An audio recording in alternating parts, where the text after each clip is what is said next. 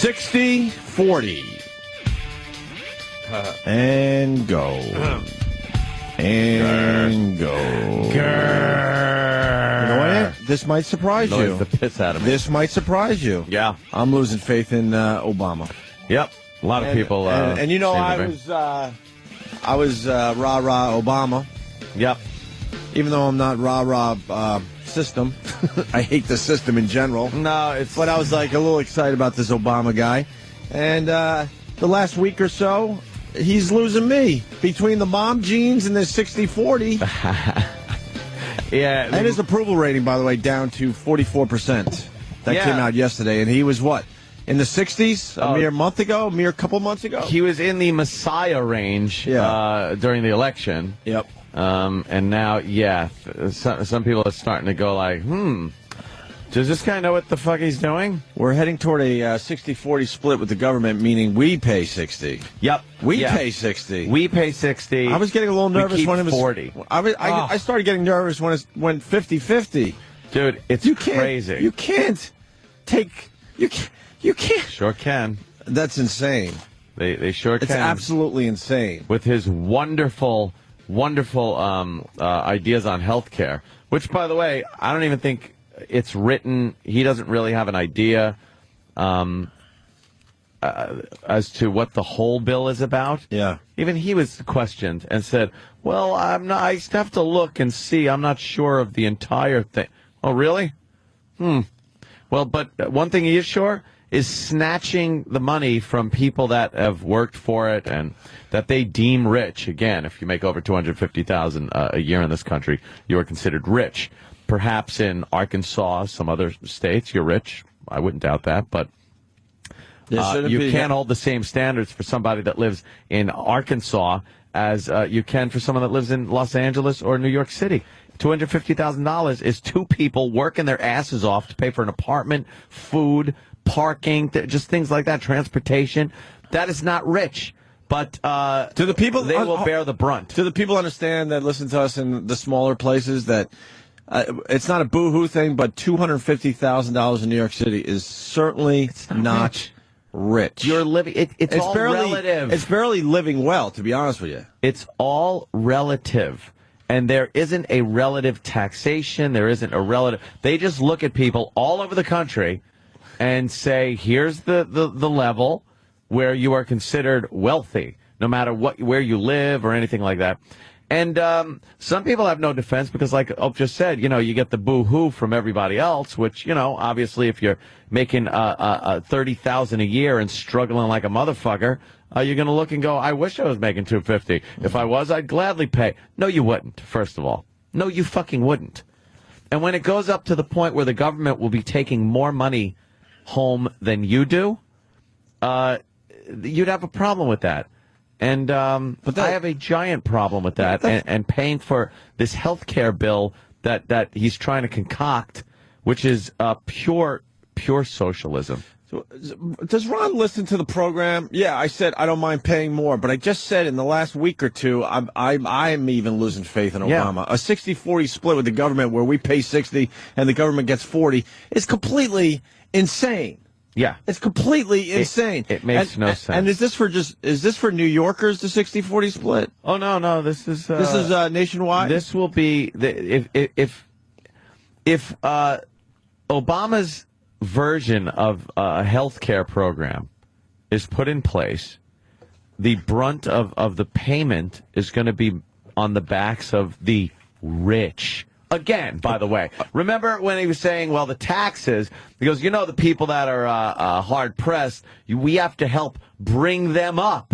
We have to bring them up, which for some reason, I don't know, I don't want to bring anyone up. Go fuck yourself. I'm not bringing people up.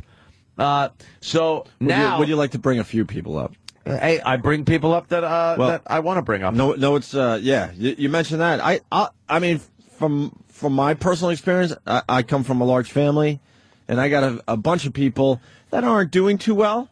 Yeah. And what's going on with the taxes and whatnot, it makes it harder for me to step up and help family members because I'm helping strangers.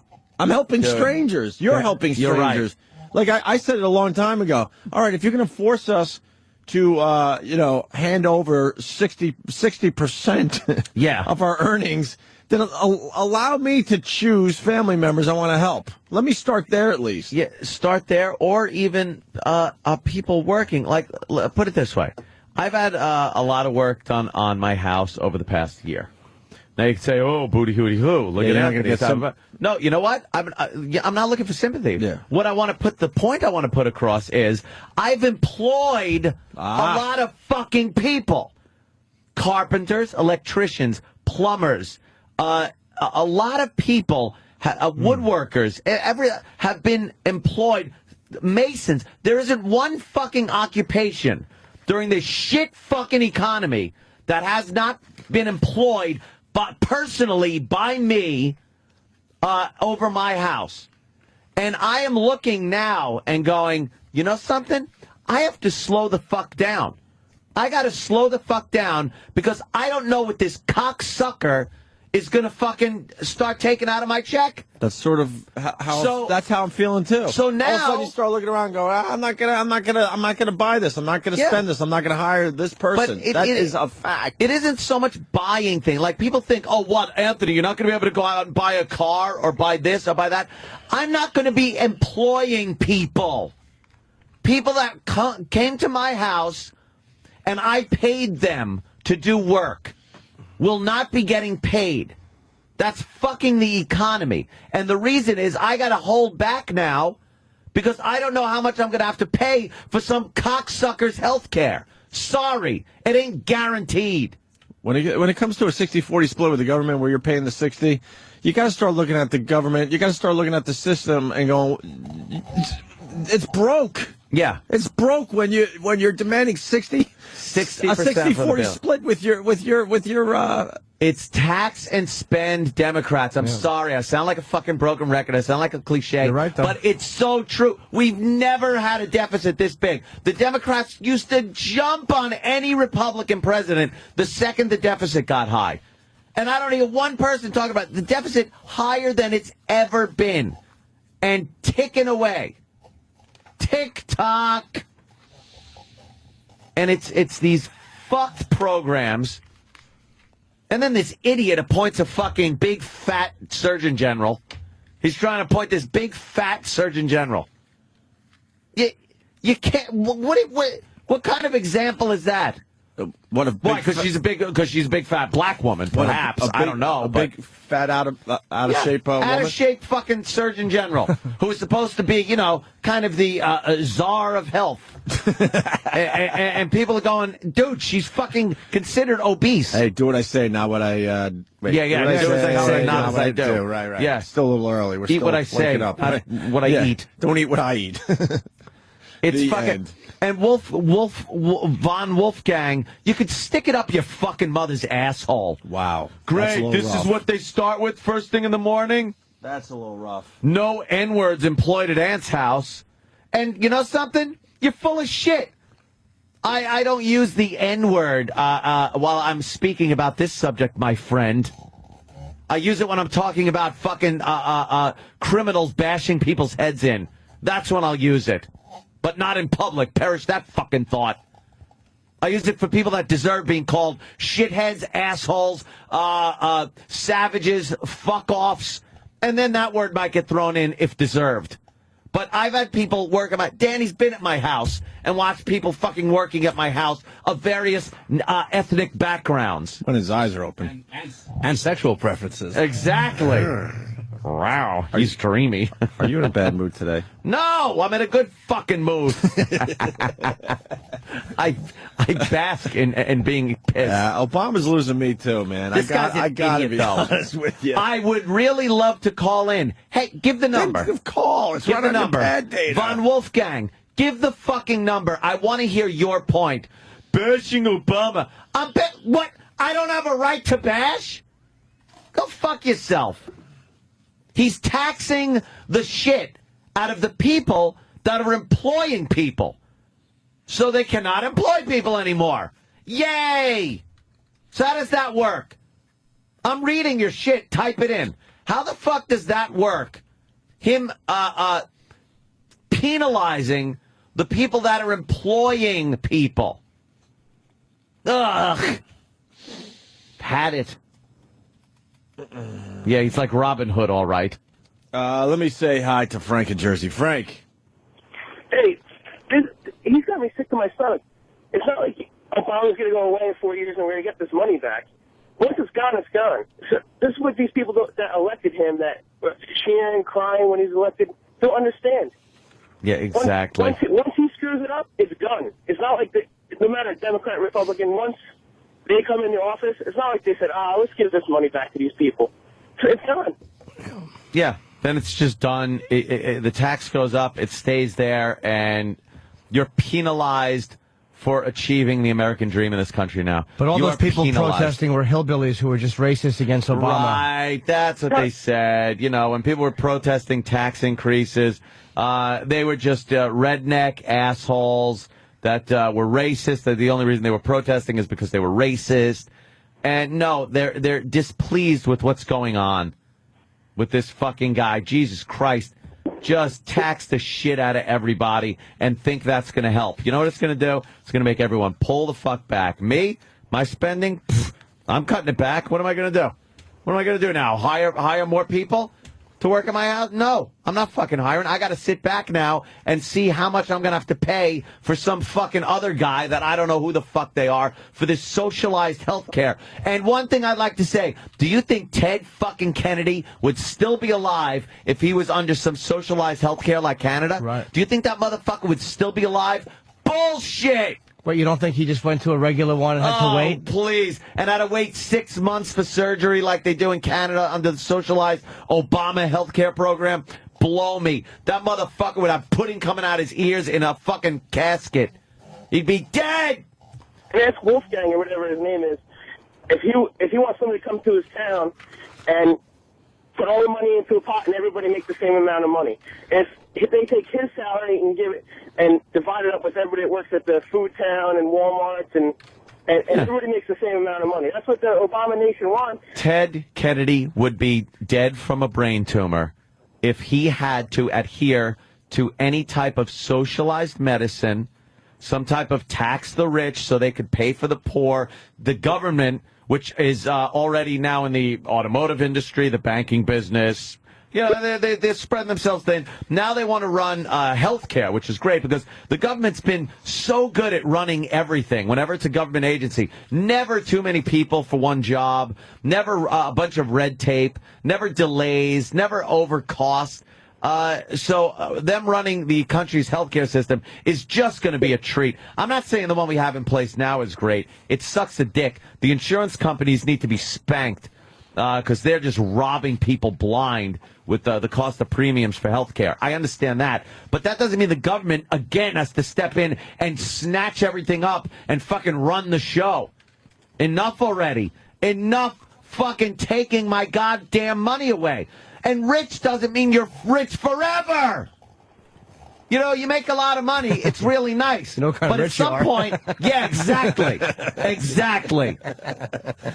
You know what it is? You make a lot of money, and it's nice. You're able to put it away. You're able to buy some things. You're able to, like I said, employ some people, build yourself up. That was the American dream. That isn't a fucking crime in this country. It's what was supposed to happen. It's an opportunity for somebody to step in and use a little bit of luck, some skill, networking, whatever you want to call it, to build themselves up and make something. The opportunity, not a guarantee, the opportunity to prosper in this country. People now think it's a guarantee that they're guaranteed health care. You're not. You could die on the side of a fucking dumpster, lonely and broke. That's part of it. Or you can be a very rich man that can take care of his family and other people. It's what this country is. There's no fucking guarantees. You should debate Obama. How do we get this done? Oh, please, get him on. How do we get this done? How do we get this him on. done? What? Treat him with kid gloves, everybody. We could Google bomb that. I've never seen a fucking president treated with such kid gloves under such adverse circumstances. Not so much like this. The people are turning a bit on Obama. I certainly hope the people are turning on Obama a bit. It's not socialized medicine. Oh my God. Yes, it is, Von Wolfgang. Why isn't he calling in? When people are paying, when the wealthy, as they're considered, are paying for the masses, it is socialized medicine. It is like the old communist method of everybody gets a piece of the pie. It doesn't work. It doesn't fucking work. I'm a union sheet metal worker, and in my local. So was I. It funds our own health care. So the people that are working are taking care, are paying for the people that are unemployed at the time, and we're always broke. The fund is always broke. We're always dumping more money into that fund. Trying to support.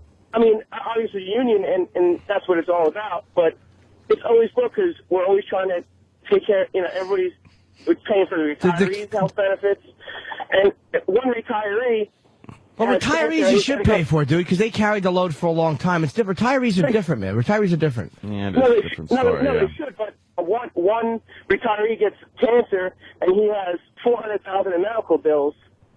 And you know what I'm saying? So it's the same thing that Obama wants on a larger scale. If he paid in, then that's fine. There are people. I do not want to support people that did not pay into the system. There's this, like Social Security. You pay in, and then it gives you the ability when you retire to get some money. Whether it's too much, too little, not enough, whatever. That's debatable, arguable, whether it's going broke, whatever. But it's the concept of you pay in and you take out. I don't like this. Some people pay in, other people pay nothing, but everyone gets the same thing. That's called socialism. And if douchebag here that I'm reading his fuck name every 2 seconds can't understand that, when everyone pays in and then everyone can take out, that's different. It's not some people paying in to care for others and hold them up, as Obama says. I'm not here to hold people up. If they do work for me, I pay them. That's capitalism. That's what our country's based on, not socialism, which is what Obama is doing.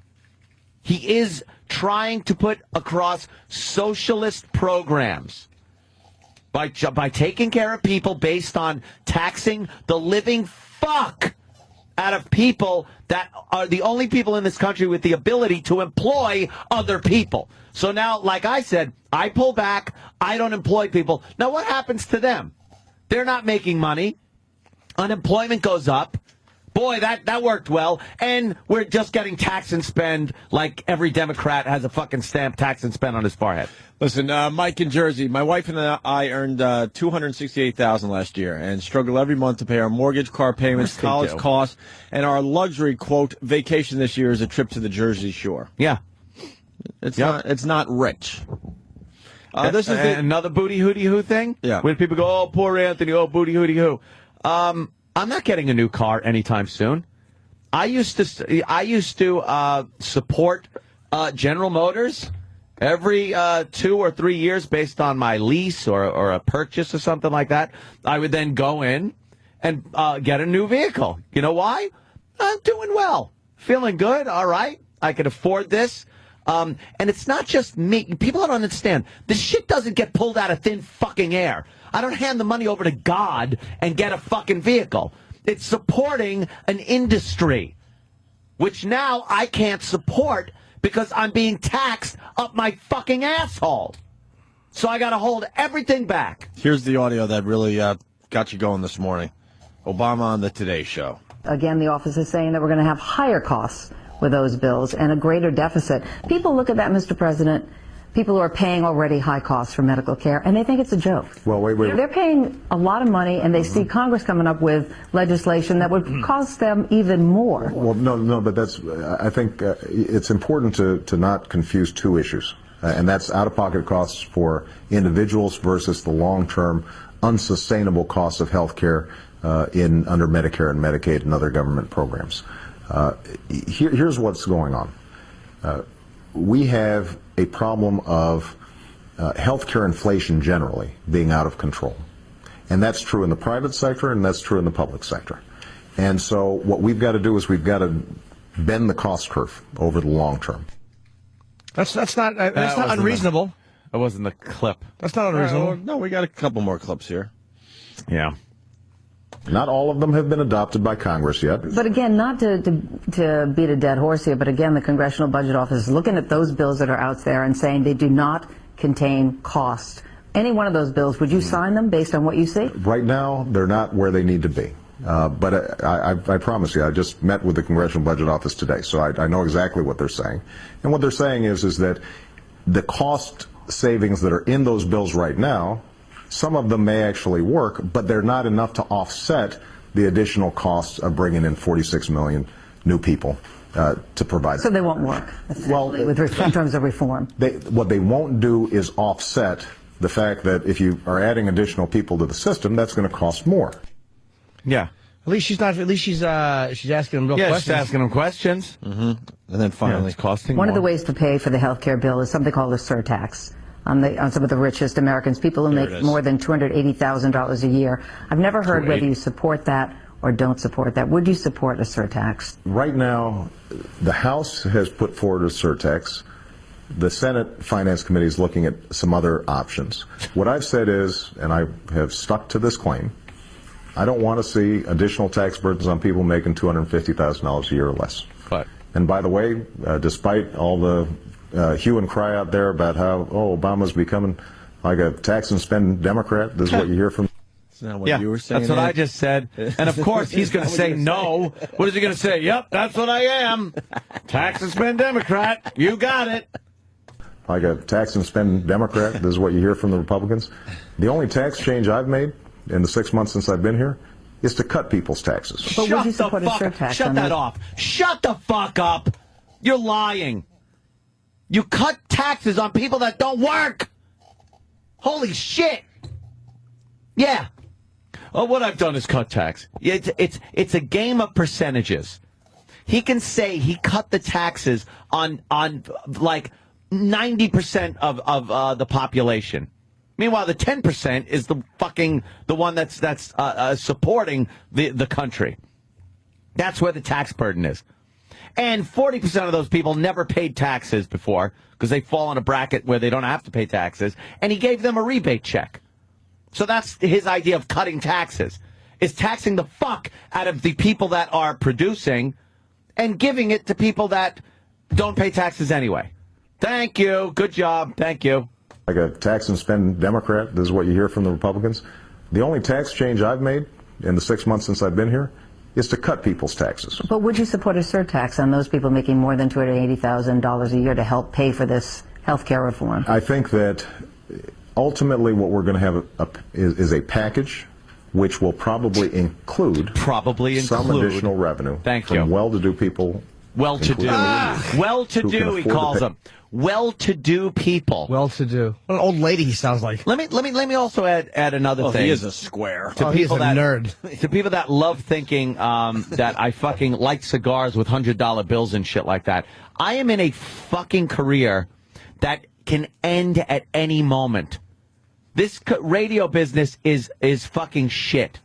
It's a very difficult business to keep yourself in, especially the type of radio we do. And with the rules and regulations where they are. Lousy. So if I'm so well, thank you. Yes. If I'm so well to do, you know what though? Next year might not be as well to do.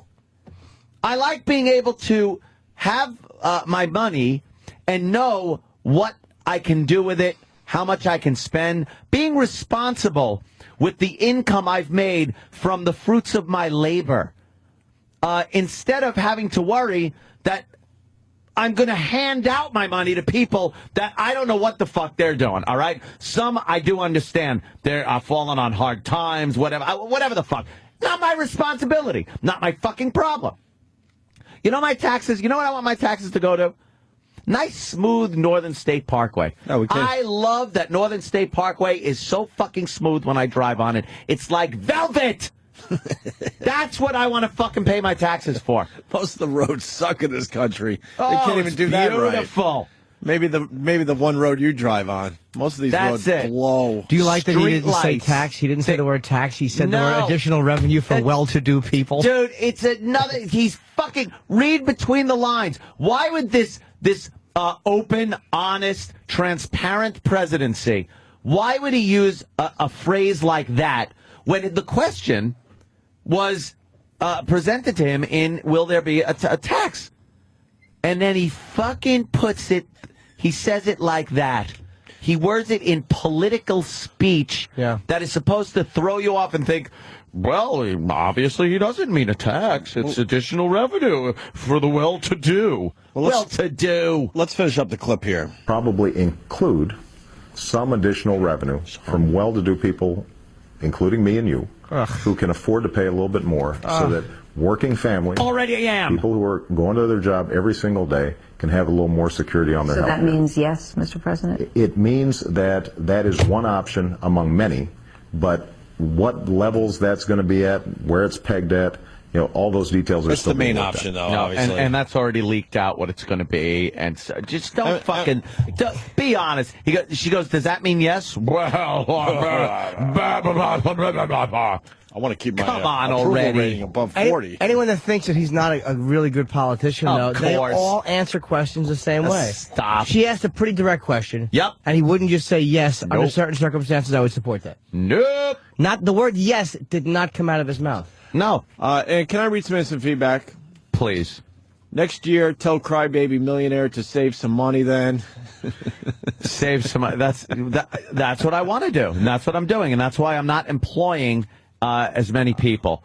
I'll throw you some phone numbers.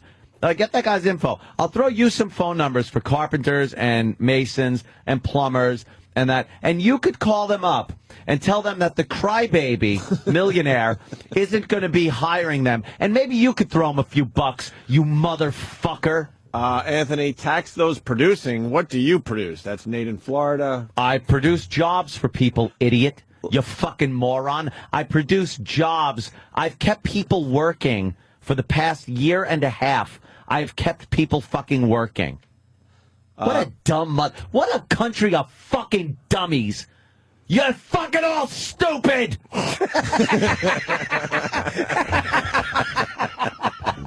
We're psychotic. Praise Anthony, you are a voice of reason. We'll throw that one in. But then we go I wouldn't back. go that far. I think Anthony's right, but a voice of reason? Well, then you got then you got Lou in South Jersey. Anthony, you're a blithering idiot. We're all paying for people without health insurance now. Why the fuck do you think health insurance premiums go up 50% every year? You sound more and more like Howard Stern every day. Shut the fuck up. I wish I sounded like Howard. Could you deposit this check? It'd be wonderful. The thing is, I don't mind even paying for people, but I don't like where they're taking the money from. It's like the money already exists, so you don't need to fuck people out of more. Just spend it better what you have. There you go. Yeah, spend it better. Yeah, the system's broke. You don't need to take more. So why are you looking at us to try to... I mean, they're not even trying to fix the system, by the way. Just patch it up. Just tax the fuck out of more of the people that are productive, that are producing, that are supplying the jobs for people out there. Well, this guy, Joe, wants in. Joe in Trenton. Joe? Hey, how are you guys? How are you, Jimmy? Hi, Joe. Hey. Hi, Joe. Anthony. Yeah. He barely said hi to you. First, let me say I didn't vote for Obama.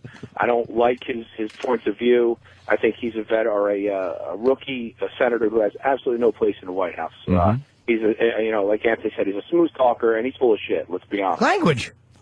Excuse me. We're on XM, so we can do that. All right, kidding.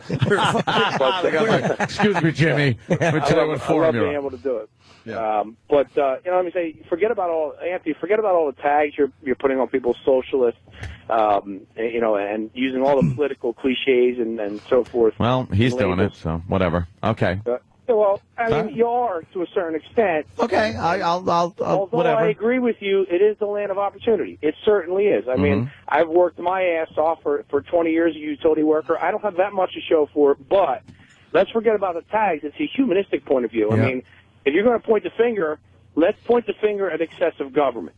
Let's say, okay, instead of taxing people, why don't we get together and say, look, you're going to cut your fat. There you go. Money, like Jimmy said. We were just talking about that. I got no problem with that, Joe. And that's where I'm at. Joe, I got no problem with that. I'm at. I'm not a Michael Moore fan, but I did watch Sicko, and I'm sure it was slanted in some direction. You think? But you know what? It wasn't a complete work of shit that had no accuracy. There were things in that you watch and you go, you know what? Because a lot of insurance companies, who really are the ones responsible for jacking up the rates because of a lot of lawsuits, are kind of vultures. Yep. We have, in a way, turned into a country of really, like, who don't give a fuck about each other. And there's a balance between, I'm not going to pick a guy up who's a bum and carry him, and really just telling a working class family to go fuck themselves. There has to be a balance in there somewhere, I think. Exactly. I mean, you can't choose your station in life when you're born, when you're a child, the innocent child. And Jimmy's right. You know, you have to look at these fat cats and look at the waste and look at our government, how dysfunctional it is, and wonder, when is it going to stop? Is it going to implode eventually? And hopefully, just like the Constitution says, when are we going to rise up and say, wait a minute, this is ridiculous. So why are we putting up with this anymore? Well, look at what happened. Excuse me, Joe, for 2 seconds. Look at what happened when people did try to rise up and protest the taxes. Yep. They were called racist. They were called hillbillies, out of touch. For some reason, you're not allowed to go out and actually voice a negative opinion about the way the government is spending your money, or else you're a fucking you're crazy. Want to overthrow the government, or if they're black, there's a black president, right. So now you're a racist. They put you in a position where you can't really rise up. It's only because it's a black president, Ant. That's why they were called racist, because they had the nerve to question the policy of a black president. Of a black president. Exactly. How long do you think it's going to be before we get to a point where the people aren't going to start questioning each other?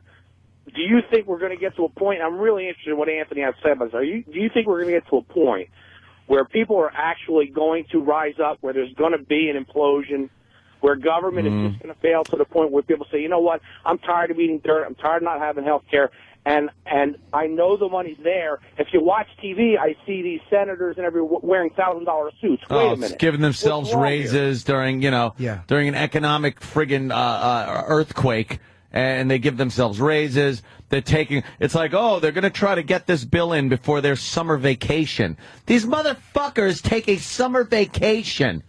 Who the hell, who voted on that? What guy that represents you would you then vote for to give him a vacation? We're not even allowed to take a summer vacation. These fucking guys. I think we're allowed to squeeze a weekend. These guys squeeze a whole. Their session will come back. They're just gone. And to take a vacation when the country is in financial turmoil like this is just outrageous. It's not a dopey radio show taking a week off to fucking recharge the batteries. These guys are supposed to represent us, and they are not. I think if we took a summer vacation, our listeners would survive. But survive. They'd be happy. The citizens of America, they need their government in place, especially during hard times. Yeah. It's the whole thing is a complete joke. That's where I stand. It is. Every one of these politicians is a joke. But it does help to attack back, because it does help, especially where media is now. It's like if you're attacking accurately, people do hear it. I mean, you have to fucking fire back. You have to. I realize, guys, just last thing. I realize, our forefathers were the majority of the forefathers were wealthy white landowners. Slave owners. Fuck them too. Okay, you know what? But their point of view, their actual reasoning for the development of our country, was altruistic. It was real. It was, you know what, though, dude? And look, of course I love this country, but we have to be very honest and realistic when we look at that. I've had enough of the forefathers. A lot of them, I'm sure, are very good people, and a lot of them were really just fucking pricks. Let's be very honest. They weren't out for the regular guy, dude. Books are just books, rewritten and rewritten and rewritten, and eventually, some guy who most likely was an asshole slave owner is all of a sudden this hero, and I believe that. We all know that. We know people as they are. Yeah, a lot of them were asshole slave owners. Right. I feel like instead of labeling things, we really should look at where the source of all these problems is, and that's our goddamn piece of shit government. Well, that's part of it too. But you have to look at it too, like. it is easy to blame the government because they are the quote-unquote machine. But you know what? The government is not the one filing the frivolous lawsuits. I mean, it really is. Carlin had a brilliant line. He was talking about people in the government. He goes, that's the best we have to offer. Garbage in, garbage out. And you know what? The government really is a reflection. It's not these awful people reflecting wonderful Americans. We really are self-centered and greedy in a lot of ways. But the whole thing of them representing the American people has just turned into something completely different. Yeah. They do not represent. When you look at what your politicians are doing, you cannot figure out who they're representing.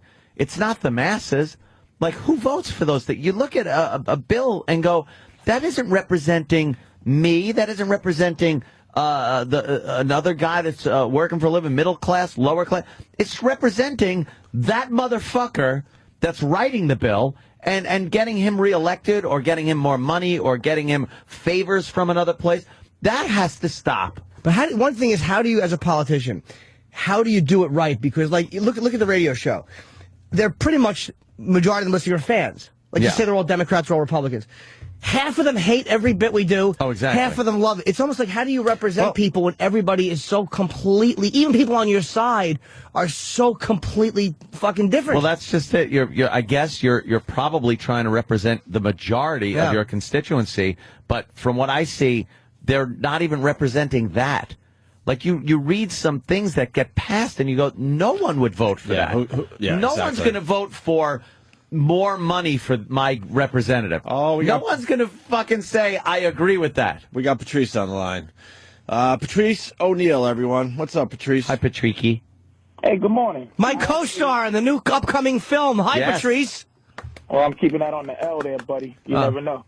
So, I called to say that I agree with Anthony. Thank you, sir. Almost 100%. But the problem is, the two things. One is that this is not about money, because money, they're just printing money. They're printing up, $780 billion here and there. And what they're doing is, it's easy to attack people that the masses don't care about, or they hate, which is the rich. But it's just to keep them off focus, where this particular government right now is trying to take over industry. They take over the cars, they're taking over houses, they're taking over health insurance, man. Taking over health insurance has nothing to do with money. It has something to do with people. They trying to clear people out of here, man. They trying to you see what's happening in England and these countries in Canada. The government decides who lives and who dies, man. Yeah, exactly. And see, thank you. You're right. But hold on. I agree with that. Let me ask you something, Patrice. You're talking about them taking over the industry, and Rush Limbaugh talked about this too. Them taking over the banks. When someone like GM or some company goes, bail us out, and they go to the government with their hat out and they go, give us money, and the government gives them money. And what they do with it is they wind up bonusing, like I think AIG did this. They wind up bonusing their executives, and the public goes, we want these people shot. The government steps in and goes, we'll give you money, but now you have to say... Let me say this, though, Norton. They bonus dictators when they take over land in other countries. They give money. See, they give money to people that help them out. They give money to dictators who kill their own people and help them sell their own land to the government. That's the same thing they do to GM when these guys help them in this takeover. They go, thanks. It's a kickback, man. They're all in cahoots, man. Patrice, let me throw this in though, because a lot of people got mad at them bonusing some of the executives in these companies that were bailed out. But let me put it in terms that I think we can understand as a show here at Sirius Satellite Radio that used to be, XM. What if, Opie, they bonused, the satellite industry has gone through some dire straits financially. I don't think it's any secret. What if they bonused Elo to keep him here? And Elo is a very good guy, man, very good for the job, but he was offered a better job, a higher paying job with more security. Right. Now, they were saying they're bonusing some of these executives because they're going to fucking leave and leave a void of management whether it's good or bad, I have no idea. But this void of management that they can't afford to just lose and have to find new guys. I would rather them have paid Elo more money. Sure. And given him job security to keep him here. Well, we also know that most of the management in the radio industry, they're shit. But I mean, that though was their excuse. Right, I'll say excuse because I don't know if it was. I don't know that industry. They're going to lose some very important people. I don't know the industry enough to know whether it's a good or bad. We could talk for the radio world, but yeah, that would have been good. I would love to see half of management be kicked out the door in their big salaries, especially bring in radio at the old place. Exactly. But especially at the old place. That's not simple. That's not simple enough for what's going on. The reason it's easy. It's the Robin Hood thing. You need the masses. You need a majority of the people to support what you do and to support taking over an industry. Mm-hmm. What they did is they go, we're going to get these rich assholes so that the people that's walking around that really don't look further into what's happening go good. And they just look at it like robbing from the rich to help everyone. People are saying socialism, man, but this is close to something else. I get nervous to say it publicly, but it ain't just socialism. But the whole planet was the whole planet was in the economic toilet. And what happens is a GM really was, or all these other places were in deep financial trouble. Factories were closing, people are getting laid off. The reality is it was happening. But is the answer a government then taking over and owning a majority share in this company?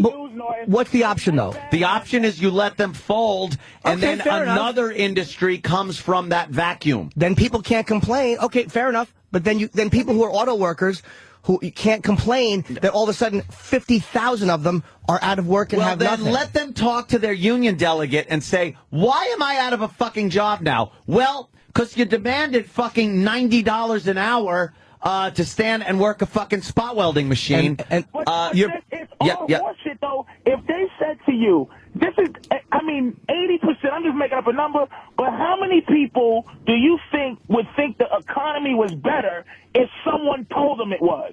If they got on the news and said the economy is better, most people would spend money because they was told that. You know, people you're right. As smart as you He's right. think they are, man. Yep. No, believe me, I know how stupid people are, and they're sheep, and you're absolutely right. And to panic on the news sells a lot better. So to make it seem like, oh my God, we're on the brink of disaster. There's worldwide financial trouble. But things are actually starting to bottom out, as they say, turn around. And I think we're not seeing the same, the news really pounding the fact home that, oh my God, we're in dire straits. And people are kind of spending a little more money. And Anthony, you said the unions, and look, the unions overextend sometimes. Yeah, but the unions' argument would be, look, we have taken pay cuts. They have at times taken pay cuts, and what they say is, who is telling executives to take pay cuts? Nobody. So here, the union takes a certain hit, and then meanwhile, these scumbag executives are bonusing each other. So then the government steps in and goes, if you want more of our money, you're not going to bonus it. Well, then let me answer that one. Then the same thing. It doesn't matter if it's the executives or the workers and their union.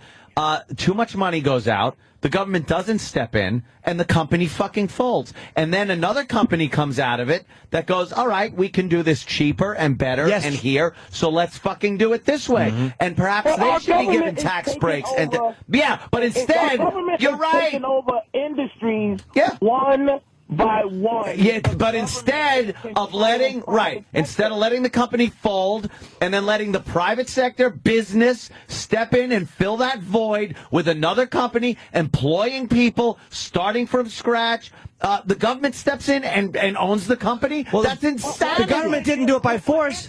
Anthony, the void is because, look, let's say that they let that happen, and some other guy has a better product. But as long as they're telling everybody, all right, that you have no money, they're telling us that we have no money, all they got to do is now take over whatever the industry they want to, and then go, hey, we got money. That's it. It's completely acceptable now. You're right. It's completely acceptable now.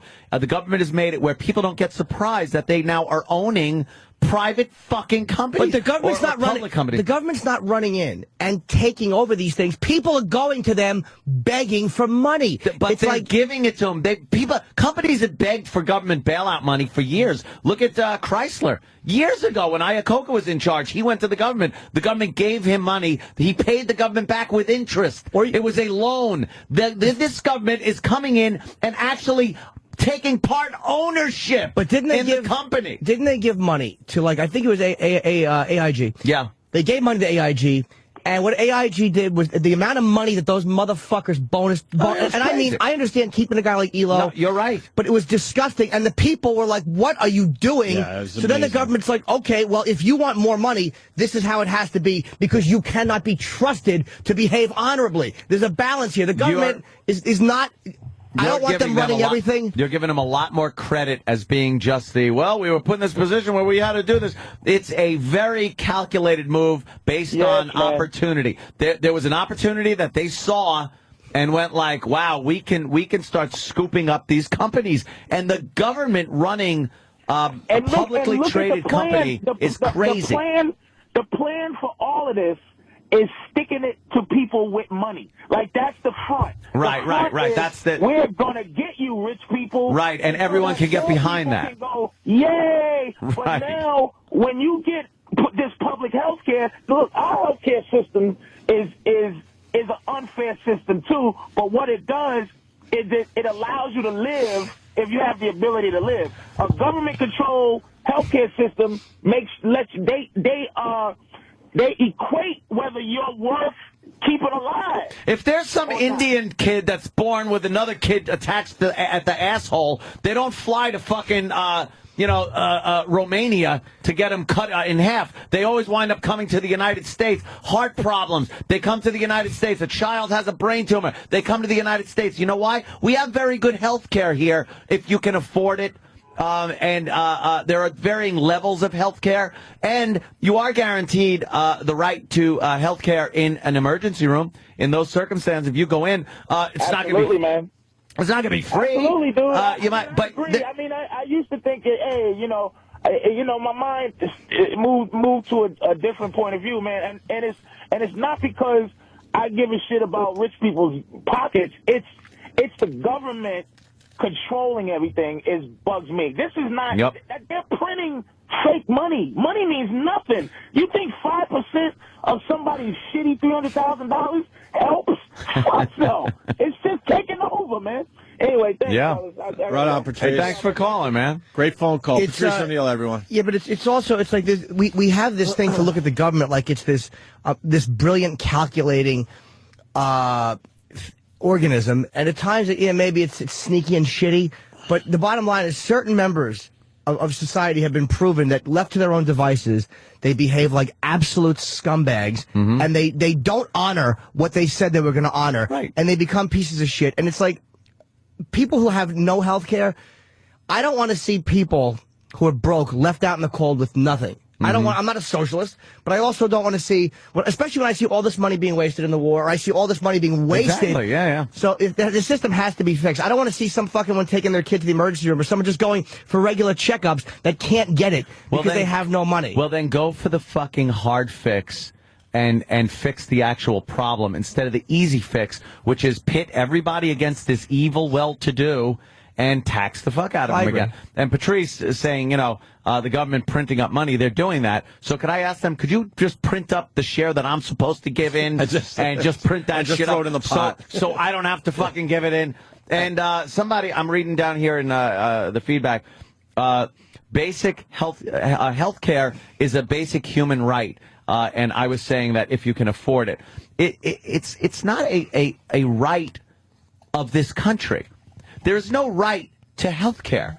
I'm sorry. And there's no right that says that people that make a certain amount of money have to pay for people's health care. I'm sorry. I think, and like I said before, by employing people, by spending my money and employing people, they can then have a better chance at affording health insurance. I'd rather do it that way. I'm getting something out of it.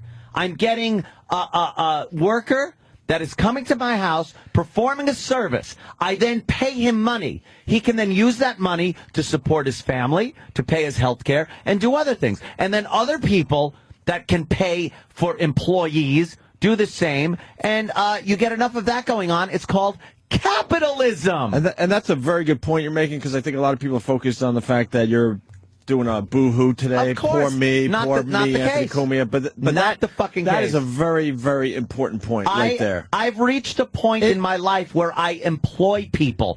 I give people money in exchange for services.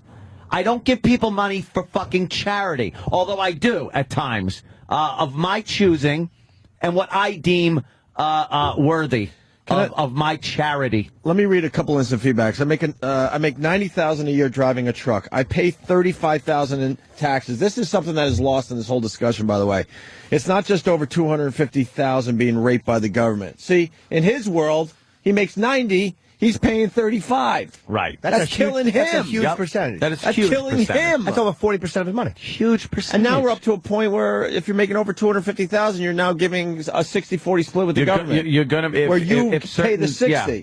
The problem is the money they have, they're wasting. They're wasting it. The system's been broke for many fucking years. But it's like we get mad at poor people like who want health care, who really aren't leeches or pieces of shit. It's almost like we have now focused on them and go, fuck them, they're leeches. But a lot of them really just can't afford it. It's like the focus should be on the fucking mismanagement of money the government already does have, not the people who need health care. The government failed those people a long fucking time ago. Let me tell you another thing, though. Time ago. Just like there is waste in the government, and just like the insurance companies like to pretty much extort money out of people, and just like the lawyers like to grab onto these lawsuits that make it so the insurance companies now have to charge a lot of money because they're being sued every fucking minute by these shyster lawyers. Members of the public, yeah. There are also people that are don't have health insurance because they're fucking living beyond their means. Of course. They're living beyond their fucking means. I saw a video yesterday of a grocery store in Detroit at the first of the month when the food stamps come in. And holy mother of fuck. These people came in complaining that they can't feed their kids. One woman had, I believe, 6 children, and she said, "I can't feed my children," and she goes, "I don't." She goes, "I don't eat, so I could feed my children." This woman was 230. She ought to be 230 fucking pounds with 6 kids. Fuck you, you don't eat. And then there was another woman with these giant earrings and very nice fitting yellow suit jacket, and there she is with a pile of groceries in the fucking cart and on the government till and bitching about it. That is annoying. That's annoying. Fucking annoying. But look at what happens when the government gave money to these companies and the amount of money that they fucking just handed out to people who didn't deserve it. To people who had fucking Armani. Dude, she's wearing an Armani shirt. It's probably a bootleg. Whatever. You know something? It puts across a bad image. You're right. And she annoying. said she isn't eating because her kids eat. Look at her. It's annoying. Get out of here. But she, Look to at me, this fat fuck. She's not the problem. She's annoying and she's a problem. She's part of the problem. But she's not part of the problem. Part of it, but not the main part of it. I don't want to pay for that. I agree, but I don't want to pay for fucking... I don't want to see the government giving money to a company who is bonusing these fucking scumbags who refuse to give the money back. The company takes a bath, and these bags of shit are still getting bonus because we see how management works. Yeah. They never fire each other. That is a huge problem. It's a much bigger problem than that fucking dumb bitch. I don't know if it's much bigger. I think so. It's huge. But that is also huge. Oh, get to the part where the guy with the fucking $200 sneakers is asking the cameraman for fucking money. It's a hoot. It's a hoot. You don't get penalized for being irresponsible in this country. No, you're allowed to have as many kids as you want. You can do whatever the fuck you want. And then we have to pay for your kids. Stop with the somewhere fucking along the 6, line, 7, 8 right? kids. Somewhere along the line, you have to take responsibility for your situation. It's unfucking believable. Poor Michael Jordan's on food stamps, and he doesn't even look good anymore. This guy, Michael Jordan, here he is. Listen to this guy. How long do they last you? I say out of a month. About 3 weeks. What do you do that last week? We got the muscle, we got to eat these noodles. That's why we get a lot of noodles. We got to get a lot of oodles and noodles. So the beginning of the month is meat, the end of the month is noodles? Yep. Look at Every the month bacon. is like that? Look at this shitload of bacon in the front of that worse fucking now than it cart. used to be? Dude, I can buy whatever I want at the grocery So how store. often I've are never you had a eating shopping cart that full in my life. I swear to God, that is like, holy shit. Wow. That's irresponsibility right there. So that's exactly what I was thinking. Unbelievable. And the comments on the video I was reading is like, I have never had a shopping cart that full For in real. my life. I went shopping yesterday. It was maybe a quarter of a shopping cart. Yeah, but because there's fucking like that 6, 7, 8 kids a clip to these families, yeah, they run out of fucking money and food. You're being irresponsible. You're living beyond your means by having too many fucking kids. And I'm with you where you say, you know, that some people are down on their luck and those people should be helped. But then there's the other side of this where this is ridiculous. Yeah. Why do we have to bring these people up that aren't even responsible enough I don't want with to. what's going on in their lives? A couple more instant feedbacks. Greg and Tony in Hop Hog. Oh. I make $42,000 on Long Island. His 60-40 makes me not want to make $250,000. Yeah, right. So here's another side of this. So there's people coming up. They're like, why bother? Well, why would I and want to make more money if I'm just going to get taxed on it? And that is an exact a problem that happened in the Soviet Union. There was no incentive. There has to be an incentive to succeed in this country for continued success. Incentive is very continued success. I realized I said that right when I said it. Incentive is very, very important. Incentive. That's a very, very important You word. don't want to be villainized. You don't Sure. want to be penalized by becoming what this country was built on. And it takes away the ambition of people to want to get to that point. Carolina man, South Carolina. I hate to say it, but it's true. Anna's right. I voted as you did. I didn't vote, by the way. I have no problem saying that because I believe in the George Carlin line about what was it again? I'm dead. I'm part of the shit.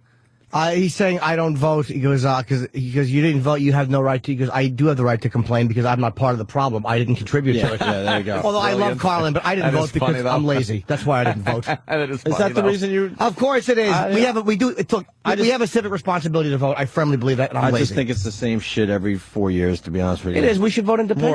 More or less. I voted as you did, and now as my wife and I are about to be considered rich, quotation marks, go figure, we were house shopping and car shopping, but not anymore. Yeah, that's what it is. I think you're talking more for the people today, Ant, that are below you, for real. People don't understand that. I mean, I'm you're not frustrated, and you should be, but in the end, you're going to be okay. But what you're making Not a very important. good. Yeah, you're making a very good point for the people definitely below you. That's where it's going to really, you're going to see the difference. That's who gets affected, and people don't realize this. And I said this, dude, I was saying this before the election. People don't understand that these well-to-do that Obama is talking about are going to hold back money to see how badly they're going to be raped, and they are the ones paying people. I'm not talking about goods dropping out of the sky and landing in my driveway, in my backyard, shit like that. I pay for this. I employ people. I don't fucking put the shit in myself. And even if I did, I'd be paying people at like Home Depot and Lowe's and things like that. It makes jobs. Yeah. Let's go to Andrew in Brooklyn. The Andrew, Space Shuttle Endeavor. Oh. Andrew. What's up, Andrew? Something I got to quickly tell you about the health care, nationalized health care. You know, in some of these countries with nationalized health care, they actually ban you from getting certain life-saving medications. They actually ban you from it. So you're actually for health care being nationalized? No. What do you think should happen? It's not a good endeavor? Keep health care the way it is. It's I don't want it nationalized. I'm fine with it. Well, there's a balance, Andrew. I think there's a balance. Like, again, I keep saying that dumb word, but it's like we're just a bunch of extreme asses as Americans.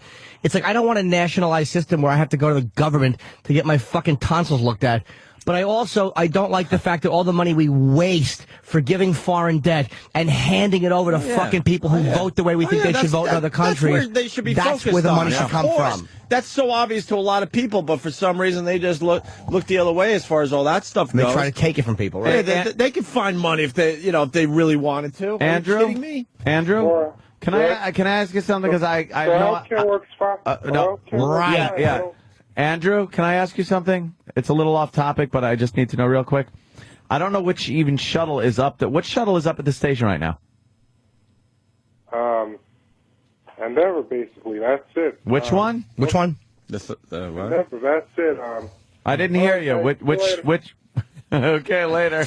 He doesn't fall for it anymore. He doesn't want to deal with that. Never basically. He actually wants to have like normal discussions. I know. With us now. All we want to hear is him say, why don't we let him have a normal phone call with us? Special Endeavor. He's been hanging in marriage. 6 month delayed diagnosis. Here's a spot that's running. It's a Canadian woman talking about nationalized health care in Canada. She had a brain tumor. She was on a 6 month waiting list. She had to come down to the United States and have it operated on, and she said she would have been dead. She would have been dead. It's like Ted Kennedy. Would have been dead.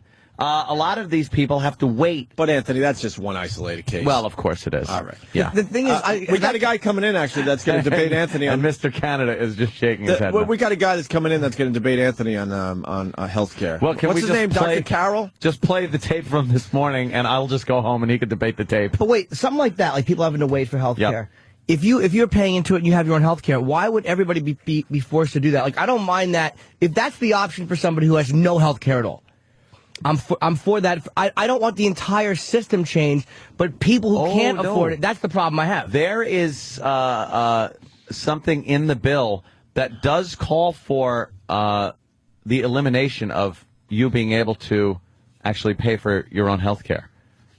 And Obama said, I don't know all the ins and outs of the bill, which is really kind of frightening. But, yeah, that would never go through. I understand that. Anthony, Joe Silver in Jersey makes a very good point, even though I've never seen the instant feedback hotter or the phones ring more. Oh, my God. He writes, because he knows, go back to talking about tits and internet videos. Anthony going off on his fascist rants are the worst part of the show. Thank you, by the way. Thank you. I take that as a compliment. And then he goes, guest on Glenn Beck or some shit like that if you want to bitch. As everybody is calling, because this does affect everybody. It affects everybody. Let's say hi to Jose in Queens. Jose. People. Hey, what's up, guys? Hey, Jose. Listen, I want to touch back on what Anthony was saying about the grocery shopping. Yeah. Now, I work every day. I install elevators in the city, and I bust my ass. Yep. That industry's up and down. Actually, it's pretty good. God. I like it for the way you meant it. That sure plummeted down the elevator shaft. Go ahead, Jose. So you work your ass off. You're in the elevator industry. What's up? Yeah, right. I got 3 kids to feed. I work. I do what I have to do. I go grocery shopping. Now, this is during the wintertime, and this just pisses me off every time I think about it. I'm in the supermarket. This lady pulls up. She's got 2 fucking shopping carts full to the gills. So she's got 4 kids, and she's pregnant. And she pulls out a fucking WIC card. I wanted to tell her, you should say thank you to me and every other hardworking guy in the fucking city. You know? Yeah, a lot of people get infuriated by that. There's an overindulgence that happens that I just don't understand. I was brought up legitimately poor. I mean, I've told a bunch of the stories on the air. And I'm one of 7 kids. Not one of us was overweight because we couldn't afford to eat. It was a little rail. I was like the kid that had the shit that after everybody was done wearing it. Right. Yeah, and now I got it. You know what I mean? And we were just above like the whole food stamp thing. Above. We would have been better off if we were poorer. Exactly. For real. So my dad and my mom should just said, you know what, fuck it. We're not working anymore because we could probably raise you better if we're poor. If we're just poor. My mother did the same thing. Raised 3 kids, single mom. And, we always had a roof over our head. That she worked her ass off and always had food, things like that. And it was, because she fucking went out and worked like 2 jobs and knew what she had to do, knew her responsibility. There is a point where you have to take responsibility for what's going on in your own life. I understand the high. I mean, we went through stages where we weren't sure if we were going to have electricity the next month, and we weren't sure if we were going to have enough food to eat for real. And then my dad would hit because he was kind of like an entrepreneur, and then he would do well, and then we did okay for a while, and then the money would trickle out, and then next thing you know, we're wondering, what bills weren't going to be paid and how that was going to affect us. I want to read another thing from this idiot. There's a lot of little companies that are staying alive from the Obama money. What, lemonade stands? Because the little companies, I am a little company, idiot. Do you realize I'm a small business? I'm a small business. I'm a small business. And we have a business together, too. Yes, and with that we do. And we employ people.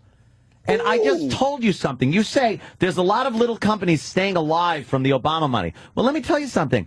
I'm not spending money hiring people now. So in order to keep my company alive, I've had to pull back and not spend as much money on workers. So how is that helping that guy's company, that guy's little company, his carpentry company, his woodworking company, masonry, plumbing? How is that helping? How is Obama's plan helping those companies by me and other people like me not paying them and not hiring them?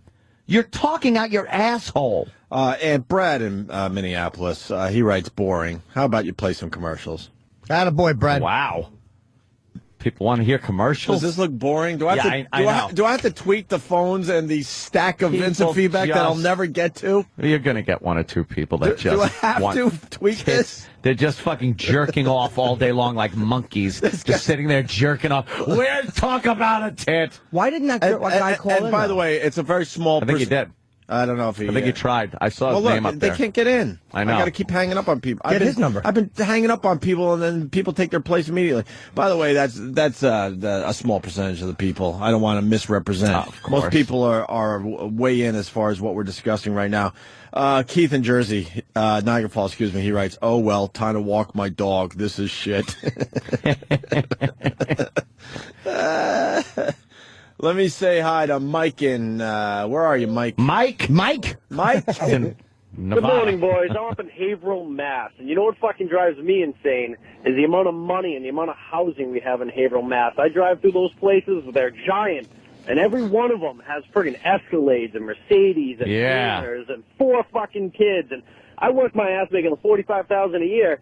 And these guys are killing me with their fucking gold rings and their fucking jewelry and their Escalades. Fucking with 24-inch rims. All right, we got you. Them houses and money when this shit happens. Where's the overseer in that shit?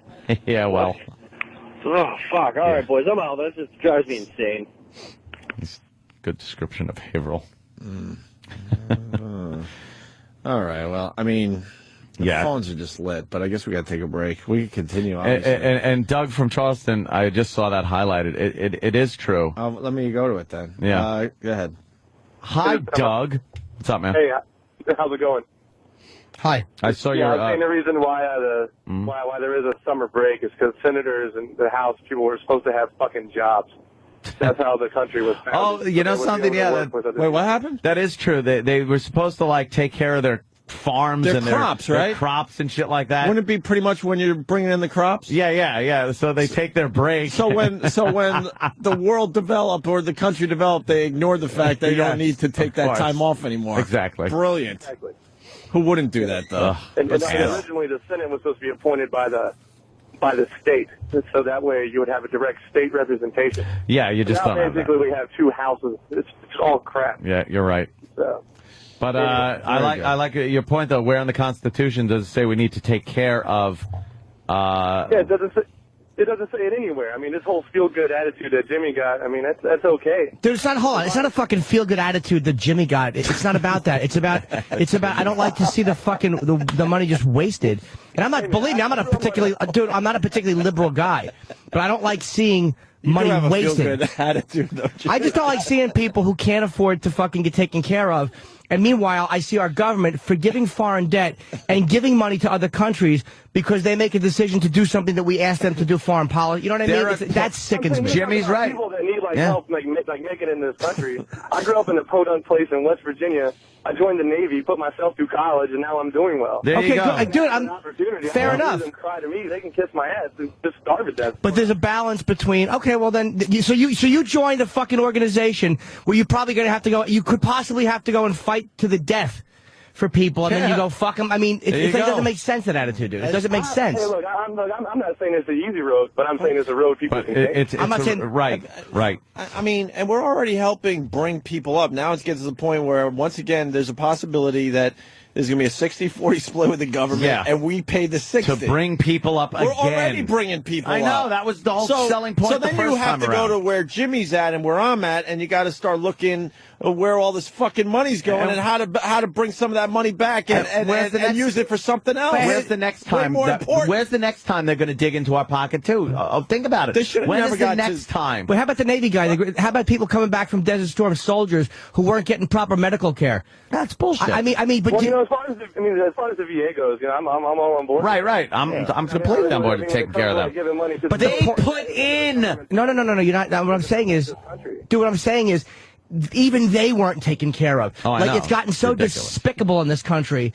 Even the fucking veterans, guys who are fighting, weren't taken care of. It's fucking despicable. The money we give is being wasted. I don't want to give any more. I pay enough in taxes. You're right. The thing is, and I understand what he was saying, though, is and I keep reiterating this, this country is the land of opportunity, not guarantees. And there's this sense of entitlement that people have that they actually believe that it is in, because people are dummies that have no idea what this country is founded on, is built on, what the Constitution is, what is in it, and actually believe that there is a right to health care and to that, and if they don't have it, that it should be supplied to them by the government, which in fact is us. It's the tax-paying people. It's not in there. But how come we're not as mad at money being wasted? And again, I'm not at money being wasted on the war. I think we are. We are. But what do you do about it? There's nothing you can do about it. You can't rise up or getting shit done in this country. You can, though. You can't just sit there and we can't do anything. We can either vote or complain about it. I mean, you have to talk about it. You can't. We're not just units. I see the same shit happening year after year after year, and we're voting and yelling and screaming. But we need to vote for a third party. They probably laugh at us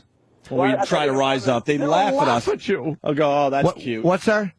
I think the problem is we establish a precedent, with welfare and other stuff that people are just going to be taken care of. That's a talk about a good social experiment. Welfare is that. Name one person that comes out of welfare and thanks welfare for where they're at today. There are. You're right. Well, yeah. The welfare system is not a good system. But I'm not talking about, hey, let's just keep giving people money to people who have 8 kids. It's coming back, too, by the way, welfare. They're raising that up for the first time in probably, I think... Well, like you said, let the companies close. Hey, let GM fold. And then all those people, like, what are they going to... What is a guy who's, like, spent the last 10 years working hard and being a fair, fucking honest tax-paying guy? These companies just shut down.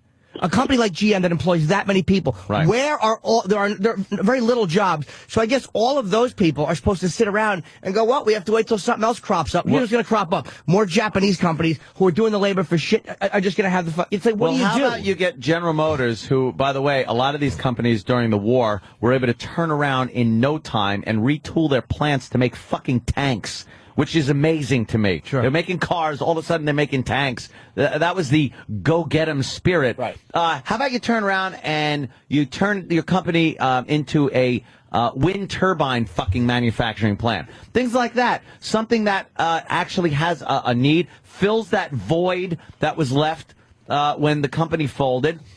Builds a city back up with industry, shit like that. Because all those contracts have probably been given out. Like all the first of all, we don't use tanks like we used to. It's mostly. I was just making a point that it can be done. You can turn a company around. A General Motors wasn't making a lot of cars at that point. They turned around and were there for the military. But the labor force, it's hard with labor force because a lot of jobs are lost because of computers and technology, things that really have nothing to do with people. A computer can do what 500 people can do.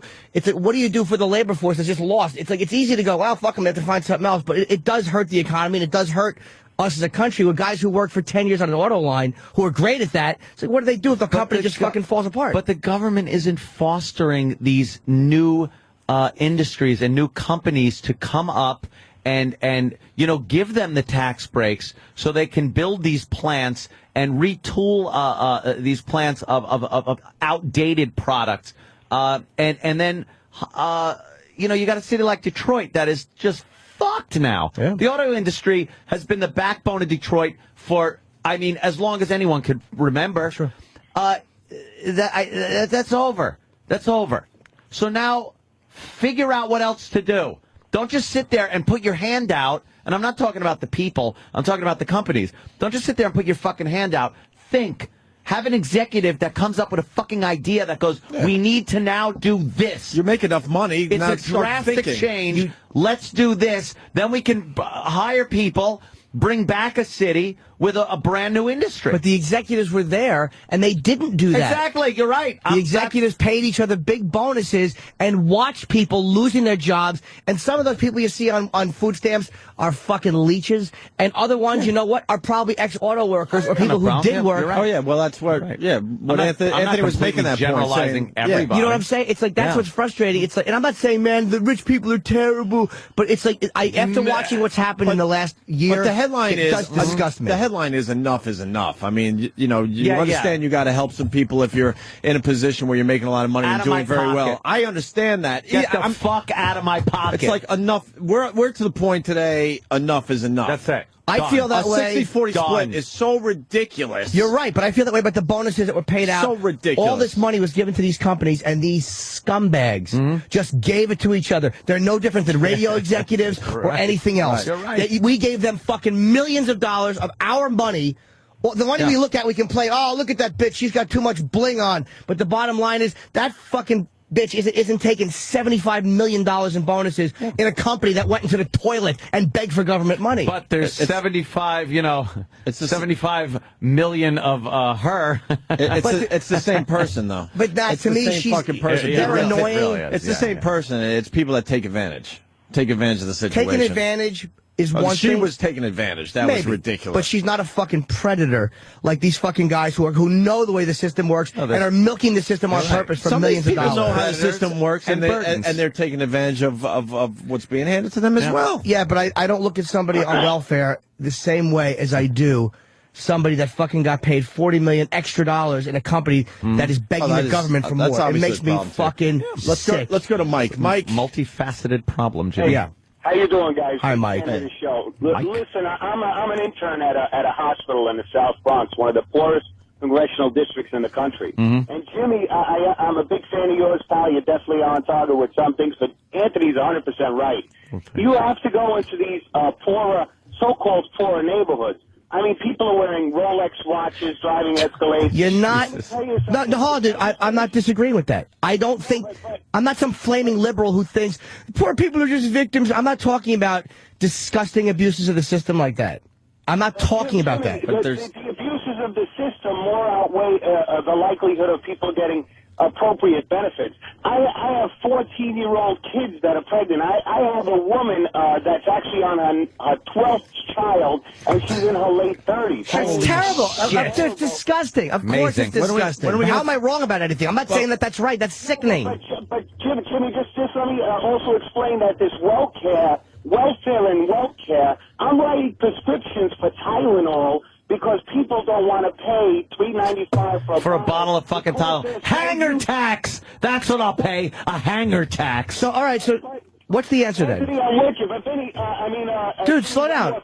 I just want to say, what's the answer? People are so used to getting things for free. It is expected now. What is? Yes, you know what, dude? I believe I don't disagree with you. To a point. I do too. However, there are other people on the flip side that are used to getting $30 million extra a year, and then when the company goes in the toilet, they still want $30 million extra. Right. And those people lately, hold on, dude, hold on. I am more frustrated with them as of late, because I think that the people who want you to write a prescription for Tylenol, who leech off the system, are irritating and annoying. But the people who are taking $30 million extra, those are the people I like to see attacked with fucking rifle butts. What do you suggest? What do you suggest? What do you suggest? Can I ask you one question? No, I would like to know what you suggest. Why was that money given without restriction? How come you're able to restrict cigarettes to $11 a pack, and you're handing money out in buckets to these executives? What do you mean?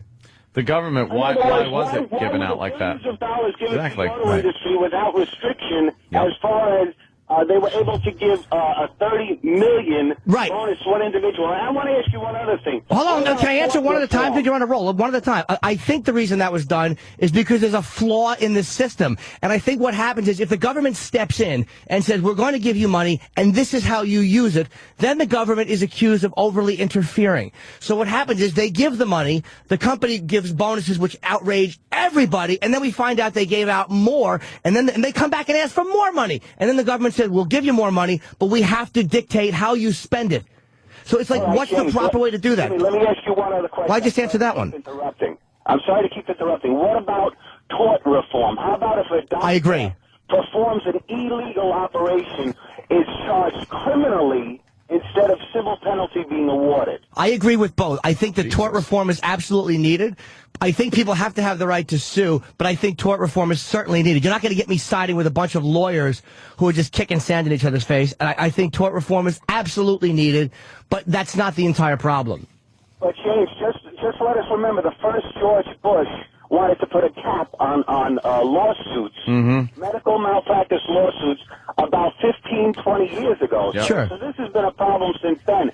And this rushing through of this health care plan by Obama is nothing but a used car salesman's trick. Let's get it quick. But how am I wrong, dude? I'm not saying that I want that to happen. You think I don't want more of my money taken?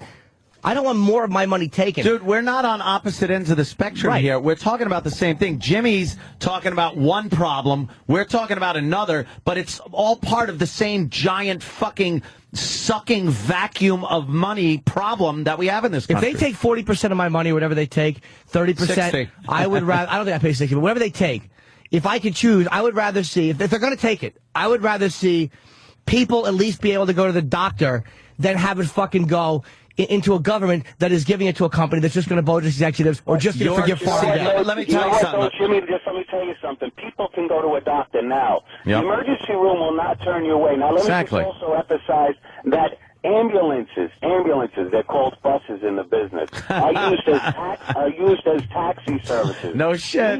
Me as an individual, if I would need an ambulance, I would have to pay about $700 out of pocket. Dude, okay, fair enough. I'm not talking about abuses in the system. Then you have to punish abuses in the system. But because there's abuses in the system, it doesn't mean that most people who probably wouldn't abuse the system shouldn't be taken care of. It's like saying there's abuses in the legal system, so you can't have jails. It's like just because there's abuse. What? Can I ask you one more question? Yes, I keep answering every question you ask. Okay. I just want to ask you one question. Do you think that we immediately need this healthcare reform, or that if we fix some of the things that are wrong with the current healthcare situation, we'll be okay? I don't know. I don't think we need the reform that Obama's put. Believe me, I don't think a tax and spend liberal Democrat is the answer for our healthcare problems. Very good. But I also think that the healthcare system has been the way it is for so long, and you know what? There's more people that I'm comfortable with not being covered.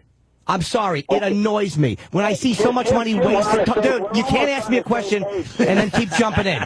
You can't ask me a question. I'm answering your question, sir. I'm sorry. That's okay. I'm going to listen to you. That's all right, Mike. I think that there's more people. I think there's more people. More people that I'm comfortable with not being covered. All right. We're on the same page, my friend, and I tell you what. Then how'd you say I was 100% wrong? You said I was 100% wrong. If we stop the frivolous lawsuits, healthcare part of it, yes, come down. I agree with it. Part of it is frivolous lawsuits jack up the insurance rates, and greed motivate frivolous law. I understand that it's kind of a circular problem, but it's not just tort reform. I wanted to address something with James, where you're talking about, you want to see people be able to get health care, and if there's preventative a family, medicine, yes. if there's a family that you want the kids to be able to go to a pediatrician, things like that. That is the healthcare system we have now. Like, that's your idea of what it's like. The one he wants to put forth isn't going to be that easy for people to just go.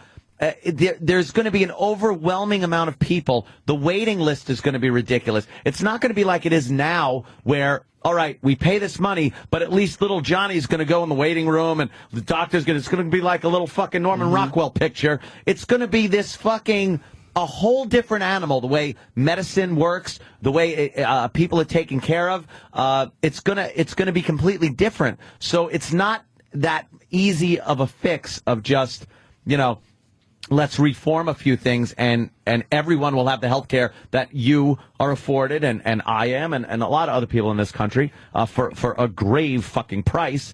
But it's going to be a whole new animal. Look, I went without it for 10 years, so I know what it's like to not have health care. I went for many years. I went for my 30 now. I would bet half my life. My 20. Yeah, you know what? I might be on that close boat to too. half my life. Exactly. So I went a long time without health care, and I know people that don't have it. You just and roll it the sucks dice. if you get sick. It sucks Yep. if you need a fucking a tooth out, or if you need a fucking. I put a drill something screw fixed. in an abscessed gum once. A drill screw. Because the insurance companies, and this is what Sicko points out, and he's right, this is where Michael Moore was right, is that a lot of people who work for the insurance companies, their job is to turn you down. Their job is to find a reason to not honor the insurance you have so they don't have to pay for procedures that they don't deem absolutely necessary. That shit is So here it is, definitely going in on. good faith, you work a job, you pay into the pay your system, premiums, and these fucking vultures are trying to find a reason to not honor the not pay arrangement her. you have. Obama should do a little focusing on that type of thing. Exactly. Yes. That's all part of the problem. I'm so with you with all that. I don't think we're in any disagreement on that one. No. That needs to be To me, taken care that of. to me is a much more angering, vulturish mentality than some fucking dummy who's eating too many Funyuns. I don't care about the Funyuns. I mean, I care about the Funyuns guy, and that's huge. What I care about is enough, like Opie said. Well, enough is enough. And we get gotta- your fucking hand out of my pocket. And we got to look at the people that are taking, advantage of the system, all the way up to the executives taking advantage. Oh, you got to just run They're the gamut. all equally as bad. I if you said ask it me. earlier, And I they're know, the same Jimmy, person. You don't like the big executive and stuff, but you're talking a lot fewer of them than there are people taking advantage of the system on a smaller level. These social programs. So it really does equal out in scumbaggery. Yeah, I don't think it does. Even though I don't think the motives are, and I'm not saying I don't just hate executives. Again, executives a lot of times are the brilliant people that make the companies run. Without executives, you don't have companies. You know what I mean? It's not some radical, if you make more than $5 million a year, you're a crew. It's not that. It's just, but when I see what's been going on in the last year, it's despicable. Most executives are way overpaid. A lot of them are, yeah. But you It's do. unbelievable, Let me tell you actually. something. Also, on the news, you will see that a fuckload more than you'll see abuses of the system by people on welfare. You will see, Bernie Madoff, that motherfucker should have his head chopped off. But they will show Bernie on the news every fucking day. Meanwhile, go down. Let's see some abuses taking place. Fair enough, but let's see that whole supermarket full of people spending their money, some wisely, some poorly, food stamps. Yeah. That in their lifetime, that entire supermarket full of people will never do a tenth of the damage that one piece of shit did. They will never do the damage he did. yeah. And they will never cause the economic domino problem that he caused. And where is he? In a medium security jail. But you know something? He's a criminal. They're not. They're just people wasting fucking money, having too many kids, living beyond their means, and that's not a crime. But if one of them steals to get some money, they're going to fucking jail. That fucking piece of shit is in a fairly, for jail, comfortable medium security jail. He's not doing hard time. Well, I think he should be in That's fucking... all part of the same. Fuck you up the ass. Of course he should be. Federal fuck you up the ass prison. Well, we could continue, but we should take a break. Yeah, phones are just ridiculous. I mean, look at this feedback. We're never going to get to all I'm this. hungry. Me too, So for am I. love. Let's talk about tits next. All right. And I'll buy tits and the cost of tits in America. Coming up next on the Opie and Anthony Show. When we come back, I have a gig to plug. I'm not going to do it now. I'm teasing it. All right. Jimmy. I'm teasing it. Love seeing Jimmy Norton. I hope it's close, but I bet it's not. We also have this guy, Dr. Carroll. He was on the Colbert Report last night. Colbert. And he wants to kind of debate you on the healthcare thing. Which is kind of strange because we kind of did it for 2 hours, but you got a guy that's really going to be on the other side of this whole thing. I want to hear his point. And then we also have Andy Levy from Red Eye coming in. Very funny guy. And Kristen Davis. The madam. The madam. I She's find gonna them come both in. more interesting, by the way, than this doctor. Yeah, we'll see what Dr. Carroll has to say. Carol, I've never heard that name on a man before, but I'm sure it's all right. And don't call me Carol. I think that's it for now. Quick break. All righty. Yeah, right. Opie and Anthony.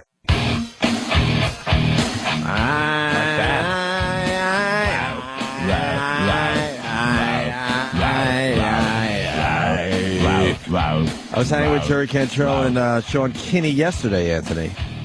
It's too bad you don't live in the city. You could have came back. No way, no how. No way, no how. You could have came back to Sirius XM and you could have, done some time with Jerry. That would have been well worth the fucking 8-hour drive home in rush hour. I brought up the fact that we used to hang with him in the AF days mostly. I don't think we might have interviewed him once. Denied. Oh.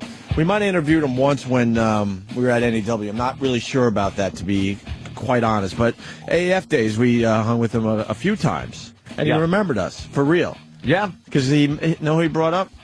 Dave Douglas. Of course. So I'm like, okay, you do remember us. He goes, of course. Right. Dave Douglas. And I could have went to the listening party for the new Alice in Chains album last night. I have a tough time calling this an Alice in Chains album because I'm a huge Lane Staley fan. I know Anthony's a huge Lane Staley fan, and I do know Jerry Cantrell sang a lot of the songs and harmonized with Lane Staley. Yeah. But it's kind of tough to go on when Lane Staley was, I think, the voice of Alice in Chains. It's just there's one of those unique voices that's very hard to just throw a new guy in. Some bands you could do that. You could throw a new guy in. It's like, oh, the guy had kind of a raspy sound, so you do this. But his was really unique, and just all that fucking heroin pain and shit was all in there. And I wish Jerry and Sean and the rest of the guys nothing but the best, but it's just a little weird for me. That's all I'm saying. Yeah. But, I mean, it also should be said that Jerry Cantrell pretty much wrote all of the Alice in Chains material. Yeah. Lane Staley basically just sang. Basically. But you know something? He would put a little input here and there in the creative process, but he was basically the lead singer. I think you could look, though, and see where his inspiration for some of those songs came from. Oh, that's true, too. Look at Watching Lane. That's true. You know? And the thing I learned about the new album, this William, lead singer is William, anybody, William something... William. He sang with Jerry on his solo projects. Oh, he did? And as far as this album goes, they're co-lead vocals, Jerry Cantrell and this guy. So this guy isn't the official lead singer of Alice in Chains. There are a few songs that Alice in Chains did that they kind of traded on and off vocals, which, they did very well. Right. Yeah. But for the most part, Jerry Cantrell did a lot of the backup vocals, which were really cool. Because that's what I like about Alice in Chains. I think, was it the most or second most? The music is just fucking great. Oh, some of those driving riffs, music. And some of those riffs are ridiculous. But that harmony that they put together, the weirdest kind of dark sounding harmonies that were really good. That's why I dig it so much. Yeah, they made it like a love song out of someone nodding out on heroin, basically. How do you do that? William Duvall, thank you. It was right on the tip of my tongue. And I know a lot of Alice in Chains fans. No, not that. I think they made an educated decision here, though, because they started going out on the road with William, and they were well received. People were like, right on, you kind of sound like Lane, and this is kind of cool. Yeah. And they took their time because Lane died, at this point, 6 years ago? Something like that.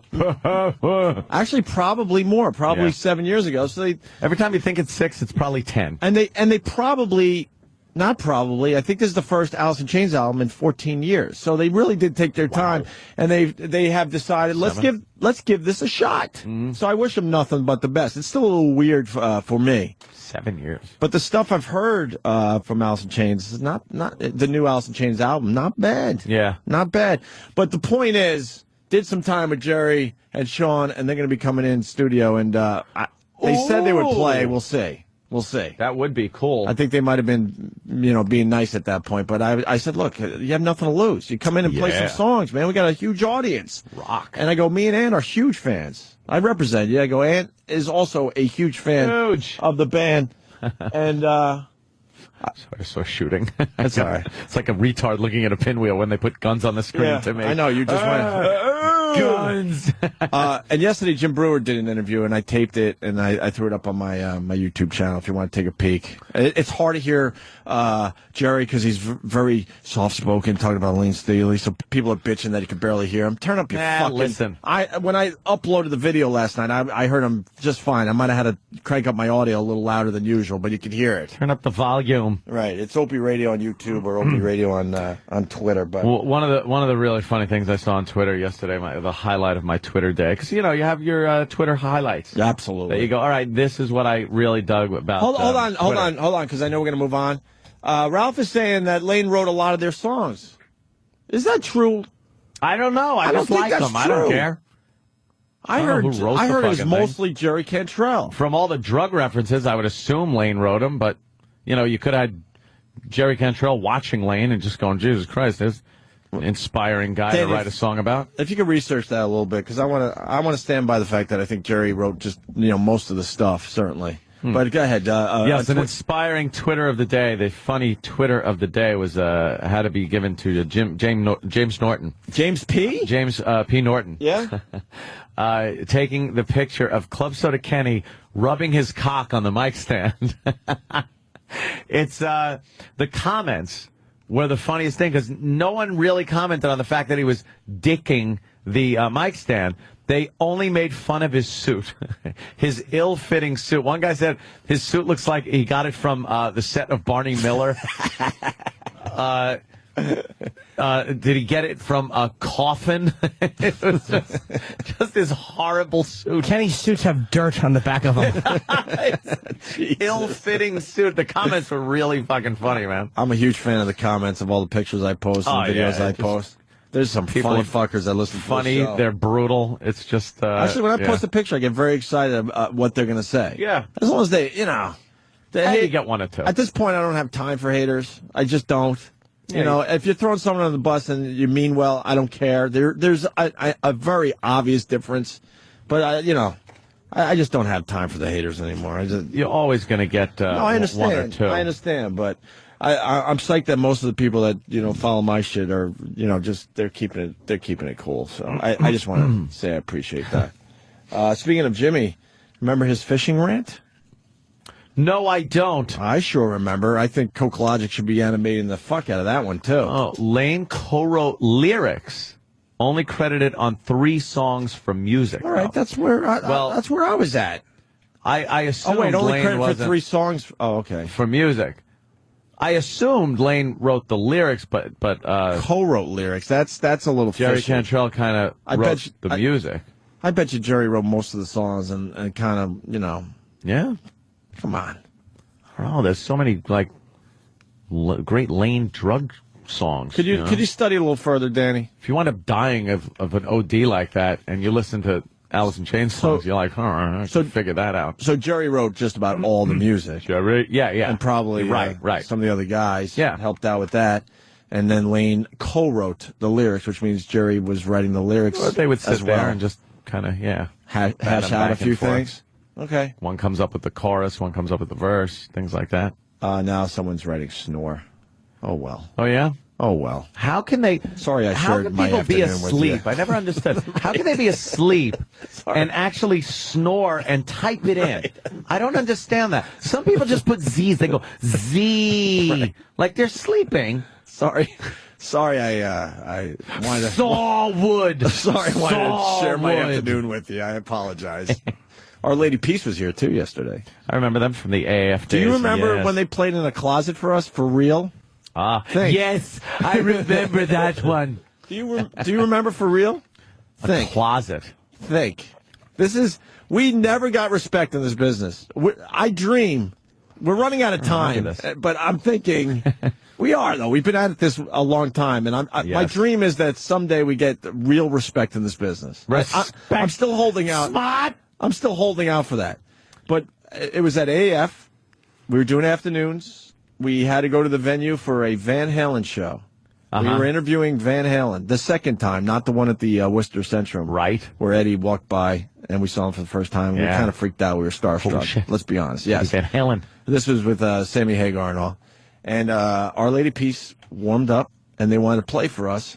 But our broadcast center was literally a oversized closet. That's what they were willing to give us that day. I can't believe you don't remember this. I don't We remember were making all much sorts of back jokes. then. There was a mop in the corner as we're trying to broadcast. Sure wasn't me. Fucking hair. He said mop, Christ. not mope.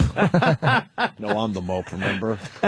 And they played acoustically in a closet. And then they were really bummed out at their performance. We were like, wow, that was really good. And I forgot the lead singer's name. He's like, it's early or whatever he said. And I'm like, look, man, we're doing this in a closet. I think for a closet performance. This is pretty damn good. I was in a complete alcoholic daze back then. I really don't remember. You don't remember this one, huh? No, I was trying to like keep certain things out of my head. See, that's why I got to write most of the book. You don't remember a lot of the stuff. I remember good things from a long, long time ago, like when I was 5, and then it gets hazy. Oh, Uncle Paul. It was such a good boy, Anthony. Yeah. Oh boy. Always loved the lollipop. And it gets hazy. Yes. You guys suck. Play more Spin Doctors. Ooh. Oh boy. Now we got Spin problems. Doctors. And yes, Jerry Cantrell also had his drug issues, major drug issues. He was going down the same road as Lane was. Not quite went as to the bad end as of. Lane's, I think. Well, Lane went to the end of the road, and Jerry was able to get off the road before the road ended. Yeah. Fishing is not a sport. Remember that? I certainly do. Derek and Steve put a little something together based on Jimmy's brilliant rant that should be animated by Coke Logic. What are you waiting for? Love it. Coke Logic. Blow off all your other projects. I've been following your tweets. Enough. Busy man. Enough with all these projects. Stick to one. Making animations for our show. That's all we care about. For no money. For no money, by the way, yeah. Attention anglers, still convinced that fishing is a sport? Well, renowned sportsman James Norton presents the ultimate cure for your delusion. How smart do you have to be beat this animal psychologically? What a dumb animal the fish is. Introducing Fishing is Not a Sport, you douche. Not a sport. It's not a sport. Go in the water with your fist and punch the fish. That's a sport. You're standing in a fucking boat. It's not a sport. You have a hook and the fish has nothing but hunger. This collection is presented on 9 full-length, high-fidelity audio cassettes and will thoroughly convince you that your leisure activity is a colossal waste of time. You and some other jizz bucket in fucking waders and a big gut standing there in 10-degree water drinking Pabst Blue Ribbon trying to hook some asshole fish. You're not a sportsman. You're not out there sporting. Despite what you may think, fishing is not a battle of wits. It's not stacked equally between a dumb fucking fish who has been doing the same thing since dinosaurs were shitting all over Manhattan. Do you understand? That fish was no smarter when a Tyrannosaurus was shitting on 70th Street and Broadway. Put down that stupid fishing pole and pick up your copies of Fishing is Not a Sport, you douche, narrated by James Norton. I'm just letting you know, you're not a sportsman. I like it. Sportsman. Talk to my brother. He's a marine biologist, and he doesn't think fishing's a sport. No? No. Although he would know. Although he just, him and his son Carson caught a 48-pound striped bass. That's a biggie. That's good eating. That's a biggie. That's what you got to say when people either hunt or catch something fishing. Yeah, that's a biggie. That's good eating. I saw the pictures. I was like, holy shit. Yeah. That's pretty fucking cool. Lane wrote most of Dirt and a bunch of jug songs. And another guy saying that Jerry wrote probably 90% of the songs. I think that's what it is. Yeah, like half and half? No, 90 is not half and half. No, it is with the government. Oh, I see. You're using Obama rules? Yes. All right, moving on. Other things happen in the world. Steelers quarterback Ben Roethlisberger accused of raping a woman. What the fuck is this about? Rape. He's a big sports star. He shouldn't be raping women. You know, football Is this going to be a players, misunderstanding, Jesus you think? Christ. Jimmy, misunderstanding? I didn't particularly like her story because she didn't go to the cops. She's just suing him. And maybe I don't know. Really? Maybe yeah, looking for a payday? I don't know. Or maybe she was scared to go to the cops. You got she was an employee. You got to she said she was represent afraid that of being angle, fired. too. Right. Which may be true. But I didn't like the way she described it. That to me does not sound like some kind of a violent rape, and then a year later she shows up. I just don't buy it. Super Bowl winning quarterback Ben Roethlisberger of the Steelers is the recipient of a lawsuit from a woman who was accusing him of raping her last summer in his Penthouse hotel room in Lake Tahoe. Roethlisberger's attorney adamantly denied the allegations, pointing out the woman who was working at the hotel never went to the authorities. But the alleged victim, who was seeking $440,000 in damages, contends the Harrah's Hotel and their top executives went to great lengths to cover up the incident, adding she feared she would lose her job. The Steelers and the NFL commissioner said they were looking into those allegations. Jimmy gave me some advice a long time ago, and I laughed at him when he said this. And I think Rich Foster said the same thing. When you bring a woman, to your hotel room, whatever, You make sure everyone kind of knows in the lobby. Yeah. Especially on scene. Especially on the way out. And I'm like, what? You're paranoid, Jimmy. Come on. I got that from boss. You're paranoid. Kind of makes sense, right? Yeah. Just like when the elevator door opens, yell, "Hope you enjoyed your fucking." Yeah. And then she says, "Yes." What was the advice, Jimmy? You're like, when you're walking through a lobby, you stop off at the desk and ask them a question for a wake-up call where they can see you and the girl kind of happy together and joking. Right. Because a lot of times women, and it's not paranoia, a lot of times they'll have a regret about acting like a whore, or their boyfriend or husband finds out and they're going to make, you know what I mean? They can file false charges against you. I've never had it happen, but it's very scary. Yes. And I'm not saying that's the case here. I don't know I don't know this woman's Personally, story. I don't buy her story just because of the way I read the description. But I'm a firm believer. If you want to sue a guy like that, then you should go to the police. And after a criminal conviction, then you go for a suit because the law has said that he did it. Right. But, just to sue the guy, I question that. Moving backwards, someone said, "Holy shit, Steve C did a bit. Give him a Monday off." I didn't like the way the audio was like on the phone in that one. But then again, I hate the sound of my own voice. I love it. And we discussed this morning that Steve is a complete psychopath because he went about his job yesterday and today like nothing happened yesterday. Was there any discussions after the big Steve blowout yesterday, Danny? None that I had. Huh? None that I was involved in. No anyway. Fallout? No residual radiation? We had our not meeting. even a clue that this went on yesterday. No. Unbelievable. It's like... it's the strangest business ever. Really is. You would think there'd be some sitting down and talking after what went on the air yesterday. No. What you heard on the air yesterday, some people tuned out, whatever. You're going to do what you're going to do. Most people thought it was pretty cool, a look at the inside. You would think some talking would have happened after that. No. What you heard was it. That's it. There's no update to that. Wow. Just happened, and that was it. Now it's back to business as usual. So the Sopranos episode. Yeah, exactly. No tying up those loose ends. No. That's it. Yeah. And where are we at with the ESPN girl? It's on the front page again today. She very angry. Well, no shit. Lawyers are like out for blood. Hot. How many people got that virus trying to find that video, by the way? Yeah, someone put a virus on the links. Now, a lot of links. Who put the virus in? I don't know. They don't know, but they're assuming it's somebody that her is camp, friends with her, and said, "Look, I'll help this situation a little bit." Yeah, and then you get a thumbnail that says, "Here it is. Here's the video." You click on it and you get a virus. Boom, a virus, and that stops people from searching it because I mean the one thing we're all scared of these days is computer viruses. It's the AIDS. The AIDS for the computer. Yeah, no one wants that shit.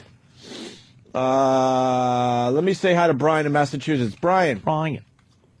Hey, I just wanted to touch base a little Jimmy there and make a note that he's never experienced that with a woman because he pays for a level of professionalism. Never experienced what? The rape allegations. Jimmy asks for a receipt when he's done. So no, I picked off plenty of them in my day, and I'm always careful at the end. I never want someone to feel like a whore walking out. I really don't. I don't want someone to feel bad walking out. Just flick the money at him, rolled up. Here! Oh, yeah, whore. I'll actually make this little triangular football, and I'll snap it at her face, and I'll say, catch it with your teeth, sex pig. Like you did my dick. I'm nice to girls. Yeah. All right, sir. Thank you. We got a cop that's in trouble. What happened? What did he do? Well, he makes news for allegedly stealing donuts from a Dunkin' Donuts. Why? Is this really happening? That must just anger other police officers. Like, why are you doing this? It's a horrible stereotype that we need to stop. That they like donuts. Yeah, it's horrible. Why do we continue? I know a lot of cops. I don't think I've ever seen one shoving donuts in their face. I know a lot of... E-Rock should be a cop, though. Yes, he should be. Dude, that video I posted yesterday was pretty fucking funny, Him man. just walking... Yeah, we beat him up for eating too much, and then we go to break, and he walks in with a mouthful of food. I'm like, why would you do that to yourself? Yeah. And his answer was, because I don't give a shit. Yeah. People kind of liked him for that. I think people are starting to They're like, turn around as far as E-Rock goes. NYPD, I know a lot of those guys, and they like their Starbucks. Yeah. I don't know if they like their donuts. Donuts. The accusation prompted residents in the Rockaways to snicker. Sources say 38-year-old Sergeant Eric Turetsky made a habit of swaggering into this Beach 129th Street Dunkin' Donuts, then helping himself to pastries and coffee. Pix News found the alleged donut thief on desk duty inside the 100th precinct, but he politely declined to comment. I think it's pretty ridiculous that a cop would just take advantage and steal $2 donuts because he has a uniform on. Sources say Sergeant Turetsky often left small tips for the Dunkin' Donuts manager, though the cash was never enough to cover the bill. It's against departmental guidelines for officers to accept free food or gifts from stores and residents. More than 10 years ago, Turetsky made headlines during the Abner-Louima police torture case. Back then, the accused donut thief was one of the whistleblowing officers who identified Justin Volpe as the crooked cop who sodomized a Haitian immigrant. If found guilty of plundering pastries, Turetsky could face official reprimand or loss of vacation days. I'm weak. I was weak. I like donuts. I'm sorry. Show me how you eat a donut. Show me with your mouth. Show me how you eat a cruller. I'm sorry.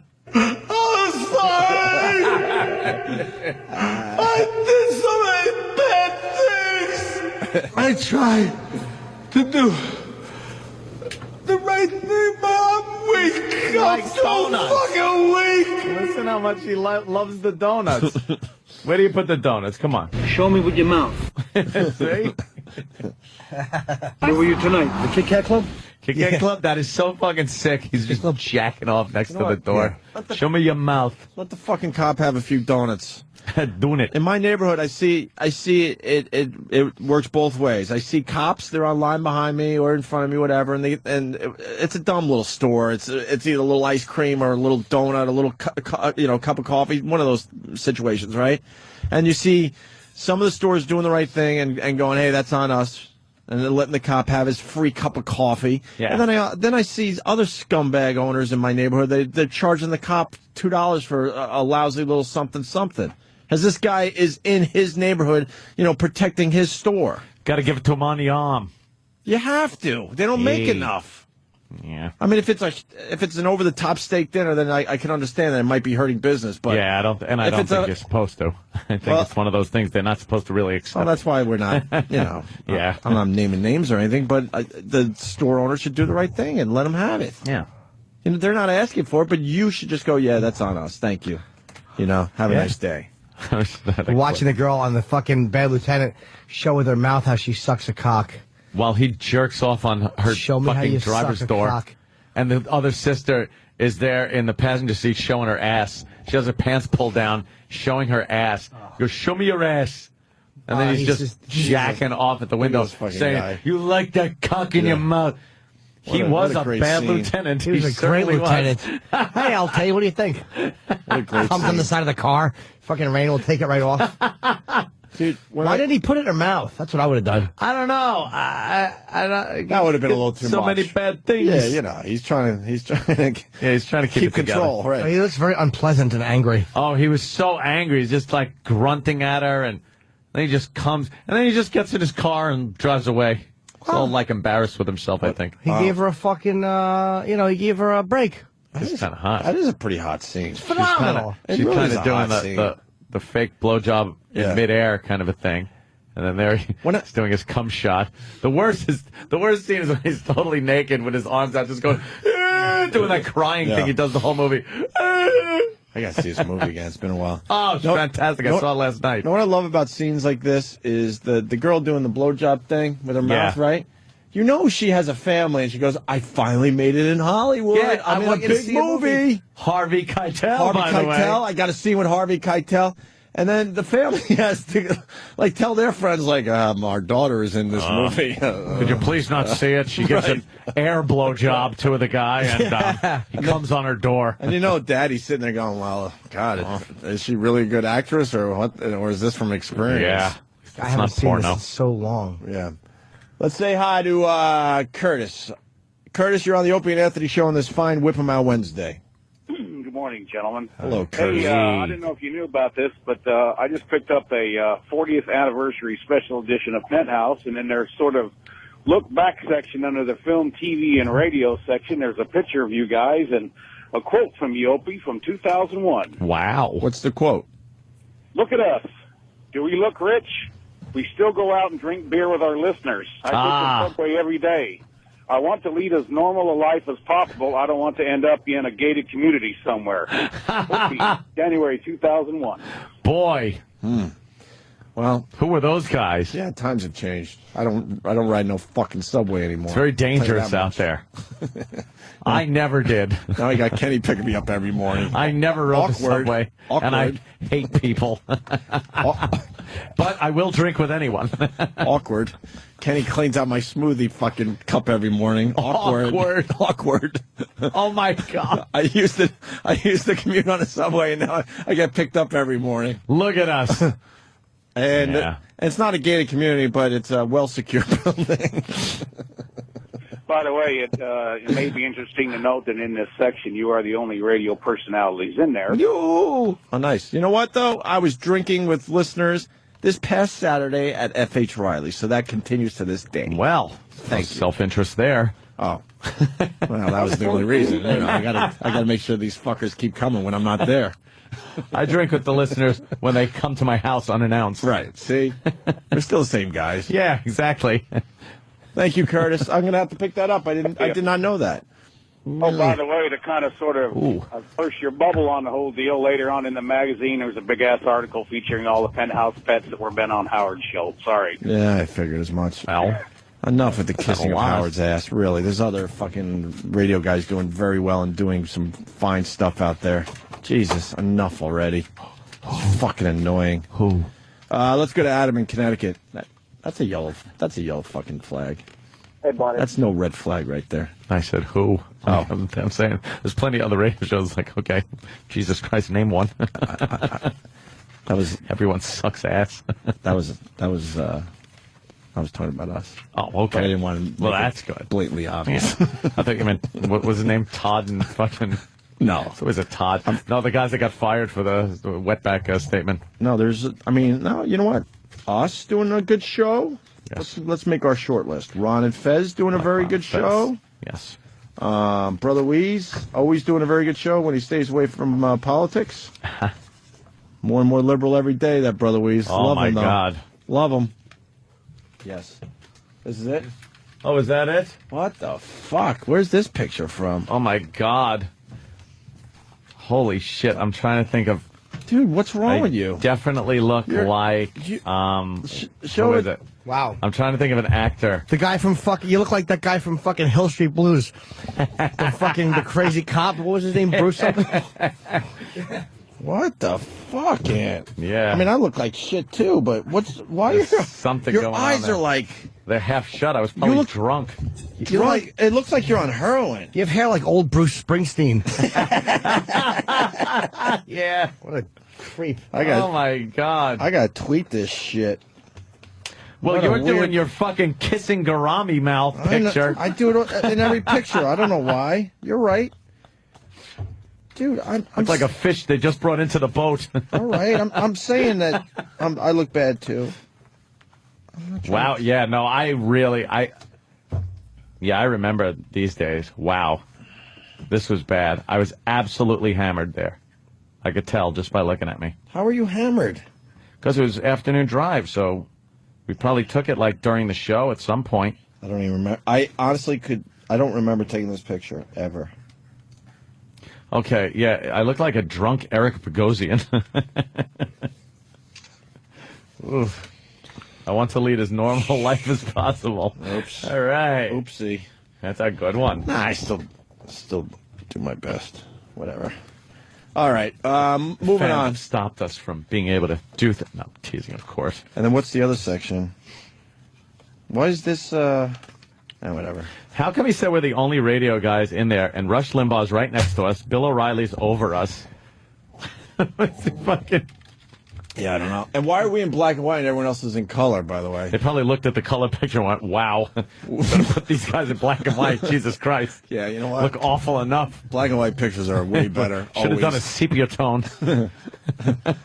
Let's say hi to Adam in Connecticut. Oh, by the way, my list would have continued, but I just got bored. Yeah. Because now people are going, why didn't you mention this or this? Whatever. No one needs to hear our short list of fucking radio guys that do a good show. Adam, what do you got?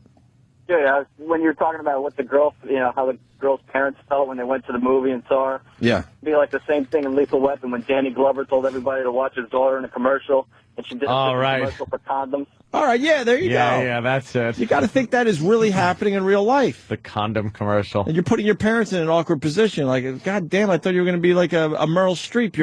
You're showing how you blow guys. Yeah. Next day at work, you got a condom tree on your desk. I thought that chick was hot, that Lethal Weapon daughter there. Everybody's always accusing me of being racist and that I would never find a black woman attractive. I'm accused of that all the time, but she was very attractive. Yeah, absolutely. She was just white enough, man. Because she had white features, and I'm teasing. Come on now. Let me say hi to Sean in Albany. Sean. Hey, Opie. Hey. Hey, I've never had a problem with anything y'all have done before. Yeah. But that Bobo talking to himself video made it way too real. When he really? Talking about his dad's grave and everything, I started fucking bawling. Which one was that? It's one of my videos. Oh, the behind-the-scenes thing? I'm becoming a video fucking weirdo. I'm filming everything. And poor Bobo talks about his father? Well, it started out fun. It was stupid. It was like him talking to his picture from like a few years ago. And then the next thing you know, he's giving the old Bobo advice about his dead father and his grave and how sad you're going to be when you finally find the grave of your father. As he's talking about himself from the past.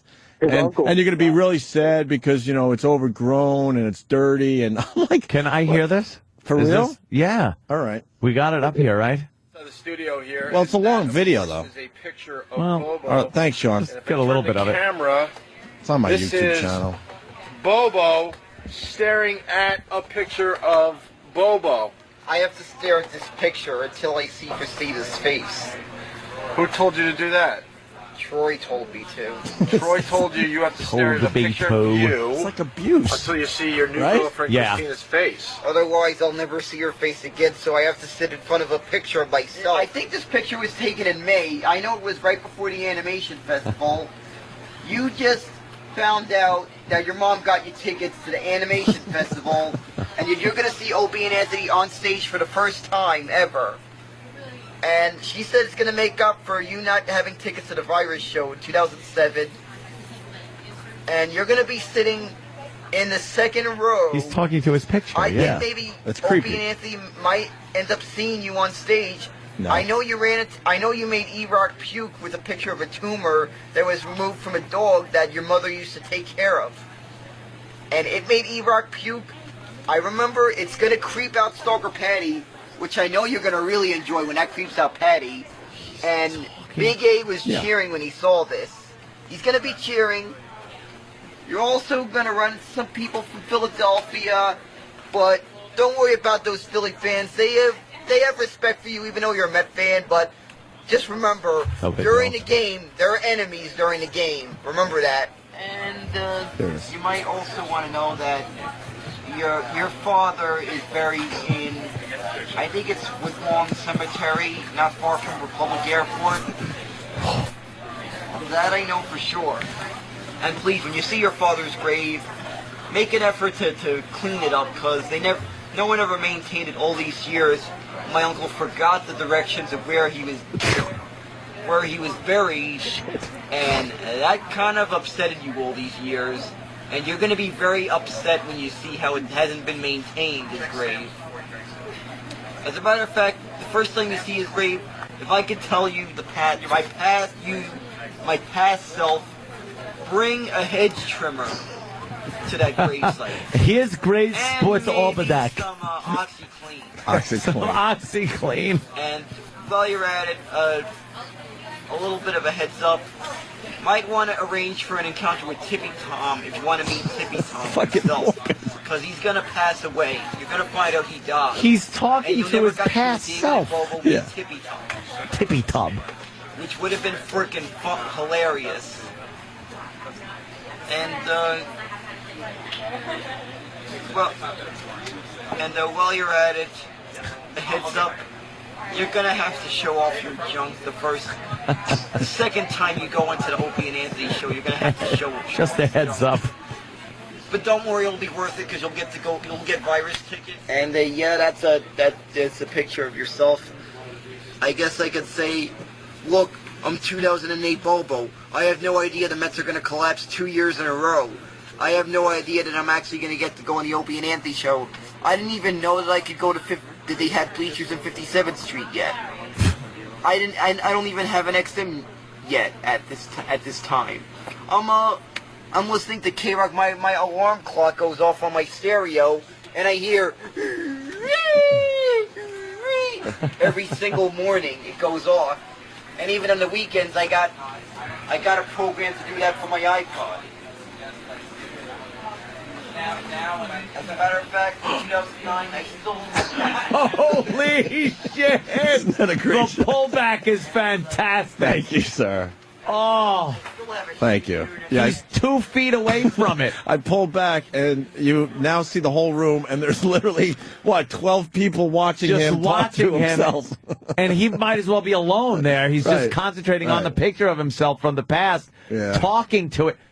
That is fantastic. Thank you, sir. Well, yeah, I got some compliments on that one. Oh. Opie Radio on YouTube if you want to check it out for yourself. It's creepy. God damn, Did the father shit get to you or no? Because I don't know where you're at with emotions. It's not Bobo. It's not Bobo. It's just a dude talking about... No, I found it fascinating. It wasn't kind of like a... that doesn't get to you a little bit? Kind of a thing. No, it's tough to get to me these days. I understand that. Fucking... my emotions have just like... They're gone. They really are just gone. I don't know. How are we going to bring them back? Although sometimes I could just sit there and feel bad watching a movie alone by myself. What movie? I don't know. These days, let me try to think. Shit. It's always the same old ones. Patch of Blue, Jungle Fever. Jimmy, bring back the comedy. Thank you. Because we're getting a little too silly. It is. There are certain movies, though, where I'm just kind of like, oh, God, no, that is pretty fucking sad and things like that. I'm scared to admit I saw a movie that, wow. I got to admit, I liked it, though. The 500 Days of Summer. Guy meets this girl named Summer. It's a relationship movie. Beginning and end, huh? I don't know what I want to say about it because... well, the title kind of gives it away. If it's 500 days of summer, that means they probably end the relationship after 500 days. Or do they? Do they give you the Hollywood ending? Yeah. All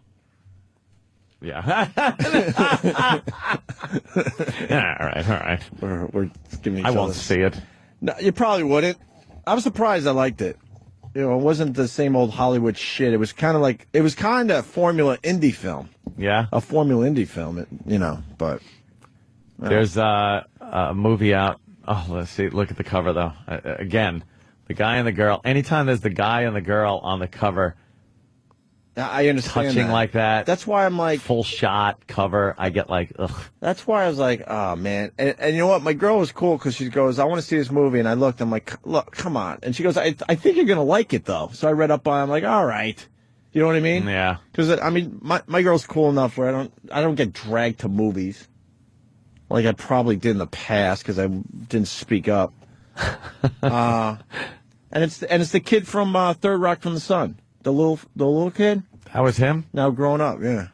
We had him on the show once. And it's wasn't very good. And it's the chick from Elf that sang that fucking solid song.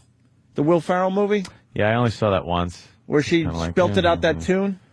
I was like, she was great in it, by the way. Great. Zooey Deschanel. Yeah. Did you see this movie, Travis? No, I just know her. She's also in a band called She and Him. Out of everyone that works here, I think you're the only other person that would see this movie. For real. Yeah, I saw a commercial for it. It doesn't look like terrible. Yeah. She was good, though. Basically, whatever. What's that movie about? Something, not Area. Is it Area 90? District 9. District 9. I was just talking about that. It looks good, but sci-fi shit. Yeah, it's like sci-fi aliens and shit. Yeah? It looks cool, but I got to get out of the habit of like hyping myself up about. Is it Half-Life-ish? Because I think District 9. There was some kind of thing like in Half-Life, the game, where they did that. So I'm wondering if it's kind of a. It's like aliens came to the world like 30 years ago, and but they've been like segregated, so it's just like they're not allowed to mix with humans, and humans keep to themselves, and they're supposed to keep to themselves, and they have their own like alien reservation. Can't say the A word. That's just stupid, though. Trailer looks pretty cool, though. Yeah, wait a minute. But if they were able to get here 30 years ago, how are we controlling them? Are they going to explain that? Maybe it's what we were talking about the other day. They have a horrible ship. It's built of wood. They just know how to travel to other planets and nothing else. Yeah. They have no common sense. They're retarded. Is our guest here? We should take another break. I haven't heard. We got Andy Levy coming in. We got healthcare guy. If he was listening to the show this morning, he might not come in. He might be scared to come in today. Oh, I'm sure, yeah. But he's pretty brave. He says he's wanted to debate you for a while. I want to hear He his says point. that he tries to call a show but could never get through because he's got to call on the regular line. And, I mean, you know, the phones are always lit. I just want to hear. Unless we're talking about a movie called 500 Days of Summer, and then the phones aren't lit so much. Not so much. Could go right back to healthcare and get these things lit. So much. All right, we'll do a quick break. I just got to plug this before. Oh, Jimmy. Ooh, yes. I forgot you were in studio. You've been so quiet. I'm What's just up? thinking about the taxes I got to pay that I can't afford. That was cool. This Thursday through Saturday, July 23rd through 25th, I'll be at the Punchline Comedy Club in Atlanta. The Thursday show is at 10 o'clock. There was a weird booking, so Thursday, Friday, Saturday, and Friday the 31st and August 1st, I'll be at the Manhattan Comedy Club in Middletown, New York, which is about 45 minutes from the city. It's my friend's club. 8 and 10:30 both nights. Dude, you're seething. Yeah. Why? What changed? Nothing. Just certain situations. You already know them. I already know them? All right. Yeah. The main one? Jackson. Yeah. Yeah. You get new info on that? No. No. No, why would I? Just nah. Like it's not happening. It's amazing. It's a game changer in the end, trust me. It's a game fucking changer. If it's a game changer, trust me. Thank God for other things. Holy shit. Always. We explain everything in the end, so we got to sit on this one for a while, trust me. All right, while we continue, we'll get a guest in here next. Somebody's got to be wandering around. Either Andy Levy or... Andy just got here. Okay, cool. Does he make you smile, Jimmy? I like Andy a lot. Yeah, Yes. he does. I like him on that red eye. Yeah, he's very funny. I think they should use him a little more. Well, yeah, he's opening the show, doing like a pregame. He's kind of they keep changing formats, which I like it. It keeps it from getting stale. They kind of Andy's always at the end, and now he's at the beginning, and sometimes he's in the middle too. Like they always kind of break it up, which is great. He's very good. He keeps track of what people are saying and Yes. kind of goofs on it. Yeah, it's a great bit. Oh, I don't care for that at all. Anthony, It's very mean-spirited. The trailer looks really good, huh? Hey, it looks pretty fucking cool. District 9? District Nice. 9. When is this coming out? I do believe August, I want to say 14th, although I'm not sure. Is anyone in it of name? No, I don't think Hey, so. why isn't anyone seeing Bruno? I know it did very well the first week, because I know that's kind of a crazy statement. August 14th. But that movie is going away fast. Why? Has anyone seen it here? Probably because it's set up. The beauty of Ali G was that show was not set up. It was really in front of a lot of people. Borat did great after the first weekend. This movie did real well and then is fading fast, right? Borat was very overrated. The scenes that were great were the ones where he was just with real people. Where it wasn't They were brilliant. fake or anything like that. I like Borat because I never saw Ali G. Watch the original. Now I've seen Ali G, but I saw Borat before I Like checked out that the ass in Ali the G face shit. scene. I never cared about that. I thought it was much funnier when he's holding a bag of shit in somebody's house. Like that type of stuff was fucking hilarious, man. Yeah. Bruno, why? I think people are probably more comfortable seeing, in general, seeing an over-the-top foreign guy than an over-the-top gay guy. I think it has a lot to do with it. Yeah, that's kind of true. I think thought so. Borat was a funny good character. Does anyone have a desire to see the movie, though? Not really. I've been at the movie theater a couple times last weekend, and it's right up there. Yeah. They have tickets available. I'm like, I don't have a desire. I like Borat, but like the commercials aren't selling me. Like maybe I could chalk it up to shitty trailer. Like it the scenes that they cut, it didn't make me want to go run out and see it like Borat did. Yeah. I liked it way better than I thought I would based on the trailer. Like I saw it out of loyalty, pretty much. You liked it? I really liked it. By the way, District 9 does look very Half-Life-ish. Really? It looks like the video game, Half-Life. Half-Life was huge, and I think that it really did influence a lot of modern sci-fi. That horror. really. But that has the whole look like that really kind of. Maybe they just couldn't get looking. Maybe they just couldn't get the name industrialized. Maybe they couldn't get the rights to it because I heard it was supposed to be a movie at some point. Gordon Freeman and stuff, but Yeah, I'll have to see that. That looks pretty cool. It looks pretty cool. Yeah. Good fucking effects. I love when there's giant ships in the air. Even Independence Day was kind of best part of that movie, and it was a cornball fucking movie. But when you first see those ships, it's great. When they first bring them out of the smoke, like first it's just a bunch of smoke, and then the fire, and then the ship comes out. You're like, Jesus fucking Christ, that is a great. How are the special effects in that movie? Looking back, I mean, when we saw it in movie theaters, it was we all said it'll never get better than this. But now I wonder. Now that it's been a few years, 90. Fuck, it's got to be 90s. Yeah. 95 or 6. 95. No, it wasn't that late. Let me think. No, Clinton was president. 95? 90. I'm going 90. 98, 99. Hold on. 93. I'm going BAB days. I do it by my radio gigs. I'm doing 94. Say 98. 96. Damn it! 96. I was way off. I was already doing radio. What the fuck? We were in Boston? Yeah. No. I remember seeing it. Wait a minute. Maybe I came home for the weekend, because I remember, know where I saw the movie? Was the Comac, I was going to say Comac Motorin. See it on the fucking mirrored ceiling? In the jungle room? I went to that fucking Comac Cinema, which is just the scariest place on earth now. That used to be the place to go to see movies. Now, I haven't been there in probably 10 years. I've heard the stories. El Salvadorian gangs have taken over the place. No joke. It's scary. Yeah. It's close to that Brentwood. What the hell's going on in that town? Very scary stuff going on in there with some graffiti signs of gangs that I ain't even screwing around. Ixnay on that. No. Let them write on whatever the fuck they want. Yes, I'll just stay away. Exactly. I'll take a picture and say, wow, that's beautiful artwork. Look. All right, why don't we take a break? Tinkle. Yeah, tinkle time. All righty.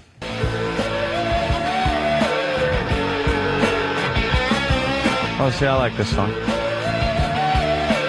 Space Hog? Yeah. In the meantime. Opie and Anthony, Jim Norton, and Andy Levy for the first time on our show from Red Eye. Big fan, actually. Thank you. Big fan of what you do on that show. Sorry I'm late. I was on that porn.cop site. Porn.cop. Yeah. How do I, that'll take you somewhere completely different. Yeah, it's a bad combination, actually. That's the one that, Pete Townsend went to. Porn.com. I mean, research was staying in the front of his pants. Carrying glitters, helping him out. Making sure Jeffrey Jones didn't have any corrupt files. We were just talking about Twitter, because I follow you on Twitter, and I saw something last night on Letterman, which kind of, when things are kind of in the mainstream, and then you notice people are starting to catch on to it that shouldn't, and you realize it's done.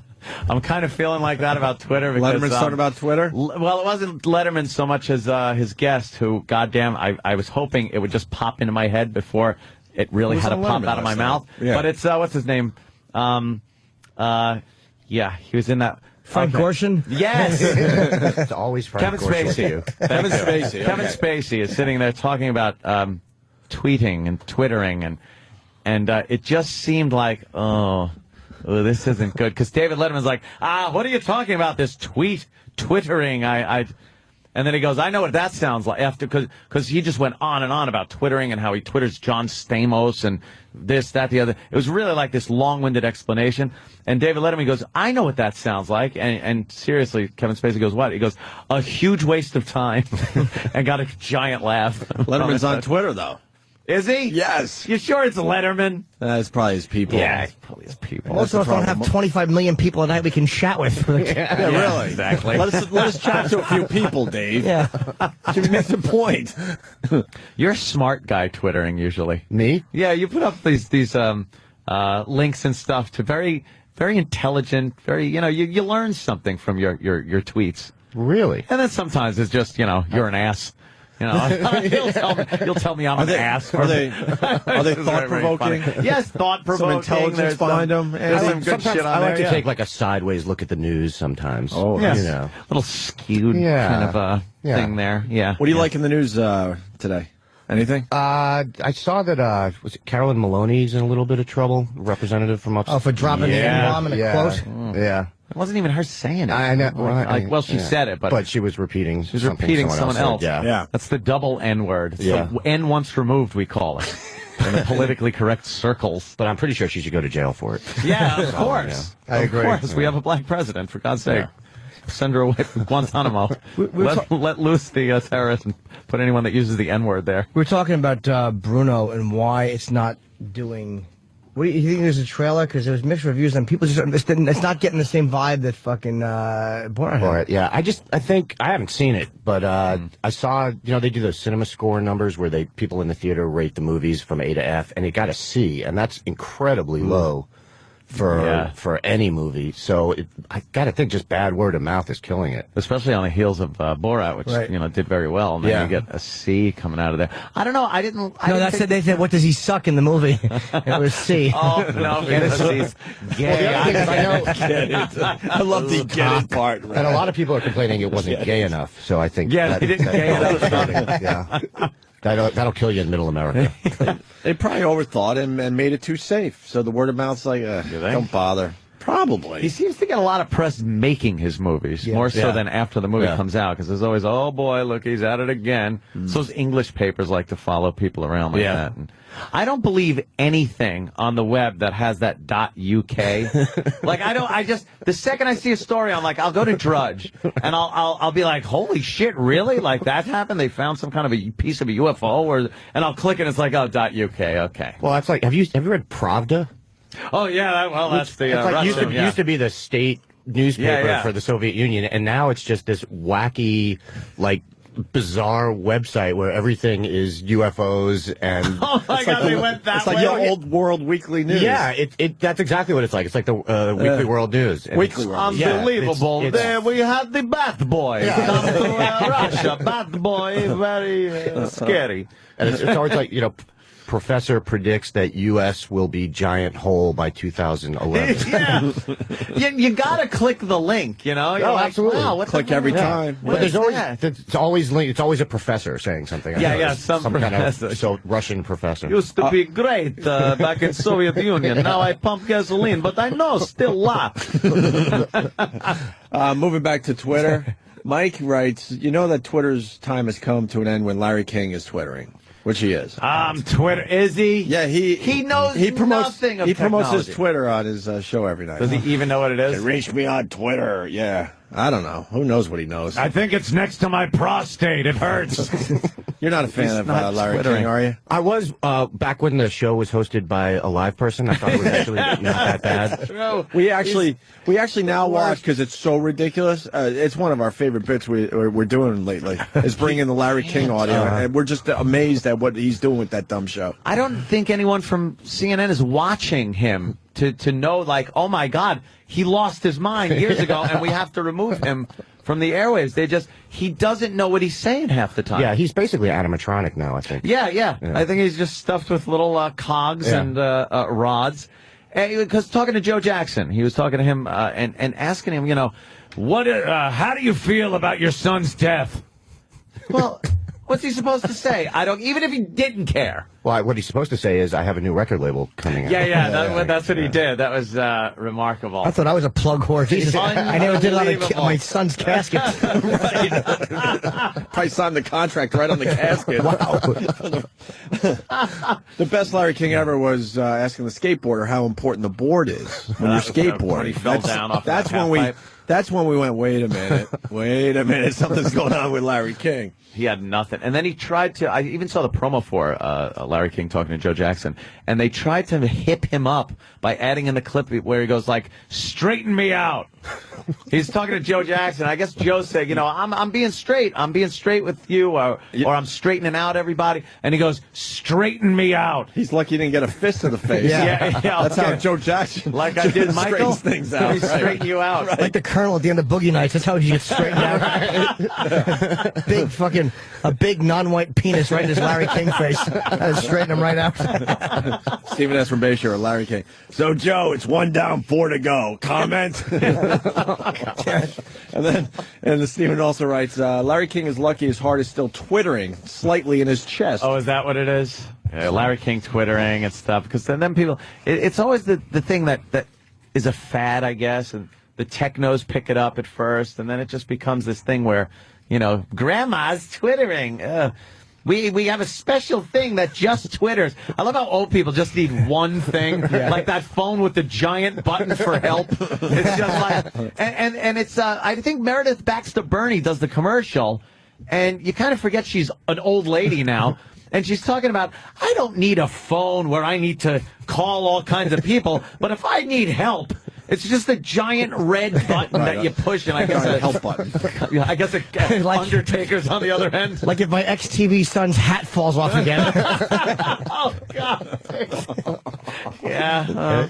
Yeah, I got it. Big numbers. It's what you give children. Get It's it. like a tracking thing. My new favorite bit is Jim Norton. Get it? I like to make sure that people get my jokes. They're very highbrow. You did that on the show on Red Eye. I did. Yeah. Get it? Yeah. Just in case something. Just in case they didn't get my John and Kate plus 8 joke. I like to drive it home. Oh, Did you have I John didn't and see it. Kate I plus twittered. 8? Yeah, twittered. I DVR'd. I didn't Twitter the show. I haven't seen it's it very yet hard to either. do. It's only 140 And it's characters. illegal. It's Fox content. I know. Uh-oh. Barely get through the opening with that 140 character thing. The thing I don't get Facebook at all. No. No. Yeah, I kind of bailed out of that quickly. Yeah. I was MySpace for a little while because it was kind of new. Why did you get the Facebook?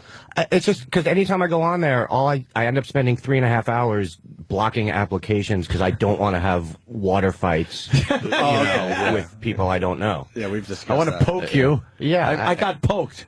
What does that mean? Can I come to your house and shoot you now? I hate the pokes and the invites. The super pokes. Pillow party. No. Unless it's like the end of Cuckoo's Nest. That's a pillow party I want to attend. Facebook goes too far, and Twitter doesn't go far enough. Twitter is like this very weird, that needs to grow a little bit. I kind of like the give you a few more options. Twitter, I kind of like the simplicity. Just a couple more 140 characters, options. too. Like you what? gotta edit. Yeah. Yeah, edit yourself. Yeah. Especially if you're posting a picture or a link or something. you got to do that first. I learned that. You type something out, and it's like, all right, that's well worded. Now I put the link. Holy shit, it took away my letter. Minus 17 characters. Fuck. I'm like, this got to go, unimportant. Exactly. Punctuations. Fuck that. Well, people, if I take out the U, will CNT get the point across? Start removing vowels. I kind of like that, though, that you're limited to that amount. Called me a cant. But Twitter will blow it. You know they're going to add more characters. They're going to blow it and go, all right, now 160. And then you're just going to get people, because some people just bam, bam, one after the other, like you get 5 in a row. Because 140 is a little, short. I don't think they can. I think they're constricted by the length that a text message can be. It's something to do with with the phone companies. Yeah, you know what? That's a very good point. Yeah. Huh. They'll split the letters up into No joke. 2 letters, point. one thing. Yeah. I have no idea. We got the health guy here too. What do you want to do? Oh, that guy? Yeah. No, he wants to debate on healthcare, on the healthcare issue. That's funny. And that's hysterical. Truth of the matter is, we spent about an hour and a half on it this morning. We go serious. We went off on it this morning, and now it's kind of odd to have him come in here. I was just like, I'll go home, play the tape of me this morning, and you can debate the tape. We're all kind of mixed on it. Like, I kind of feel like, it's gotten too crazy, but we do need to help some people.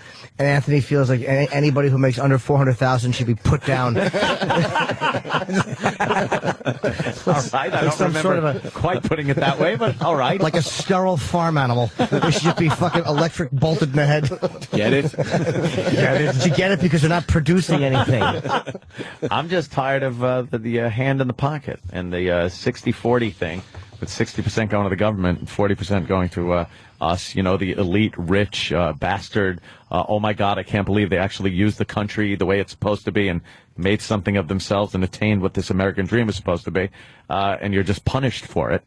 And I don't think having a 60% share go to the government and I keep 40%, which is then taxed every time I go to move it around or use it or spend it. I don't get your goddamn hands out of my pocket. But good news, the Naked Cowboy is going to turn this whole thing around. He's running for mayor. Yeah, he's going to be the mayor of New York City if he has it his way. Necessary to Walter air. Cronkite died. A week later, we got the Naked Cowboy running for mayor, and the news is taking this as a serious fucking story. He heard this story was going to be aired, and that finally killed him. Yeah, he said, "Fuck this." Every bit of credibility. He's in his underpants, and they're interviewing him like he's like a real candidate. Oh, he's like a fun celebrity. He's like a little local hero. I love the Naked Cowboy. You just see Bloomberg. I want to concede to the Naked Cowboy. Yes, I can, because the Naked Cowboy couldn't fuck up Broadway as bad as stupid Bloomberg did. What the fuck is that going on out there? I know. Is that ridiculous? I saw cars the other day It's a mall. parked in the middle of the street. Yeah, and there's a bus lane, and then you could park in the middle, and then there's tables. And the chair, they have folding chairs out there. It's like being at my grandma's 80th birthday party. Yeah, it is. Every except day. the music's worse. It's like a backyard party with exhaust fumes. It's horrible. And you went over the screwing up top. Traffic. It is bizarre. If a new mayor does happen to get in there at some point after this, he holds it like a pope. By the way, I think we have to say mayor now. Mayor, yes, he's the mayor. They'll open that right up. You can't. This Bloomberg is just him and his bicycle and his I take the subway. Yeah, it just needs to go away. It's easy when you got. Yeah, well, that ain't happening. He decided I'm going to have an extra term, and that's. Did he get it? He hasn't run yet, right? And he's got more money than God. He could do whatever he wants. How do you know how much money God has? He's loaded. How do you know? He's loaded. God lost a lot in the Madoff scandal. Did he? Was God on that list? Yes. Yeah. Poor He bastard. had all his money in futures. I don't even know what that means, but it sounds kind of funny. Yeah, I don't get it. I don't either. I really don't. I couldn't explain that one. Yes, I don't know if this guy healthcare guy. We booked him. We should probably have him in for a few. Let's make him talk about anything but that. Make him sit on the couch. Oh, yes. Talk about his suit. You'll be in the power position. Can we just ask him health questions like I have a rash? Yeah, that. I thought you meant debate things because I think it's just a rash, but someone thinks it's Lyme disease. No, I want to debate healthcare. But Jimmy said get it checked out. Get it? Yeah, I'm looking. I'm going on Twitter. He's too busy tweeting. No, I'm going to follow. I'm not. I'm just looking at people to follow. I want to follow Pat Philbin and I want to follow Big A. No, you don't want to follow Pat. Yes, I do. I followed Pat's Pat. an overtweeter. I know. I followed Pat for a while and Big A just had to get rid of him. Big A starts every morning with "Good morning, fellow Twitters." Oh, good. I like that. Yeah, I like a friendly beginning. It's a ray of sunshine. Welcome aboard. Pat's face shows up every 3 seconds. He's the loneliest man. I like Pat ever. I like his tweets. I don't like them at all. Where's fucking what's Big A's name? Big A. Big A. And then numbers. I know. Here's made a it guy. very hard for everybody. Maybe Very it's his professional. birthday that we're all supposed to. Got his eyes on know shirt. Something. Hi, sir. How are you? Very well. How are you? I'm good. Good. Why isn't his name on our list of guests today? Is he not Kristen Davis? No. Sorry to disappoint. There go all my questions. Well, that's about your body and health. You're a doctor, sir. I am. What type of doctor? I'm a pediatrician, but I actually spend most of my time doing health services research. Allegedly. Paul. A pediatrician. Yeah, it's Dr. Aaron Carroll. Don't swallow your gum. Myths, half-truth, and outright lies about your body and health. Now, I like the title because I was talking the other day. I used to swallow my gum all the time. Totally fine. But it kind of got a little sticky. In your mouth? No. Really? Coming out. That rarely happens. Your body's incredibly good at getting things from one end to the other. At breaking it apart in there. Speak for yourself, it sir. doesn't do. Yeah. You're trying to claim that the gum was a little sticky on the way out, and for real? Yeah. Come on. I swear. Is that a joke? It would last. I don't know what it was. Maybe I was. Were you blowing bubbles? Tar. Yeah. Blowing bubbles out my ass. That's what happened. Help me. I got a couple of times. I think it went clean through, and then during the cleaning process back there, it just kind of wow, it's a little gummy. It's gumming really up the works. Should not do that. Goes right through you. Yeah. Yep. Dr. Aaron Carroll, were you listening to our first hour today? I unfortunately wasn't. It turns out. I mean, I was listening a few minutes ago, so I'm sorry you guys already did this. Oh, well, it was okay. It was a doozy. We can, we could get into it. I just want to hear your point on, quickly, in one sentence, healthcare in the United States. It's absolutely terrible, and it needs major reform. Healthcare, yes or no? I would argue, though, probably even further than what you were talking about this morning. I'd argue that we should go all the way to single-payer health care. We'll give everybody basically Medicare. Everybody gets government Medicare. insurance. Everyone gets government insurance. Correct. And now the big question has always been, where does this money come from? Well, every other country pays far less than we do for health care. Every other country. And they all have socialized finance healthcare. This is actually conservative spending. It's just a little bit more. They probably pay far less for healthcare because we are a very litigious nation. The insurance companies, their rates are unbelievably high because of greed and the fact that there's so many lawsuits that it gets passed on us, and the quality of health care in the United States. You see a lot of these children that are born with deformities and whatnot are usually brought to the United States because the health care is very good here. So you kind of get what you pay for. We're a large nation, not, Okay, you're making a lot of arguments, so we should do them one at a time. All right. Let's start with the litigious society. You're right that we have more lawsuits here than in other countries, but the truth of the matter thank is you for coming. I like you saying I'm right. And that was our guest, Dr. Aaron Carroll. Yeah, but the actual amount that lawsuits are actually a pretty small, tiny part of the whole. And we argue that there's more defensive medicine in the United States. We say that doctors have to do extra tests to avoid being sued. That comprises best estimates about $80 to $90 billion a year, which is a drop in the bucket of the $2+ trillion we're spending. So we could reform the malpractice system. There's no argument there. But that has nothing to do with single-payer insurance. You also talk about quality. Any metric of quality you pick, honestly, if you look at the data, across the board, be it infant mortality, maternal mortality, life expectancy, how well we're doing with screening or vaccinations, and we're doing worse than almost every other country. You're correct that for some high-tech procedures, if you need a heart-lung transplant, you come to the United States. How many people need that a year? Well, Ted Kennedy sure needed a little brain surgery there, and I didn't see him going to Canada. I don't disagree with you. So I'm probably getting the best doctor money could buy and not using Medicaid or anything. But that has nothing to do with the health insurance. Blue Cross and Blue Shield ain't doing your procedure. A doctor's doing your procedure. Yeah, exactly. But the reason you're not going to get the best doctor under a government-run. I don't think that's true, and the data actually doesn't bear that out. The system performs terribly poorly. We have phenomenal doctors, we have phenomenal hospitals, but the system stinks. And overall, we're doing really poorly. We have to decide. I'll agree with that, by the way. So we have to decide about how we're going to reform the system. I would argue that we should reform a system that would actually get better outcomes, would actually cover more people, and hopefully cost a little bit less. That's what every other country has. Now, how is it costing less is what I want to know. By what you because everything in the United States costs more money, so that's part of it. In other words, our doctors make a bit more money, our drugs cost more money, our hospitals cost more money. Hats may cost more money. I can't actually vouch for that. But the problem is that there's also a significant amount of overhead and waste in our system that comes from having to employ tons of people to do different kinds of billing to actually pay for some of the private insurance, and that's not unnecessary. And you honestly believe a government-run program would have less waste? Well, take Medicare. Medicare is the best example we have. Medicare, for better or for worse, is socialized finance healthcare in the United States. Mm-hmm. It is what Canada has. It's just for everybody over the age of 65. Medicare's overhead is about 3%. Anywhere from 8 to 15%, and probably even closer to 20% for private insurance. They are by far, Medicare, the most efficient insurance system in the United States. One question, very important. Would Valtrex be covered? I'm asking for a friend. Not my own judgment errors. Well, he's over 65. Yeah, but the over 65, I understand that.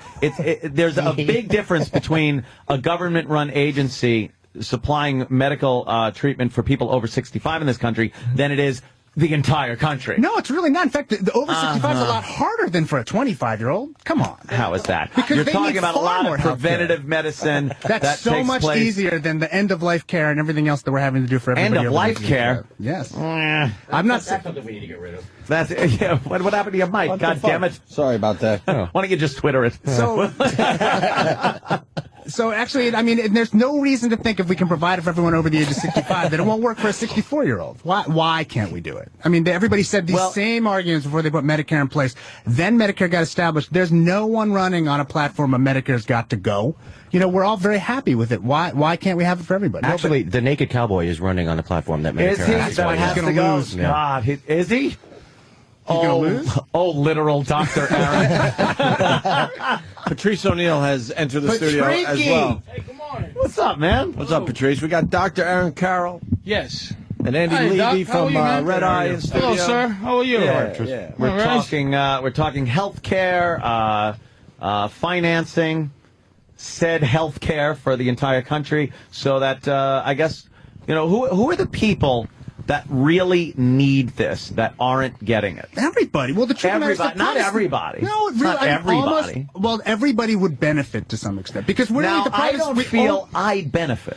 You don't feel you benefit right now because you're probably pretty healthy. No, I'm probably not. I'm saying pretty healthy. I'm just saying physically healthy. Financially, his liver looks like Lot's wife.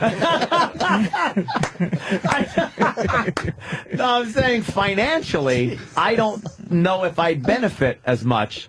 Wanting to have, I don't like what I pay for healthcare. No, it's a lot of money. Better. But we should make that better. But I have so many options as to doctors I want to see, the quality of care. Okay, this is what I'm talking about. But when people talk about choice, as you just brought up, they care about their choice of doctor, they care about their choice of hospital, they care about their choice of treatment. Sure. Do you really care about your choice of insurance? I mean, most people get whatever insurance is offered by their employer.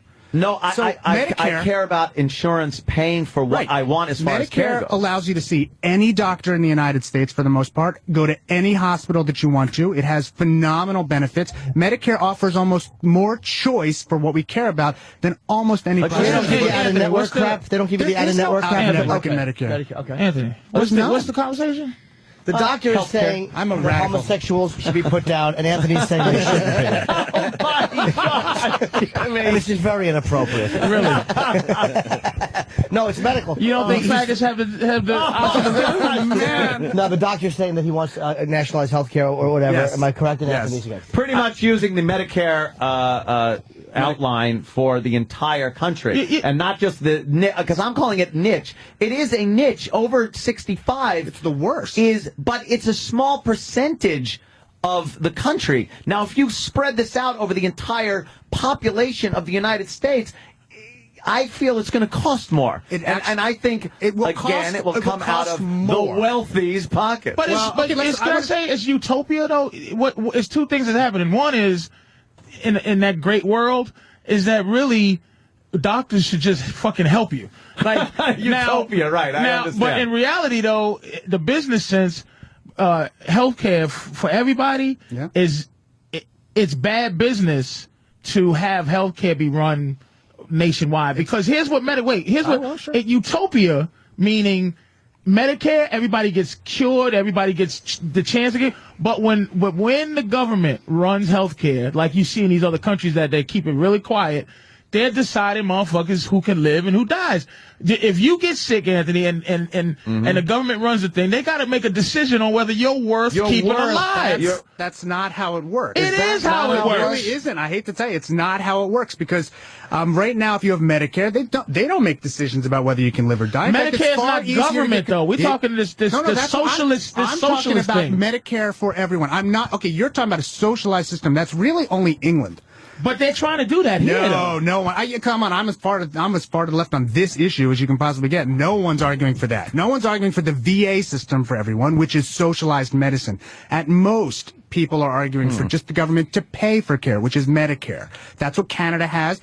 France has a system where... And women are dying of breast cancer, which is almost doesn't even happen here. Their breast cancer cure rates are actually better in Canada than here. I kid you not. Look at the data. You're listening. I'm telling you, look up the data. So believe you, but not the shit I saw. Don't believe me. Believe the data from the WHO or the CDC.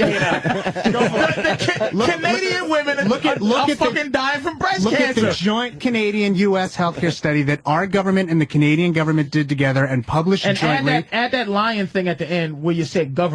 You see, this guy's a good guy. He believes in shit. He still believes in like things that are good. I don't think you've heard me say anything about morals or good in this entire conversation. Then again, can I bring up a point then? Why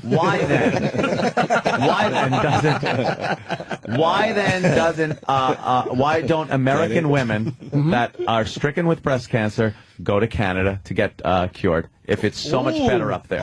It's actually I mean, we're talking about a percentage always point about or two. breasts And also, with you? here's the problem is that one, Why people in the United breast States with you because pussy cancer is fucking depressing. That's also rare. Sorry. All right, let him answer that. Women in the United States can't go to Canada for care because you'd have to pay out of pocket. They can't afford that. If it's better care and you can afford it, why don't you? And again, I'll bring up Ted Kennedy. Why didn't he go to Canada to get his brain taken care of? If the healthcare is so much better and he can afford the best doctors, he stayed here in the United States. I'm not arguing, as I said before, that there are not doctors or hospitals that are better in the United States. It would just be great if everybody could get to them, and it would be. But if everyone could, it would be diluted. But I believe the medical care that would be given to people would be diluted. It sounds horrible. I'm talking there's almost a survival of the fittest or survival of the more wealthy, or whatever that you want to call it. It'd be great if doctors gave a shit. But if they actually gave a shit about you living, would be a great time. He said chewing gum and swallowing it. Anthony, you got to stop using Ted Kennedy as an example. This is the guy who, when he wants to break up with a girl, says, "Come on, honey, let's go for a ride." It's just a bad example. Bring your bathing cap, bitch. What do you mean? We're going out to dinner. But now, what you're talking about is nationalized healthcare, and Anthony's basically saying, look, if we nationalize healthcare. Will that further mixing of the races? Which is basically... You are an ass. Jesus. Trying to make a point here. No, I just think there'd be this diluting of the of your care. The white race? Based on the white race. A mongrel race. I think you're worried, though, about, if I get truly sick, will there be a diluting? I don't think you're not worried about, am I going to be able to get my flu shot, right? You're a doctor? What? Now, what is your agenda of why because usually doctors hate Medicare. I'm a health services researcher, actually. What I actually do is I do research on how we can improve the healthcare system, how we finance, and how we deliver care overall. But doctors must be against this. Doctors hate Medicaid. Our own research, actually, we did the most comprehensive work on looking at what doctors think about this, and we did a survey. 9 out of 10, right? 59% of physicians actually would support this. More physicians, and a majority give of or take 9%, which is half. No, we surveyed way more than we needed. It's plus or minus only 1 or 2%. It's absolutely a significant majority of almost every specialty of doctors actually support. Sounds to me like you're taking a lot of guesses. We were saying doctors fucking hate Medicare, and the reason they support it is that it would get them paid some kind of way, as opposed to not getting paid kind of way. That's like doctors. If doctors gave a shit, pre-existing healthcare, right? I had to pay for a year before I could actually get help. Before they would give you anything. I thought it's just. Our healthcare system is just, I guess, but it's what not it like should that. be, which is evil. You're complaining about private insurance, though. That's what you're bitching about private insurance. But they work hand in hand. Private insurance and healthcare work hand in hand. That's what we're looking at right here. We're looking at giving people what people that have private insurance have, which is healthcare. Right. Healthcare. Right. But white people don't need insurance until they're 89, 90 We don't years have to guess. Medicare exists right now. They're getting good care. But again, 65 and over. That's the worst. It's why I don't understand this part of your argument. They're the most expensive group in the United States. And that's who's going to get killed at the end of the day. That's who they're trying to get rid of. Are useless old people. I'm telling you. You walk into the doctor's office and they hire someone to just go, boo! And hopefully you exactly. They're trying to get rid of old people, man. They're really not. It's There's no research you did on that one. You're right. I've done no research to see if they're getting rid of old people. Absolutely. I concede the point. He's the angel of death. Walking around in the old age home with a pillow. Let me actually ask Archangel Gabriel. Is there going to be like those questions that they have? Like a lot of times they have those questions you have to answer about pre-existing conditions. No, exactly. Medicare has no pre-existing conditions. You turn 65, you get Medicare. Will it make it harder for me under a nationalized system to get insurance if, say, I smoke and have unprotected anal sex through a hole in a pee booth? I'm not saying I've done that. No, then Medicare's for you. I'm much more of a giver than a receiver. Should that make my insurance be lower? Do you pitch? It's a lot cheaper than if you catch. Oh, my God. We were so much more serious about this 2 hours ago. Oh, my goodness. This is a complete... Well, look, it makes a lot of sense. I mean, it's like, the guy coming from this greedy agenda. I say the same thing again. If you just look at every other country, and again, I don't care about the politics of everything else. They all have some sort of system that's really like this, where it's nationalized at some level, and then there can be private insurance on top of it. But all of them across the board, all of them, though, cover everybody they get outcomes which are usually the same or better than ours, and it costs significantly. You can't say all the countries, all though. For a doctor in England, Sudan only has to go to school I should say for you're like right. 4 years or something. Really? A doctor, I've traveled a little bit, and doctors have less credentials than they do in America. America is the best doctors. Again, I'm not arguing. People go from other countries to come here to get well. Yes, but again, you're talking about doctors. Blue Cross and Blue Shield doesn't create medicines. Anthem doesn't create procedures. It's like that's health care. We're just talking about paying the bills. No, but Patrice is saying people from other countries come here to get care. But people from here go elsewhere to get cheaper care. I mean, there's people crossing the borders, and then they die. That's the part you're leaving out, Doc. I saw this wonderful procedure down in the Philippines where the man didn't even use equipment. He just went in and took the tumor out. I couldn't believe it. With his dirty little goop. Would there be an option?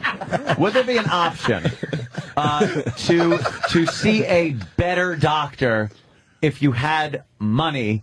Would you be able to see them with the regular insurance? Doctors you could see them with the Medicare. Some don't accept insurance, though. Some don't accept it. We'd have to make it so that they could accept it. But you care about can I see the doctor I want? I want to see the best son of a bitch in the country. Let's say I'm loaded. Right. And I want to see the best doctor there is. That, to me, that whole thing of competition, of being better than the next doctor, of being able to charge more because you are better, kind of fosters people doing a better job, I believe, than just across the board. We all make the same money for every procedure. This doctor does the same procedure as this one. This doctor, not quite as good as this guy. But they both get paid the same amount? Then what's his incentive? First of all, there's lots of different ways to compensate doctors. I mean, doctors right now, even working under Medicare, can make different amounts of money. You could work for a hospital that says, we want to have the best doctor. They pay their physicians much more, and then they collect the Medicare rates and they send it through. You can still come up with ways to incentivize people. It's not all I'm going to be paid a set amount by the government. That's not how Medicare But if it's functions. cheaper, I'm thinking this way. All right, I no longer have to pay a huge premium every month to my insurance company. Am I going to get the same quality of care under a free government-run program? It's not free. Nobody ever said the word free. All right. Nothing is free. All right. How is it paid for? It has to be paid through, Medicare right now is paid through Medicare taxes. If we want to keep paying the same amount of health care we're paying right now, we would have to take the money that's going to premiums and everything to private insurance companies, which really is only about a third of the money out there right now. So the government's now, already paying for 2/3 of care. What would you think? Do you think I'd pay more in taxes or less in premium? Premium. You personally, Yeah. maybe one of the very few that it depends how they set up the tax structure. Again, I know this is right in my but fucking back 99.99. pocket But again, I don't need to make an income tax. There are other ways that we could come up with some sort of tax what the structure. semantics is. Call it up the ass Give me tax. my money, motherfucker tax. It's one of those things where Punch I'm in your tired. fucking face tax. I'm really tired of this. How about if they only did specific, like say they only taxed Melba Toast, which I have many times written. There are ways to do it through a VAT or other ways where they could come up with a different tax. But for the vast majority of people, there's very little way that any kind of increased tax could come up to be what the cost of insurance is. Then you're talking, here we go. Now you're talking socialism. Why is that socialism? Because when the wealthy have to pay for the poor. But we've got that right now. No, we don't. You in don't that think that the sense income tax of the, happens right now? I mean, come on, your income, you pay more tax than anybody else. You know what it is, though? I'm getting something for it. And this is why I want my income taxes. I love Northern State Parkway right now. Okay. Oh, it's smooth as silk. They repaved it. I love it. That would not change. You're still, right now you're paying for welfare, what I don't you're paying for Medicaid. Tell me, I'm not happy. No, but that existed 10 years ago. Was it socialism then? There's socialist programs. There's social programs. There's social programs. Okay, if you define that as socialism, then we've been socialist forever. But since time out of mind. We have pockets of socialism with various programs, but for health care. Medicare socialism. Of course. So then you're out there. But then if you believe Medicare socialists, we're already there. No, we're not Medicare quite there. socialist. Oh, it could be so much worse. Oh, I don't disagree with you, but so much worse. Wouldn't be that much worse than Medicare. Now I am paying. What gives me the incentive to achieve the American dream of a little bit of luck, some skill, and making something of myself? The same incentive you have right now. Yeah, that's true. Be vilified? The same incentive you have right now. To be vilified? To be what's the option? Stay poor, and so you don't have to pay more taxes? You know something? Why the fuck am I going 60-40 with the government now at that point? Because if you make $1 million Yeah. And you got to pay $400,000. Yeah. You got $600,000. If I make $60,000, I got to pay $15,000. But there is a point in the teeter-totter that you're talking about where it's going to be cheaper.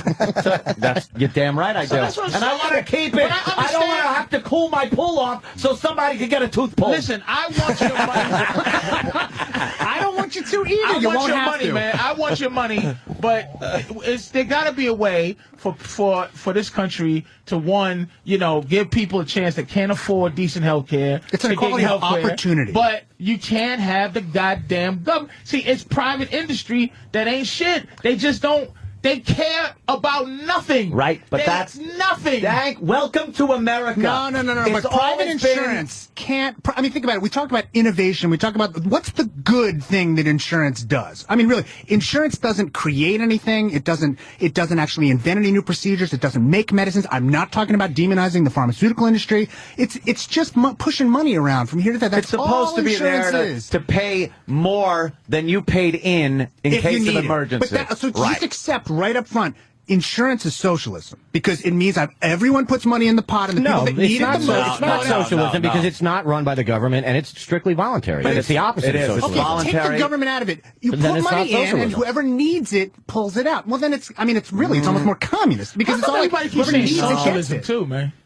So this is bigger than socialism. You're making everything socialism. I'm not. Socialism is kind of fun. You're making every example of what we do on our daily American life. I'm saying that there are programs already that exist. My view of socialism looks like things that are already out there, which isn't true. But do you think Medicare is socialist? That's the only one I'm going to say. When Jim pays for a hooker and shares with other people, that's not socialism. Yes. When the government forces us all to use the same hooker, that's socialism. And when the government tells me that I can't get my money back because it's not, in fact, the girl that I thought it was, that is socialism. All right, let's back up. If you believe that this, I mean, do you think Medicare is socialism? I think it's a social program. Fine, but if I say then just take Medicare and drop it to age 64, is that socialism? Oh, now you're going to say how far down do we go? It's just Medicare. That's what I'm saying. If you believe that Medicare is not socialism, then why, if I say just take Medicare and drop the age for everyone, that's all I'm saying. There are charitable programs in this country. Okay. I wouldn't go as far as to call them socialist. No, I'm not either. But socialized medicine would be socialism. It would be, because it covers everybody. It's not socialized medicine. It's just socialized financing. I agree with you. But that's what Medicare is right now. It is. I mean, we all pay taxes. It's mandated, and we give it to the elderly. That if you I'm fine. Sure, I'm fine if you believe that's socialism. Friggin' pills to some old people. It's like, all right, that isn't exactly more than that. That isn't exactly Stalin. I'm talking. It gets into very dangerous ground when you talk about the entire country being under the government umbrella as far as healthcare goes. It's very. I just don't like the sound of it. Because I don't like the government getting involved in what they are now. They run auto industry, housing, banks. Again, we're not going to disagree on a lot of stuff. I'm not saying government everything. I'm here with one thing and one thing only. But I've only seen them screw things up over the years. Well, Medicare they haven't. Can't. But again, that's not a big. Do you know what a nationalized healthcare system? What a chore that would be for the government? It's just pushing money. It's not the healthcare system. It's actually, again, Medicare has far less red tape than any private insurance company. Again, 3% overhead. And the Canadian system operates at about 1.6% overhead. The bigger the pool, the less the red tape and the overhead, which is why Medicare, which is the largest insurer really in the United States, operates far more efficiently and with far less red tape than all the big private insurance companies do. No, shit, that was a good point right there. Hey. Oh, sorry. I was just going to say, I guess we're going to have to agree to disagree. That was an overwhelmingly good point by the doctor. The doctor's making some very good points. Wow. I don't know enough about it a lot. I mean, I've done my research, but it really has fallen on deaf ears. Maybe you should go to a doctor. Because your examples are silly, Jimmy. Well, no, they really are. Hats. Yeah. Jesus. Come on. I stood up in Congress in a pink shirt and I demanded hats for everyone. Hats for all Americans. And I raised the Sudan because I do think that burning a village and declitting is a way to help people. That's my opinion. People think I'm radical. They're not going to take this seriously, Jimmy. No, they're not, This is James. a serious debate right now. Very serious.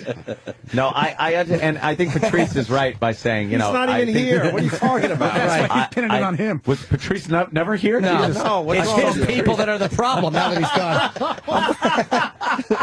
By that I mean heavy. Yeah. Right, of course. Thank God we got the problem out of the room. I do agree that you seem like a genuine, decent guy that just wants to help people out and get the most people helped for as little chore as is possible for other people. Oh, but everyone's saying I'm lost. I'm just. Oh boy. Oh, look at that. What? Holy shit! I'm a high school dropout. Go fuck yourself. Well, the doctor had what Ant is saying come is back not with a good point. That's all I'm saying. What Ant is saying is not ridiculous, though. It's like hit him with something. I think Ant's point is very valid, though. About one thing, is you don't want them just to come in and continually milking you dry of your money to pay for the entire country, and it's that's why we frustrating. should come up with a way that's probably the most fair to pay for it. I will always I'm not say, saying like tax. I'm not saying tax the wealthy. I'm not. And to be Well, honest, you are, but you're not in charge either. no, well, first The of all, guy I'm that not in is- charge is either. It's saying very that. unlikely they're going to do what I'm saying anyway. That's not my point. I'm saying find a fair way to pay for it. I'm completely in agreement with you, but it would cost less Why is overall. it fair in the first place for someone in North Dakota to have to pay for me to get medical care? Very good. Why is that fair? Well, if I want to go back to fair, I'd take it back to I think that most people, I think, when they talk about freedom, can agree that what we're looking for here is an equality of opportunity. Everyone's not going to be the same. Everyone's not going to make the same amount of money. Everyone's not going to succeed the same way. But we'd like to believe that everybody has the same fair shot. That's why I think we have public education. That's why we have other things that keep us safe, because we just want to keep everybody a fair shot. The only way to guarantee that equality of opportunity is also to say that, we all have a fair shot at decent health. Not that everyone's going to make money, but if you get cancer and you have no health insurance, you're done. You're just not going to have any chance. We're just trying to look for a way to provide health care to it's not that everybody should get everything, but I think healthcare is one of those things that the government, we should try to provide to everyone. I don't even disagree with him on that. And it's like to say like what's fair, what's not fair. It's like, hey, we all do kind of pay in for the same military. Yeah. I mean, we're not all getting the same. I mean, as a country, we're getting protected by them, but it's like there are things that we all kind of pay in for. It's like Why do you hate the military, Jim? Because I just think that their outfits are terrible. The black shoes, it's just too heavy. No, I love them. My father's a military guy, and don't ask, don't tell, got him kicked out. I'm kidding. He told. He thought Biloxi Blues was a documentary. No, it's almost like, but what I'm concerned with is like, will all of a sudden like if I want to go, like I had to go to a podiatrist, I had a bad ankle, and she didn't take insurance. She was very expensive, but she was great. Now, would she be forced to take Medicaid? Would doctors be allowed to operate that way anymore? They would have to. I mean, if we went this kind of system, they'd all have to take the regular insurance. Would her rates have to go down? The rates get a little tricky, and the truth of the matter is that that probably, research has shown, if you look at other countries, that doctor salaries on average actually stay the same or maybe go up a bit. But there's a shrinking towards the middle. Doctors who make a ton of money sometimes make a bit less, but those at the bottom end, those who provide primary care and some of the services that don't make as much money, now because a lot of that stuff's better supported, actually make more money. But how much now? You're making it sound like, this is what the tricky part was. You're making it sound like the government will dictate what doctors can make. Right. Now you're saying a hospital can hire a doctor and pay them a certain amount of money, which is one thing. But I do believe then if the hospital is being paid through a government program, they're not going to have this huge amount of money to then pay. Also, there's going to be a lot more beds taken up with a lot less money coming in from those beds. And the government, again, dictating how much money is being paid to these doctors, you're not going to get the best health care that you can get. I think some of the points you bring up are valid, and you have to be concerned about that. But then we have to come up with a payment system, which right now we pay for quantity of care. The more things you do, the more you get reimbursed. It's a crappy way to pay for health care. So we need to perhaps pay for better incentives to try to get people to have better outcomes or to do the right thing as opposed to doing more things. Most people will agree to that. And so we'd have to come up with systems to reward in payment structures the better doctors to get them paid more. Why can't we do that? What is the way to do that where the doctors, because again, don't we have that now? They do make that much money. No, absolutely not. Believe me, your doctor, there's no graph of where doctor's quality and doctor's salary match. That does not happen. Oh, I wouldn't. You know something? Probably there are some crappy doctors that make more money than very good doctors. But there's no relation. There's really no relation. There isn't a friggin' wizard heart surgeon guy that is just amazing that can walk into a hospital and they go, holy shit, this guy, hire him. Because he's probably paid by a hospital, like I said before, like a set amount. It has nothing to do with the reimbursement. Yes, but again, like I said, the hospitals themselves are going to make their money based on a government check that they are sent for caring. And it's not going to be as much money. Why? Because the patients that go in there aren't going to be these upper class patients that are paying for Dr. Wonderful. But they're paying I'm saying, in other words, we know how much money is spent in the healthcare system. Let's just agree to spend that much money. Are you saying the money's going to go vanishing into thin air? It's still going to go to the doctor. A hospital in Beverly Hills. Okay. It's going to have the same quality of care as one in the South Bronx. That's not true. No, well, under your idea. No. Why Everyone can is have that? Because there'll be different quality doctors. There'll be different quality hospitals. What's I'm not the running the incentive? hospitals. What's the incentive to go somewhere else? I know you're not running the hospitals. I'm saying as a business, the hospitals are not going to be able to afford high grade, like those miracle doctors. Yeah, I hate to tell you, but the hospitals right now that probably are noted as like the best hospitals are not the hospitals that make the most money. Because a lot of them are affiliated with academic institutions. A lot of them are university settings. A lot of them are not for profit. But there are hospitals that have better survival rates than other hospitals. That has nothing to do also with how much money they're making. Without how much money they're making. I'm not saying that they don't have. Lots of people have different reasons for wanting to work at those institutions. People don't go to work at Harvard or some other well institution because they're going to get paid more often. A lot of times it's the notoriety and because of everything else that comes with it. How about Cedars-Sinai, like a hospital like that? They are pretty notorious. Like they probably do better than King's. What is it, King's Community or King's Medical? Like a hospital like that where doctors know they can. Will the government? I'm babbling. Sure. Will the government cap what a doctor can earn? No.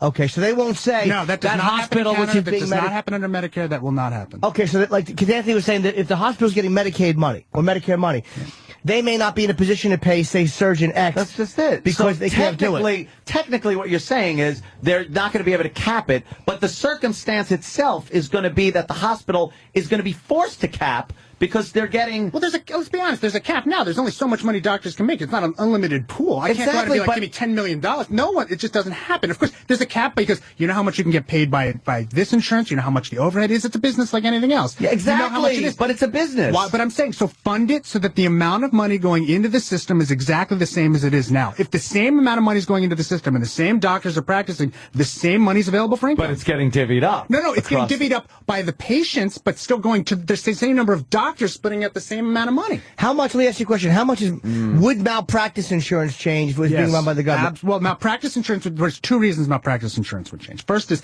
a lot of what gets paid out in malpractice claims is actually your future care. Maybe it accounts for about half of claims. You know, there's always the big case of punitive damages, but most cases are like, I'm going to need care for the rest of my life. This is what it costs. You owe it to me.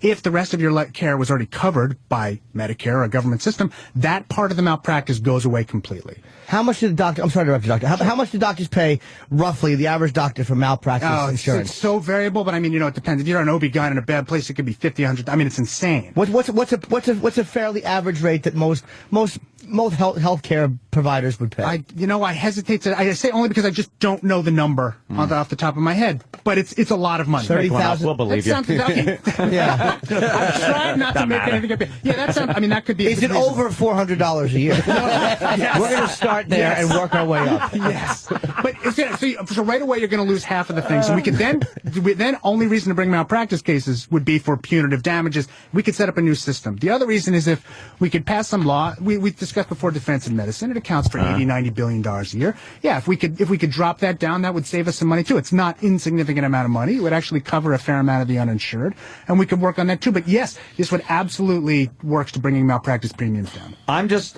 thinking of the basic American. Maybe I'm a traditionalist, my friend, or just an asshole. You're just a dreamer. But I am. I'm just thinking of the basic American dream of the fact that if you do, and I don't care how, organized crime, luck, skill, however you acquired your cash, in this country, that affords you the ability to get better things. And I think healthcare I think you'll falls still into find that a way. category. I think you'll still find a way. In some back alley abortion? Attaboy. Oh, Anthony, you got us there. Because that money will bring with relationships and knowledge, and you'll get into the clinic you want. It still happens today. I don't see that happening. I see that as being one of these, we're spreading it out, we're spreading it thin and evenly. I gotta tell you, and I'm not feeling that I would be able to get the best care my money could buy me. Your ability to get the best doctor, everything else, is not today realistically related to how much money you have in your bank. As opposed to, like, do you know someone to get you into the clinic? Do you have a personal relationship? Do you know? That's the stuff that sort of matters. I kind of know. I kind of know. If I get an illness, I'm not going to the South Bronx. I'm not going to Bed-Stuy. Yeah, but you I'm going to Manhasset. Yes. I'm going to Roslyn. I got it. I'm going to that area, Nassau County. Just say the Jew areas. I'm going to every Jew area. Yes. Could we get Medicaid to cover his visit to Kevorkian? Is that possible? Well, I'll chip in. Goddamn Jimmy Norton. Well, you know something? Like I said, nice enough guy. I think, but I don't think we're ever going to agree on this, sir. I think that's probably true. And I hope I win in the end. But what the doctor's saying is not as radical as I thought either. Like, Shut up, you lefty! Oh, no. Well, you see, you're just a part of the machine, man. But no, we do think, like, socialized... Gatekeeper! Shut up, gatekeeper! We think socialized medicine... All right. Guy who doesn't know where he's going. That's my new character. Guy has no idea what point he's making. Do you really? Well, why don't we promote the book? Because we got Kristen Davis standing by, too. Dr. Aaron Carroll, the book is called Don't Swallow Your Gum, Myths, Half-Truths, and Outright Lies About Your Body and Health. Anything good in this book? This is cool. Let me read a couple of these. Green mucus points to a sinus infection. Is this true? Yes, it is. No, it's totally not true. Points to an untasty snack. Disgusting ass. All right, let me try another I will say, guys, I'm actually a huge fan of the show. I actually listen every day. No one gives a shit. I'm not kidding you. The book was inspired by a scary news tease. Oh, wow. I kid you not. What? Wow. Green mucus points to sinus infection. Wait. What scary news tease? There was. I'm not sure I actually heard the tease in your show, but it was one of those. It was a Halloween one, and they were going. Do you know what strangers are putting in kids' candy? And turns out, no, Doc. 11. Yeah. Doctor's very smart. Hold on. We got the good ones here for the good doc. Oh, I love these. Yeah, and we got like these are real ones. No, I'm not kidding. I listen every day. I know which ones he's going to pull off. Thank you, sir. Could frequent hiccups be a sign of cancer? Watch News 8 at 10. I like the one with the sex offenders are going to be put into your neighborhood. Yes. Sex offenders may be in your house. Dude, that's a real one. The problem solvers have uncovered sexual predators sent to live in our nursing homes. Do you really know who's living down the hall? Could this happen to your mother? Your mother. Great, thanks. Hopefully, if you look at her porn collection, that's what she likes. Yes, my mother would like an African-American orderly. Prior convictions. Look at us inspiring a book. This is cool shit. Preferably from the Caribbean. The Halloween myth was that strangers are going to poison your candy. This guy spent his life basically proving there's never been an incident of a stranger poisoning Halloween candy. Well, every time it's happened, it's been a family member poisoning the candy and then blaming it on the That was in the Culture of Fear, which is a great book. Could your house be making you fat? Tomorrow, CBS 2 News at 5. If you're a gingerbread man. Are you normal? Thursday at 11 on News 8. And the ingredients in shampoo that can make a boy develop breasts tonight at 10. I love these. How a twist on the predator law could shut down religion. One city wants to pack all their sex offenders into a 3-block area. Problem is, it could be right next to your house. That sounds like a fun 3 blocks. What a fucking happening block party they would throw. Everyone's getting ass fucked by the potato salad. God, would that be a great 4th of July party? You can't shut down religion. Big giant water slides are just nude men at the end. Yeah, look at that. He's shooting a Roman candle out of his anus. Well, guys, we inspired a book. How cool is that? What's another comment? What's another one? All right, let's try another one, Ed. Let me try to get one. Okay. Let's see. Well, here's one. Men with big feet have bigger penises. Yeah, you'd be shocked. They actually studied this. They've actually done even studies where they do stretched penile length. I don't know who'd volunteer for this. Wow. So they actually measure the feet, measure the penis. Tons of people. There's no relationship whatsoever. Not, because I got a nice sized hog, and I only got 9.5. I'll say you do. Thank you, Jimmy. I appreciate it. Oh boy, and I actually have You short, do okay fat yourself, feet. brother. Thank you. All right. And I'm not particularly well endowed, but it's been called more delicious than one would expect. Now, singles have better sex lives than married couples. Yep, that's actually a myth. And it says now I've read this. Let me add a little of my reason. Tell me about it. Let me add a little bit of my reasoning in here. You say married couples report more sex, more orgasms, and more instances of giving and receiving oral pleasure. Yes. Now this is probably, I would say, it's probably true. Yeah, it's, you studied it.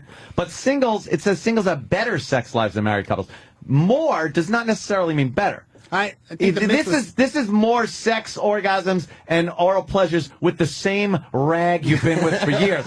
Do you know how special it is when a brand new girl touches your wee-wee? Oh, I don't care how many times it's done. It's that quality. I'm coming, you dumb bitch. Roll over and shut up. Exactly. Where do you live, Doctor? Indianapolis. No, you don't. Wow, okay. Yeah, I know, but believe me, I have trouble believing it too. You go to 500? I've never been. Been living there 6 years, and we still haven't gotten down there. Well, I hear it's a big shindig. Do you have anything else to say, Mr. Wanking? Yes, I'm a loyal Colts fan. Thank you. That was an Injustice for All reference. Very topical. It's like us, though. We don't go to the Empire Doctor, State you say Building. you It's right should, down you should the street. You say you should poop at least 6 times a day. That can't be right. No. Where are we at with the That's pooping? a typo in your copy That's there. I do 3 a day. Is that good? Oh my God, that's quite a bit actually. Yes. You're very good. That's healthy? 3 That's or fine. fewer It's, stools per week is diagnosed as chronic constipation. That the idea though is that everybody panics that they got to be going every day, and if they don't go every day, somehow something's wrong. How many a week? Every day is pretty good, 3 but a if you week is skip a probably day. is fine. But actually, you can certainly do more than that as long as you know. I go every day actually, and I would say at least 4 a week make the bowl. The other 3, well, I should have planned better. You know how it is. Now, when the government's running healthcare, will they be keeping track of how many times a day? Yeah, because they won't be involved in that kind of stuff. Taking They're not running samples. the They'll be healthcare. bagging up your logs. Will there be cameras in the toilets? Well, if I have my way, You can only hope. He also says that milk doesn't make you phlegmy. Doesn't. They've Come actually, on. no, they've done It does, Doctor. It does. They've done It does. double-blinded studies where they give people, they don't know what they're getting, and it makes no difference. It also makes no difference in the particles. It's in your head thing. Maybe not for blind people. If I drank milk, I guarantee I start going. People will say that, but if I give you 2 different substances and I don't tell you what they are, most people can't tell which one. Jimmy, stop drinking out of a mule. Maybe it's not milk. Oh. Yes, exactly. So what is it that makes me clear my throat a lot like that? I didn't actually get that. I don't give oral sex to men, so no, I don't quite get that. Why don't you explain? All right. Jimmy's sitting up. So, what is it about that? Because it's like, and it drives me, and forgive my language, Yeah, but but I would say bonkers. it could be like postnasal drip. I do have that, but I had Maybe sinus it's surgery. It's better since then. Well, I mean, but is it still like, are you still having postnasal drip? I don't know. Do they have it and everything? Probably, Jimmy, if you're still having He's going problems. to charge you if you're. No, I'm a pediatrician. I'm not going to charge him for this. Hey, Doc, so why should we read this? Yeah, well, Why should we read this book? I think that, you're going to find that there's a lot of stuff that people have told you is true, and it's just absolutely not That true. is actually cool. I like great the is this? idea. Yeah. You can't get pregnant using the pull-out method. That's a myth. Of course Yes, you can, of course right? you can. Yes, that one is one of those. Where it's What? like, God, yeah. Ixnay. Sorry. How about this is the best method? This is the best method. Leave it in and give them a wrong last name. Doc, you shouldn't have that in your book. I'm pretty sure it's not. You really shouldn't have that in your book. Kind of violates the bro code, doesn't But it? it does. Yeah, a little bit. but it does prove that we inspired you to write the book. Yes. Now that's fantastic. This looks phenomenal, this book, actually. Flying on a plane is dangerous for your unborn baby. Is that actually a It's myth? not. It's totally a myth. And the people, the worry is sort of that, one, people always used to worry What about if the plane cosmic- crashes? What if Air France? That's a danger Clunking to heads down, everyone, aren't we? including your unborn baby. But it's not dangerous in terms of, the air or anything else. Did we get a mention in your book? You know, you didn't, and I apologize. Most for that. fucking people give us a mention in their book, Doc. I should have now that I look back. Opie's so embarrassing to be around when we have Why? guests like this. Because you ask, you give comments and questions that I cringe at. Because you say in the book. You say wanna what be we're in all a book. thinking. You have the You don't wanna audacity be in to the say book, what I and want to you're- say. And you weren't curious to know? Of course I want to be in You the like book. seeing your name in print just like I do. Where's our Not fucking usually. name? It's in the I'll tell paper. you what, we'll And go my- to the next printing I'm if I can dopey. get it in there, if they can let me change the acknowledgments. I'll stick it in. We're not even in the acknowledgments? That's what I want. Get out! The average person swallows 8 spiders a year. Not true. That's a myth. How many spiders does the average person swallow a year? Probably 0.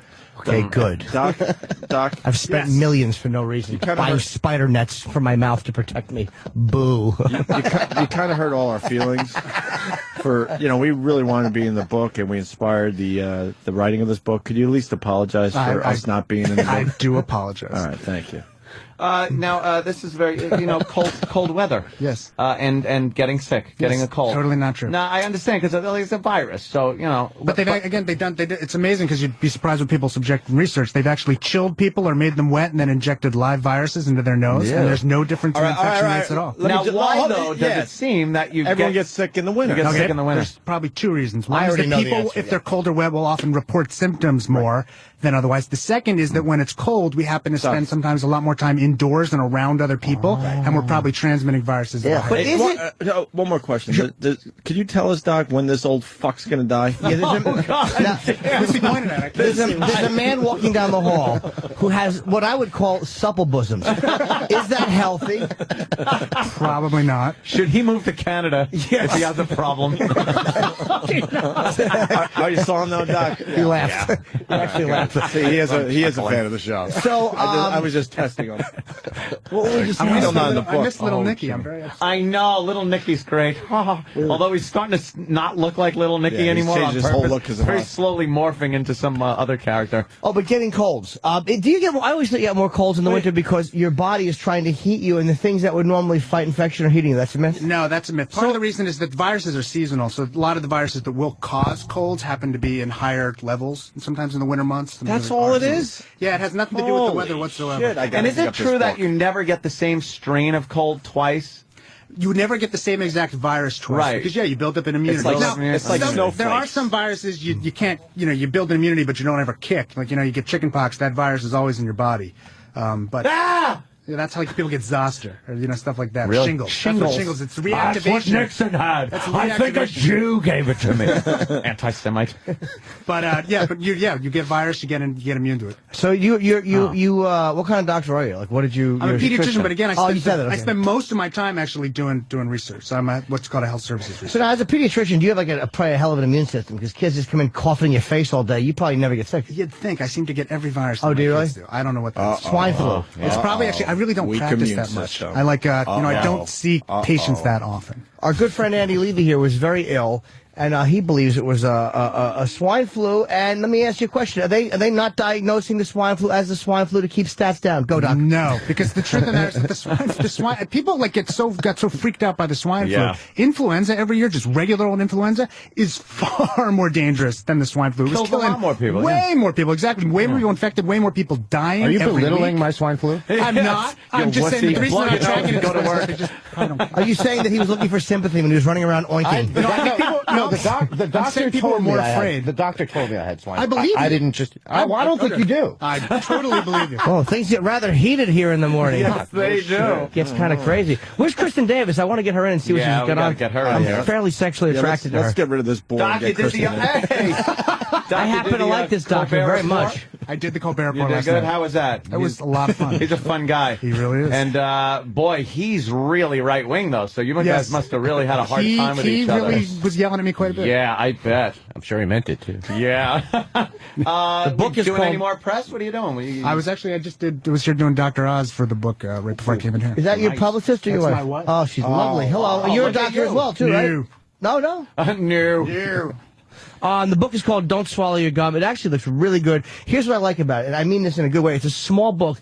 You read this on the toilet. It's like, dude, there's nothing better than taking your one dump a day. It rules. I used to read encyclopedias on the toilet. They were so uncomfortable. 30 volumes on my lap, my little numb legs. This is fantastic, though. Jimmy, can I see his book? No, because you're going to hurt it, and I wouldn't do that. I'm taking Dr. Aaron Carroll. Where's my copy? I want mine in my what? bag. No, I so want. Hey, can I see your copy? How we put it away? What? I give a copy. Would you sign my book? Oh, you got an doctor? extra copy? Great. Do we have to get this girl in there? Not this girl, Kristen. Yeah, we got to take a quick break. All right, let's take a break. I'm going to pay. I don't want a signature because if they find it in my house, they'll probably take my guns away. See, we don't have a problem with guns. He's more teasing, of course. He's just healthcare. I think he's more like you than you realize. I know. He's probably more libertarian on other things. Yeah. Holla, I hear right? you. Yep. All right there, Doc. More like Anthony, huh? Did you also try to get Marvel Comics to make Mein Kampf into a superhero? No. I'm still trying. What do you mean try? All right, big break. Andy Levy's here from Red Eye. Thank you, Doc. And the good doctor, Aaron Carroll. Don't swallow your gum. Pick it up. Sounds like Looks a good fun. read for real. It really does, man. And it's just like fucking everything you think about with medicine is answered in here, I think. If you pick up food within 5 seconds of hitting the floor, it's safe. Do people actually believe that? It's a 5 second rule. Yeah, it's 5 second rule. It's totally not true. God damn it. All that time I dropped my gum in the stable. Do you know, one time I dropped my chewing gum under a urinal and I got it right up off the floor. Can I ask the good doctor something? Sure. I ate gum off my shoe literally 10 days ago. Yeah. And then I had explosive diarrhea. I was shooting water. Are they connected? that could be related. Yeah, I wouldn't doubt it. What did I get, you think? Whatever was probably on the bathroom floor that was on the bottom of your shoe. No, this was the dirty streets of Manhattan. It could also be the 6 enemas you gave yourself. That's just fetish stuff. So that wasn't a good idea to do that? Yeah. No. Nothing that will be lasting? No, it probably went right. If you had explosive diarrhea and you're done, you're fine. Oh, my God. It was inevitable that you guys would cheat on me with another doctor. Ha ha ha. Doctor Good who? debate. Great show. Doctor who? Dr. Steve. Call him Dr. who. Dr. Steve is very upset we cheated on him. Well, you know what? Dr. Steve should fucking come up here and start doing some great radio instead of fucking stand there barefoot in a vat of grapes. Making the stupid wine. Yeah, trying to make undrinkable beverages. This guy gave us a bag each of drugs. Did you do that, Dr. Steve? That is true, Dr. Steve. My dick would honestly be atrophied if it wasn't for Dr. Steve. Thank God for Dr. Steve. We have bed sores. Oh my God, my penis is firm and young feeling thanks to Dr. Steve. Oh my God. Oh, so he gives you the pills. Yo, you bet he does. Well, Aaron Carroll gave us the pills too, and I really appreciate all the different colored pills you gave us today. My pleasure. Yes, that's great. Dr. Nicopolis here. Really? Fresh back to the fucking Graceland tour. All right, yeah, we should take a break, and then we'll bring in Kristen Davis. Yep. All right. Very cool. Oh, no. We'll just leave. Okay, cool. What if we sneak out? All right. I want to talk. You go first. We need Andy Levy to talk a little more. He got up early and all. Yes, you did. All right, we'll figure it all out. Thank you, Doc. Opie and Anthony, Jim Norton. Yes. Andy Levy, who's part of the Red Eye team. Yes, 5 nights a week on Fox News. Yeah, we have Greg in there a lot as well. Yes, and now we do. we're going to start getting Andy in here, hopefully on a regular basis. Andy, you promoting anything else? Me? Yeah. Not a goddamn thing. All right, good. Look at these tits then. She's lovely. Kristen Davis, everyone. Oh, hi. God Here damn. she is. You look. It's nice to meet you. What did she do? Kiss me on the cheek. Yes. Wow, you look much better this time around. Jesus, what a backhanded compliment that is. That was a front-handed insult, actually. You look way better. I don't know what it is. Did you go on vacation? What happened? No, I mean, you caught me at a time. It was a very tough time in my life. I didn't know I looked that bad before, but thanks. No, you look Maybe good. I just dressed up for all you guys. Yeah, I in can't here. believe Anthony said that. I think you're beautiful. You look very good. I'm a good boy. You have very nice, nice legs, if I may. Thank you. That's exactly what you look at, right? Between the two. Are you wearing underwear? No. Yeah, Really? I don't think so. Yeah, the guys were saying you weren't wearing any. I didn't notice that. We had a doctor in here could have taken a look at that. It was a pediatrician, so. You're not wearing any I don't think, yeah. No, I never wear underwear. Great size difference in what I he's stopped like 10 years ago, and now I find them uncomfortable. I agree. Really? It just You don't wear any underwear yet? I do wear underwear, but I find them uncomfortable. I like discomfort. There you go. Yes. You stopped wearing underwear like 10 years ago. 10 years, yeah. Wow. Really? Do you ever show your hiney? You never nervous about wearing something that short? Yeah. It's not short. All right. Oh, wow. Your legs just... No, it's not that bad. It's short when you sit. No, it's not that bad. It's short when you sit. Or when you get out of a car or you do a cartwheel or She something. smells really good. Yes, she does. God in damn. this I was room, going to come here more fucking often. You skunk guys would are being smell so good. nice. Wow. Jimmy farts. Anything smells good in this room. Yeah. Can I talk you into doing some sit-ups, like while I look from this angle? Oh, you hold our feet? Yes, I'm as a gentleman. Old school, hold the feet while the other person does the fucking crunches. So, Kristen, you're in this this month's edition of Penthouse, an article. It's called "The Bull," and then in parentheses, "Shit Market," the bullshit market. So you were the Manhattan Madam, And what is this article about in Penthouse? It's about Wall Street misappropriated spending, the antics of the guys spending the money, doing cocaine, spending corporate money, taking it out of people's pockets. Still doing coke? Jesus Christ. It's huge. Come on, whoever didn't move on to heroin's a pussy. Why is it? Or at least meth. Yeah, go to meth, something. Coke is so 80s. Why is your article only 2.5 pages? Yeah, I don't know. Why did you get your picture? My picture's not in there, and I think I'm kind of cute. Damn. Because they were making fun of us, obviously. They picked the worst picture ever taken of us. I don't know. There's page 51. Plenty of really bad ones to choose from. What was the name of your agency, your escort agency? Wicked Models. Wicked Models. And you said one of the people you name is, you named Bernie Madoff as one of the guys? That's correct. Was he frequent? How much money was he spending? He was a body rub client, so he wasn't on the high end. $20 billion spent in hookers. Yes, I've taken everyone's money, and now they're going to come find me. Body rub. What's a body rub? Rub and tug. Yeah. Oh, okay. But he would probably Make get you more cranky? if he would. How much would he spend average, do you know? Like, what was the body rub? $220. That's it? $220, Do yeah. you think you'd ever throw them more for a blowjob or whatever? Because I would do sure. that many times. I'm sure if you like the girl, but body rub's safe. Like, you can go in for a couple $100. If you like her, you can coerce her for more. You don't have to pay agencies fees. You really get a discount, actually, that way. Okay. And last time you were in, we didn't... Bernie's such a saver. Why are we moving on? Times were tough, he knew. What a cheap fuck.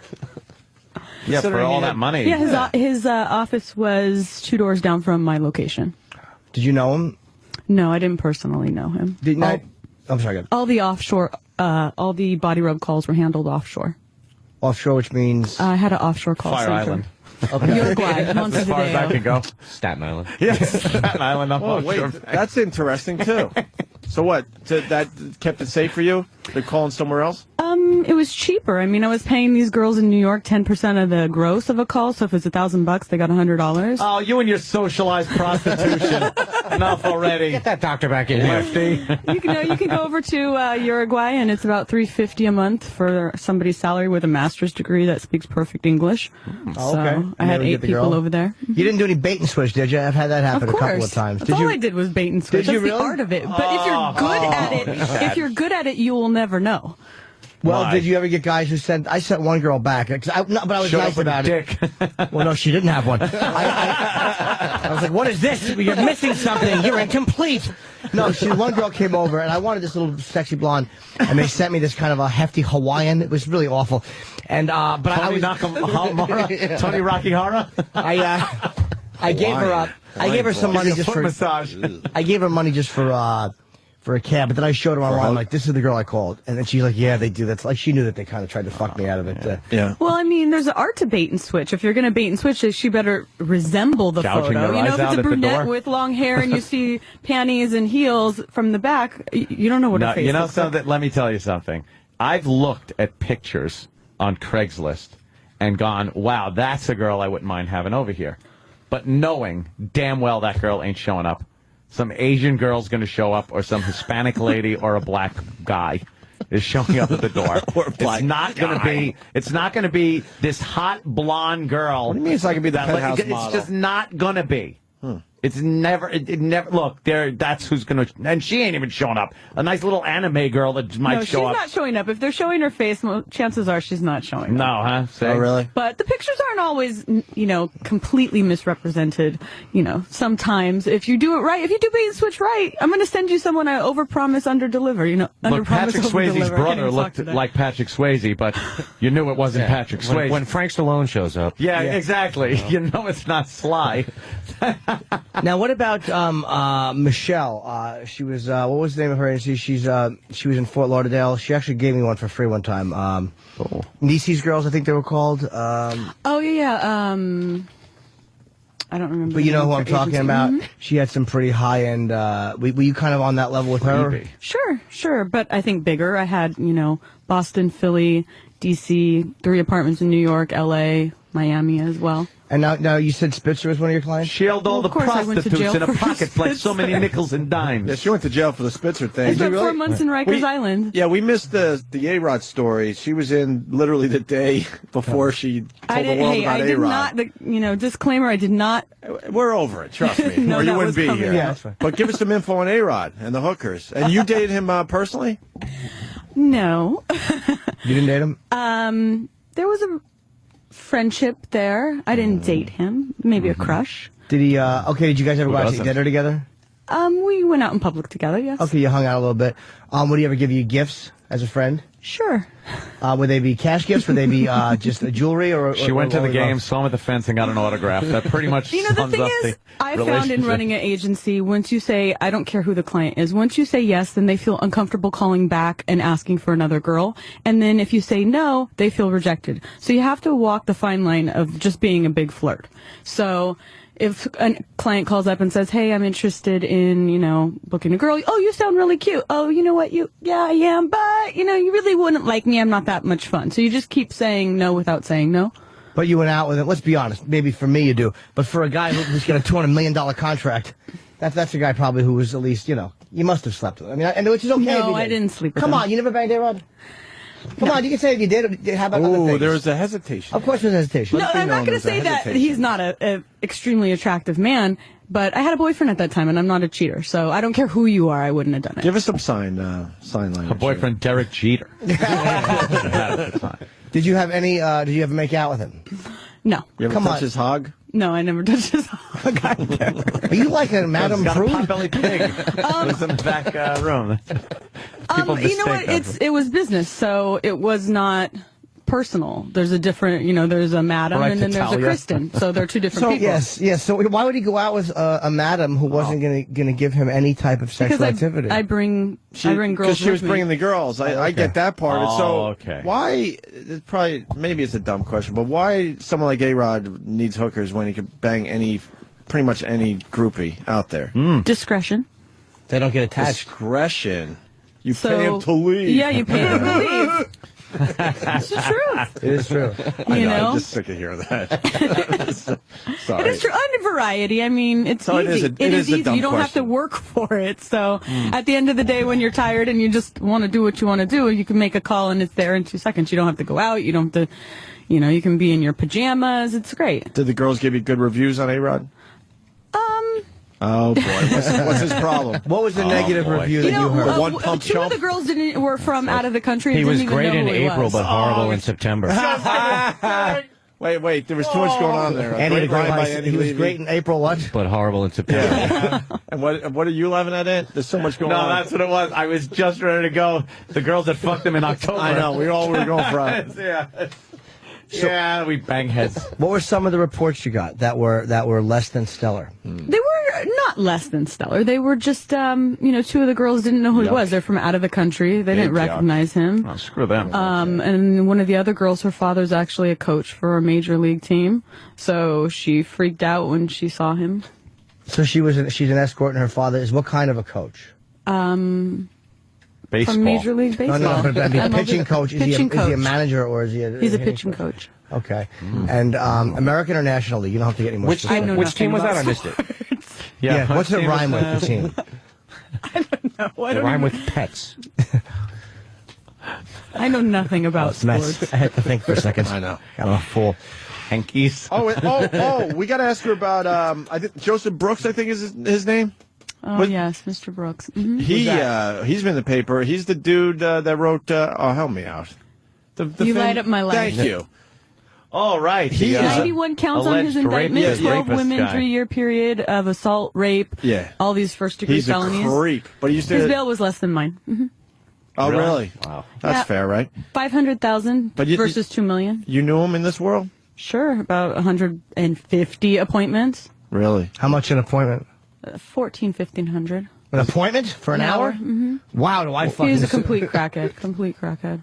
Did a whole, excessive drugs, 3 or 4 day binges, had the girls read scripts, saying, they're auditioning for his next film that he's doing, complete whack job. And he would rape the girls or no? No, he didn't rape my girls.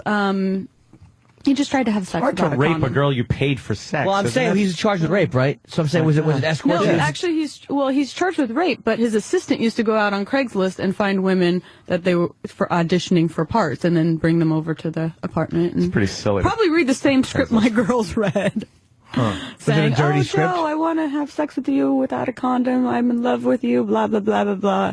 And the girl's saying this, and he's trying to get them to believe it, and then they come to do the act, and he wants to do it without a condom, and then there's some sort of, verbal discussion Mm-hmm.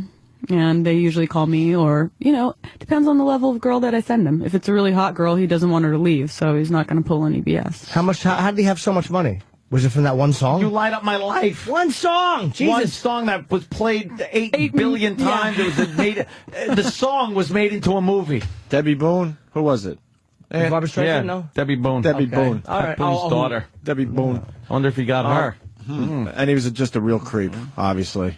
Real creep. Now, we don't know where to go with this Governor X. We're hearing things about a governor. Yeah, so am I. Governor X. What are you hearing? There's a governor. Another governor. Not Elliot Spitzer. Not the governor. And we know not McGreevy. No, we definitely know that. Definitely not David Patterson. Patterson. She is saying... He went down on your toilet bowl cover. She is saying there's another governor, ladies and gentlemen. Really? Now, what did this other governor enjoy engaging in? Can't really talk about that. Why not? Not even what he liked? Why can't you tell me what you're not saying his name? Why can't you tell me what he likes? Blowjobs, sex, I think. But also a little, let's say, entertainment. Going out actually for drinks with the girls. It was a whole night sort of affair. To pay for that. Yeah, I don't understand it. But how would he go out with them in public? Money, fuck me. As a governor, how would he get away with going out with them in public and not being spotted? He had a friend with him. Okay, so he would bring a friend. Mm-hmm. His friend would book the appointments for him, and then they did the bait and switch on me. His friend was President X. His friend's actually yeah. And his wife is Secretary of X. Right, former President X. Yes, former President X. So why are you uncomfortable with the governor, talking about the governor without... Well, the last governor fallout put me in Rikers for 4 months and seized all of my assets and then put me in about another $300,000 of debt. So how did that happen? Because you got arrested for it, right? Yes. But you've also kind of done your time for it, haven't you, for being a madam? Yes, I have done my time. So how can they prosecute you again for it? I don't know. They can prosecute whomever they want for whatever they want. They can create something, is what I found. So this governor's still in office? Still in office. What's your favorite baseball team? Chicago Cubs. Chicago governor. Is the governor? I know. Is the governor? Chicago governor. I will say it's not Arnold. How's that? Well, that's cool. We got 49 to go. All right, we're doing good. But I have to defend my home state. You know how it goes. Is it? Okay, can we get a region of the country? Yeah, it's a Democrat Republican. East. Yeah, are you going to be identifying this guy tomorrow after you're off our show? No, I'm not identifying this guy at all, although I hear that there are some, nice blog postings and comments on the Huffington Post. Is it east? Is it northeast or southeast? Just east. It's northeast. Let's be honest with each other here. Yeah, you're not naming the guy? No, there's a lot of stuff going on, though, a lot of interesting conversation about it. Let's just say this. Have you seen anything that was written anywhere that did peg him accurately? Yes. Okay. Do you have a pencil? I have a pen. Are we doing Sudoku? I need a pencil. We're doing Sudoku? Yeah, thank you. See, I just needed a pencil. What you could do like Hangman. That's not a pencil. That's a pen. Oh! That's all I needed. I'm fine now. Oh! You wanted to do the crossword puzzle. You're so vain. Yeah, I know. And I spelled it wrong. Do you have an eraser? Doesn't mean anything. Yeah. So for how long did this particular governor, whoever it is, use your service? About a year and a half. And how many times would you say that he? Holy shit. How many times would you say he engaged in prostitution? Probably 10 or so. 10 or so, and how much a pop? 1,500? How to say this without saying this? It was obviously 1,500 is New York rate, so outside of New York, rates vary. What are the rates? Let me ask you a question. The rates in New York are about 1,500. What are the rates in New Jersey? It's about 700-800. What are the rates in Pennsylvania? Not the same. About 700-800. Mm-hmm. This gentleman paid in coal and steel. So it kind of goes, okay, so it kind of, right. So it kind of goes out like when you get to the smaller states, and as you go north, say to Connecticut, would it stay the? I'm going on Wikipedia. It's so usually right around the join in the fun. 700. So maybe. Okay, so this guy got about 10 times he used your service, and he just pretty much liked straight sex. Was there anything weird? I'm sure you got some kind of reports on him. More of the reports were about the bait and switch. You think the appointment's with one person, and then all of a sudden you get baited and switched, and you have to wonder why. So you do a little investigating, find out. Oh, okay, this is. Well, how did you find out who the person was? Did you? Because obviously he wouldn't give his real name, would he? Yeah, actually he did. I mean, you're out in public, so obviously, people will come up to him and shake his hand, talk to him and that sort of level. So usually some girls are so dumb that, they just don't put two and two together. But luckily I managed at least once to send him someone who figured out what the deal was. Now, so basically she was out with this governor who had a friend with him, and it made it look like it was the friend's date. The friend, yes. The friend would book everything, initially meet the girl, and then bait and switch later on. And then like the governor would take her upstairs for an hour, or would he spend the night? A couple of hours. Okay. Would he do it in his home state or other states? Home state. Oh, gotta like the balls on the governor. Yeah, that's pretty good. All right. So you think he's feeling the heat that maybe he's been named a little bit here and there? Although not here, of course. There's a legal disclaimer. Not here. Well, it's the truth. I mean, we don't know. I would love to know. I would say who he was if I thought I knew who he was. I just don't know. Yeah. Yeah, I mean, it doesn't come as a shock, right? I mean, look at Spitzer. He was frequenting services in his home state. Yeah. That's true, but he wasn't really going out. Was he going out in public with them? Where's that pencil? Was he a nice guy? Who? Which one? The Governor X. Governor X was very nice. Yeah. Which is why one of the reasons why I'm sort of keeping quiet is because I don't feel like Spitzer obviously needed to be out. He's a big hypocrite. The girls that were sent over, did they ever steal her heart? It's a fair question. I mean, Happen. Maybe if hey, look, if he would, no, but you know what? If he would steal her heart, she may leave the business, and I think it's good that he didn't. Yes, exactly. Sure. Yeah, because you don't want a relationship. No, all of a sudden, you don't need some guy just acting like a pirate taking these fucking chicks out of your business. Enough, right? Aren't most governors married? So what are they really going to do? Yeah, I know. You're right. Married. Yeah. And then you got a nice little filly on the side like that. Three. No problem there. Without a fucking doubt, man. Yeah, I hear you. I think we're about done there. You bet we are. We are running out of show, aren't we? Oh boy. Kristen, we got you in late, unfortunately. We're literally running out of show here. Are you going to be in the new movie? We didn't ask you that yet. What movie? What movie? Sex and the City. You're Kristen Davis. No, I'm sure she's very put off by that, actually. Yeah, I'm sure. I'm very put off by that. Can you, the ex-con? All right, so is this governor going to get busted? Is this governor going to get busted, do you think? Is it going to come out that he was doing this? He is now. I think it needs to be addressed. I think there are some blog comments that, I'm hearing some rumors about people really putting two and two together, about the girl even being named, potentially coming out. So how did his name start getting mentioned even? I haven't read anything. I've heard that this guy has been named. How did he start getting named? People posting speculation on like the Huffington Post comments. There's like 100, 250 comments, and people are saying, I think it's so-and-so, I think it's so-and-so.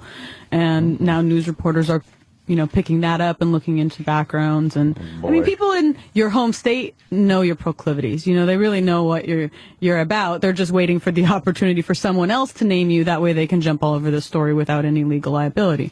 So I'm sure people are just waiting for this Annie to come forward. Okay. Here you go. Did the relationship ever get a little rocky? That's a fair question. That's a fair question. I just wanted in. I just wanted to be part of the club. Hey, you know what? That's a very fair question. Have you even been listening? That's a very fair question. Of course, but I wanted to just be a part of something. Why not? Hey, what the fuck? Want to be a part of something. Was the governor an Eagle Scout? Holy shit. Who the fuck knows? Do you think it will come out? There'll be proof of it, or will it just be more speculation that he denies? I mean, he's got to deny. I mean, look at what happened to Spitzer. He denies or resigns, basically. So he's going to deny. But it's, how many girls has he seen? If they all want to come forward, well, what are you going to do? Go up against, 10, 12, 20? Who, I mean, maybe potentially you've even had relationships with, publicists and interns and all these other people in your work environment. So are there actresses and stuff working now, or high-profile models who were at one time, let's just say, on the other side of the business? Of course. Really? Of course. How do you think they support themselves before they get to be of someone's stature? Let's name one. Yeah. Yeah, that'll work.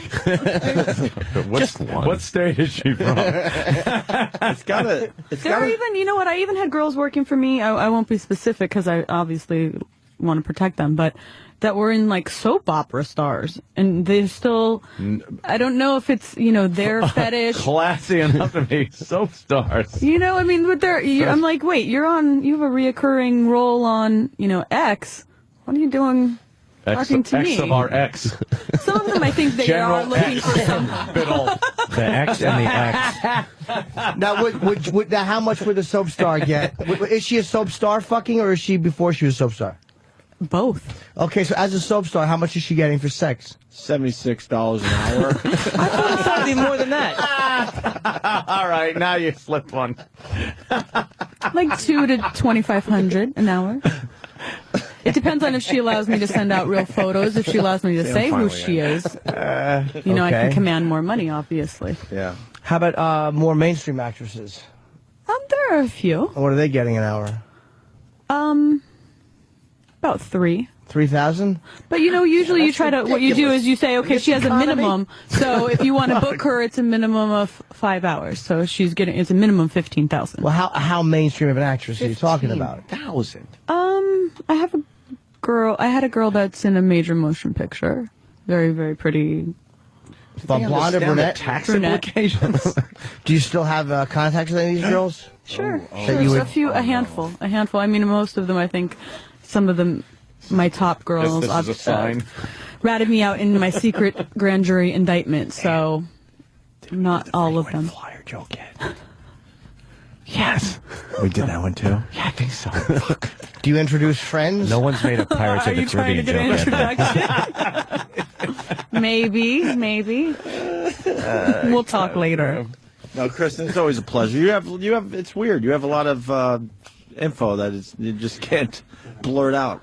That's got to be a weird place to be. It's a powerful yet scary place to be because you have all the information. So, but you also discretionary purposes. You want to be quiet. Sure, we'll all enjoy hearing when your car explodes. Luckily, I don't drive. Good luck managing the Tangiers. ManhattanMadam.com, Penthouse 40th Anniversary, Collector's Edition.